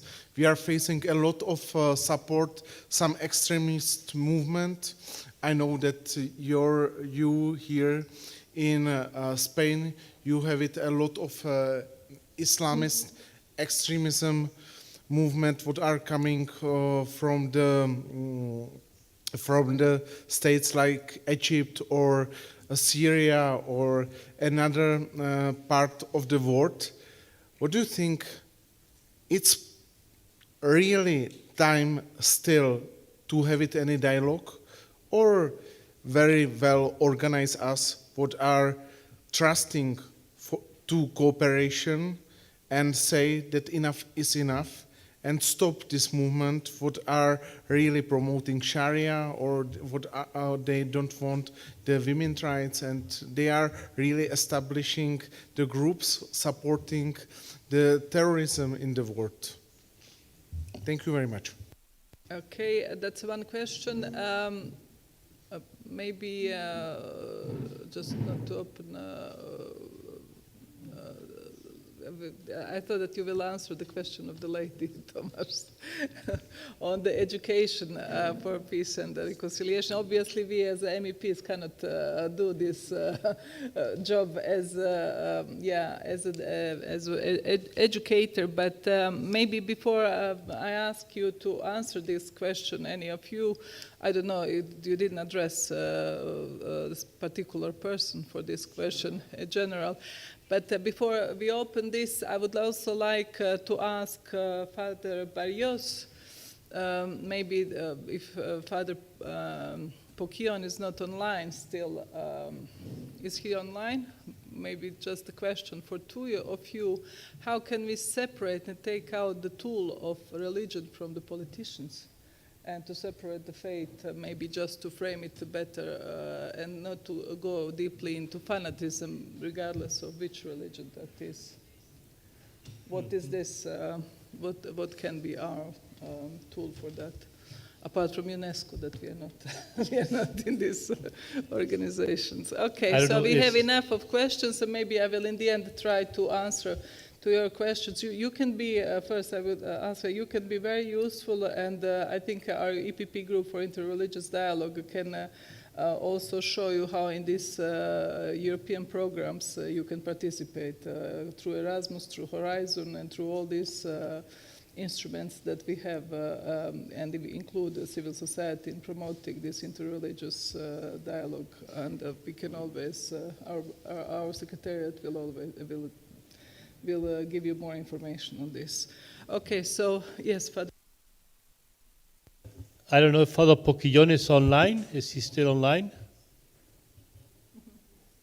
So you can start start and then we will... Yes, yes, but I couldn't speak. Yeah, yeah.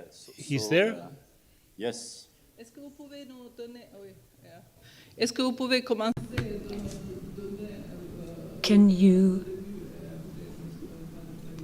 start, and then we'll give the floor to Father Barrios. For giving me the floor. I would like first to try to address the first question raised by our dear MEP from the floor. This question is not a question directed to Muslims. It's a question directed to all of us, because we are living in the same society. And there is a problem, we discussed that many years ago and since then, of religious illiteracy of the society as such. The ignorance of your own religion is making you a prey for groups, including for political groups. And so I'm answering both questions at the same time. My concern is that there is a tendency to erase religious topics or religious references from the society. If we do not understand them anymore, anybody can come with a specific meaning, totally outside of context, and impose it because it's trendy, because it's fashionable, because there is a charismatic leader. So you have, as politicians, a strong responsibility, not in avoiding to use the tool of religion, but taking it seriously for what it is. It's not a tool, it's a dimension of human life. If it's a tool, it means it's idolatry.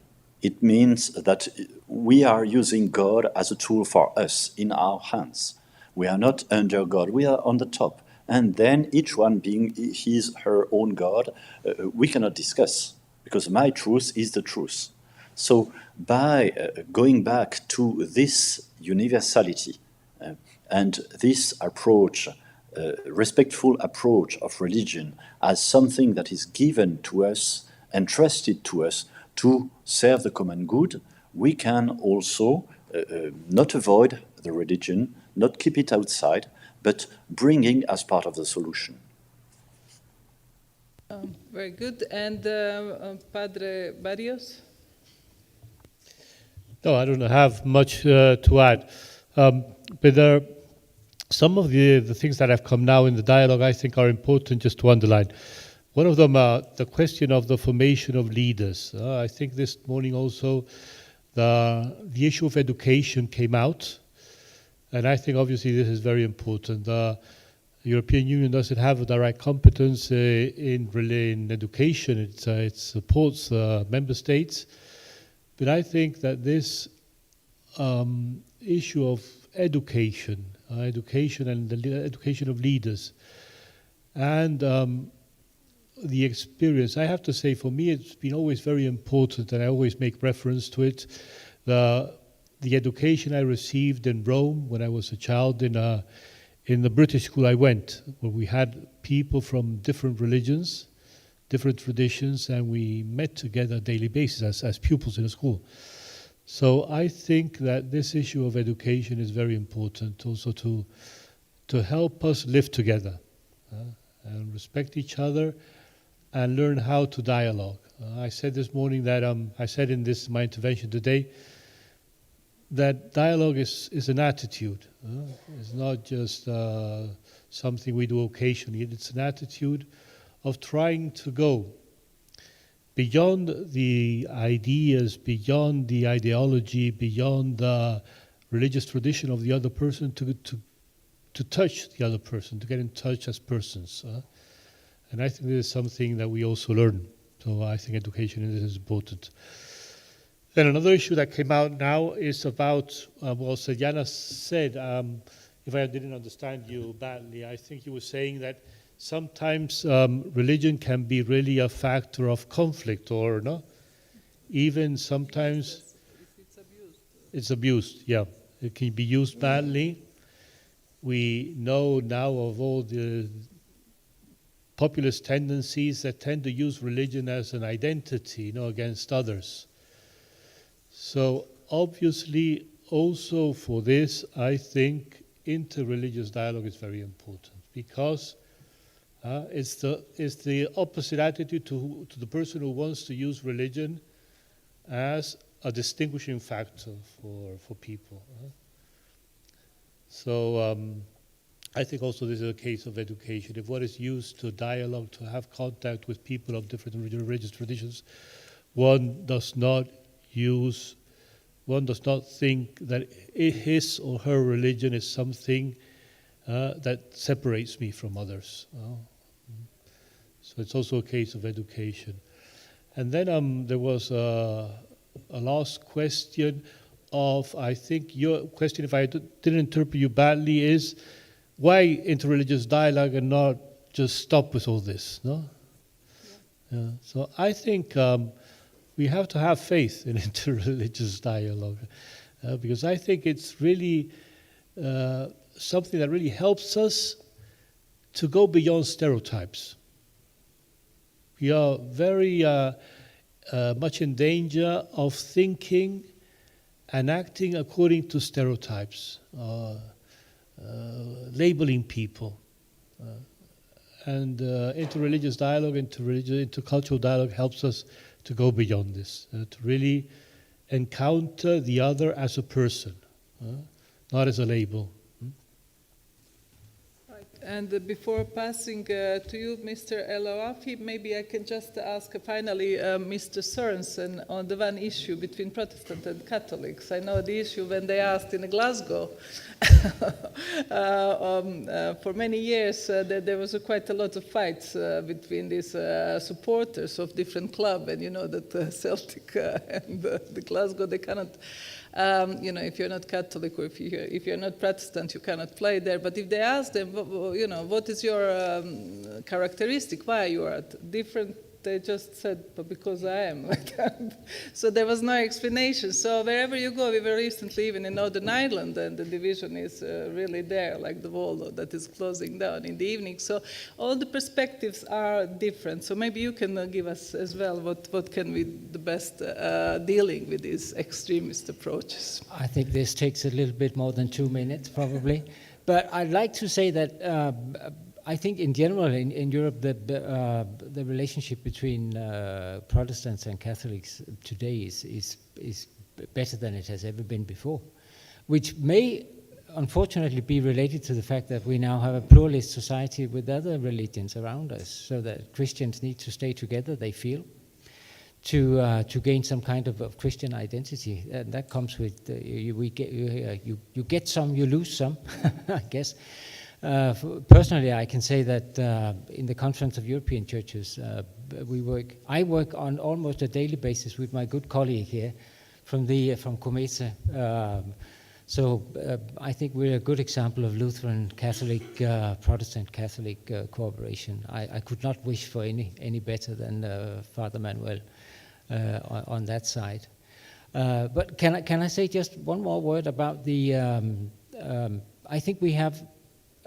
Speaking of dialogue between, now this dialogue organized by EPP, but with people of religion, of religious faith and religious belief, I think we have, and it was said also by Father Olivier, it's a common project we have together. We gather here, we are the ones who wish to be in dialogue with one another. We belong to kind of the middle road. We are neither religious extremists nor political extremists, but we come together, we sit together, we talk together. I think we have a common project to encounter extremism in Europe. Political extremism, I think we as believers, as faith communities, we don't really understand. It's a self-confession. I don't think we always really understand what the impact of or the nature of political extremism. On the other hand, I think sometimes our politicians and decision makers don't really understand the nature of religious extremism. Let's talk together. I think we have something that we need to sort out together. We will never as a good Lutheran, I know that there will always be sin amongst us, but so we will never get rid of it totally. But I think we need to find ways and means so that we can have solid, decent societies where extremism is not the norm, but somehow marginalized. We need to do this together. Absolutely. Finally, Mr. El Awafi, do you share the opinion that sometimes the Islam is being twisted because of the teaching that comes from some unorganized, maybe religious leaders that sometimes make this religion go to the different interpretation? Puede ser. Yo quiero compartir. Well, yes, it's possible. I want to share with you an idea that we sometimes see in society in general, which is that some people try to compare the followers of certain religions as if they were, and I apologize for this, users of mobile phones or whatever, and they're looking for portability, and I'll take this from you, I'll take that from you, whatever. But those of us who know about religion know that everyone will receive what corresponds to them, that people shouldn't worry about that. And what does that mean? Well, that means that, as I said at the start, Islam, through history, has had moments that were more positive and some that were more negative, as has been the case for religions here in Europe. And these processes have happened. I mean, there are terrible events that we can look back to in history, and then there are events now. I mean, and society has the tools to deal with them. Civil society needs to do its work, and so do the forces of law and order. I mean, look at dialogue between two countries, for example, in Lebanon and in South Africa. I mean, interreligious dialogue really made a massive effort to pacify and to take away tensions from society. So those are the two examples I wanted to mention. Gracias. Y al final, Madame Ohayon, what would you see? I mean, this Sephardi community here in Spain is now being widely accepted many years after this reintroduction of the right to have Spanish citizenship and everything. So how this teaching about the culture and history goes among Spanish society? Maybe you can finally tell us about this.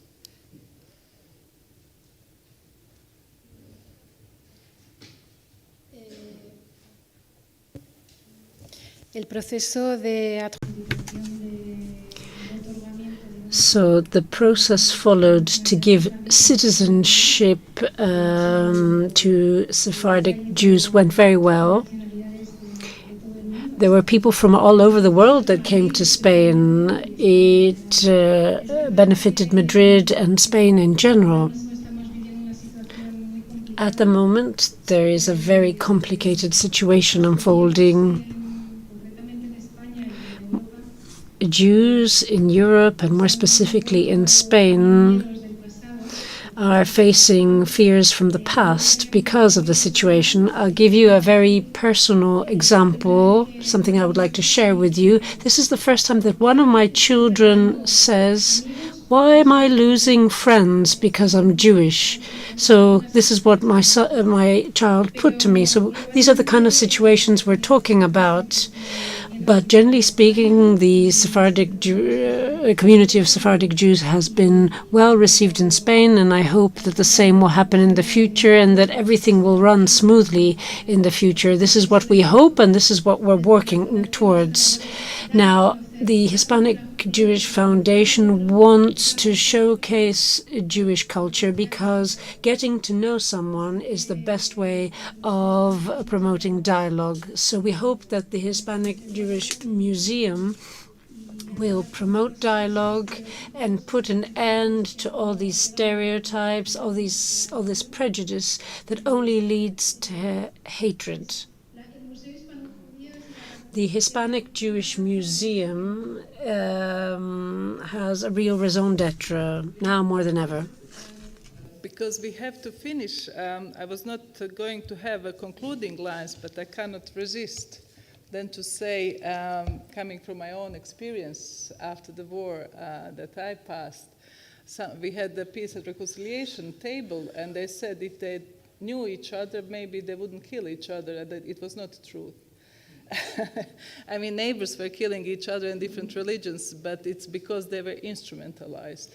So I would never, I would really go for with saying of Mr. El Alfi, teaching from the Morocco that introduced security measures as well, and coming from the king, and Mr. Sorensen, who said that we need checks and balances and watch each other as a politician, as a religious leaders.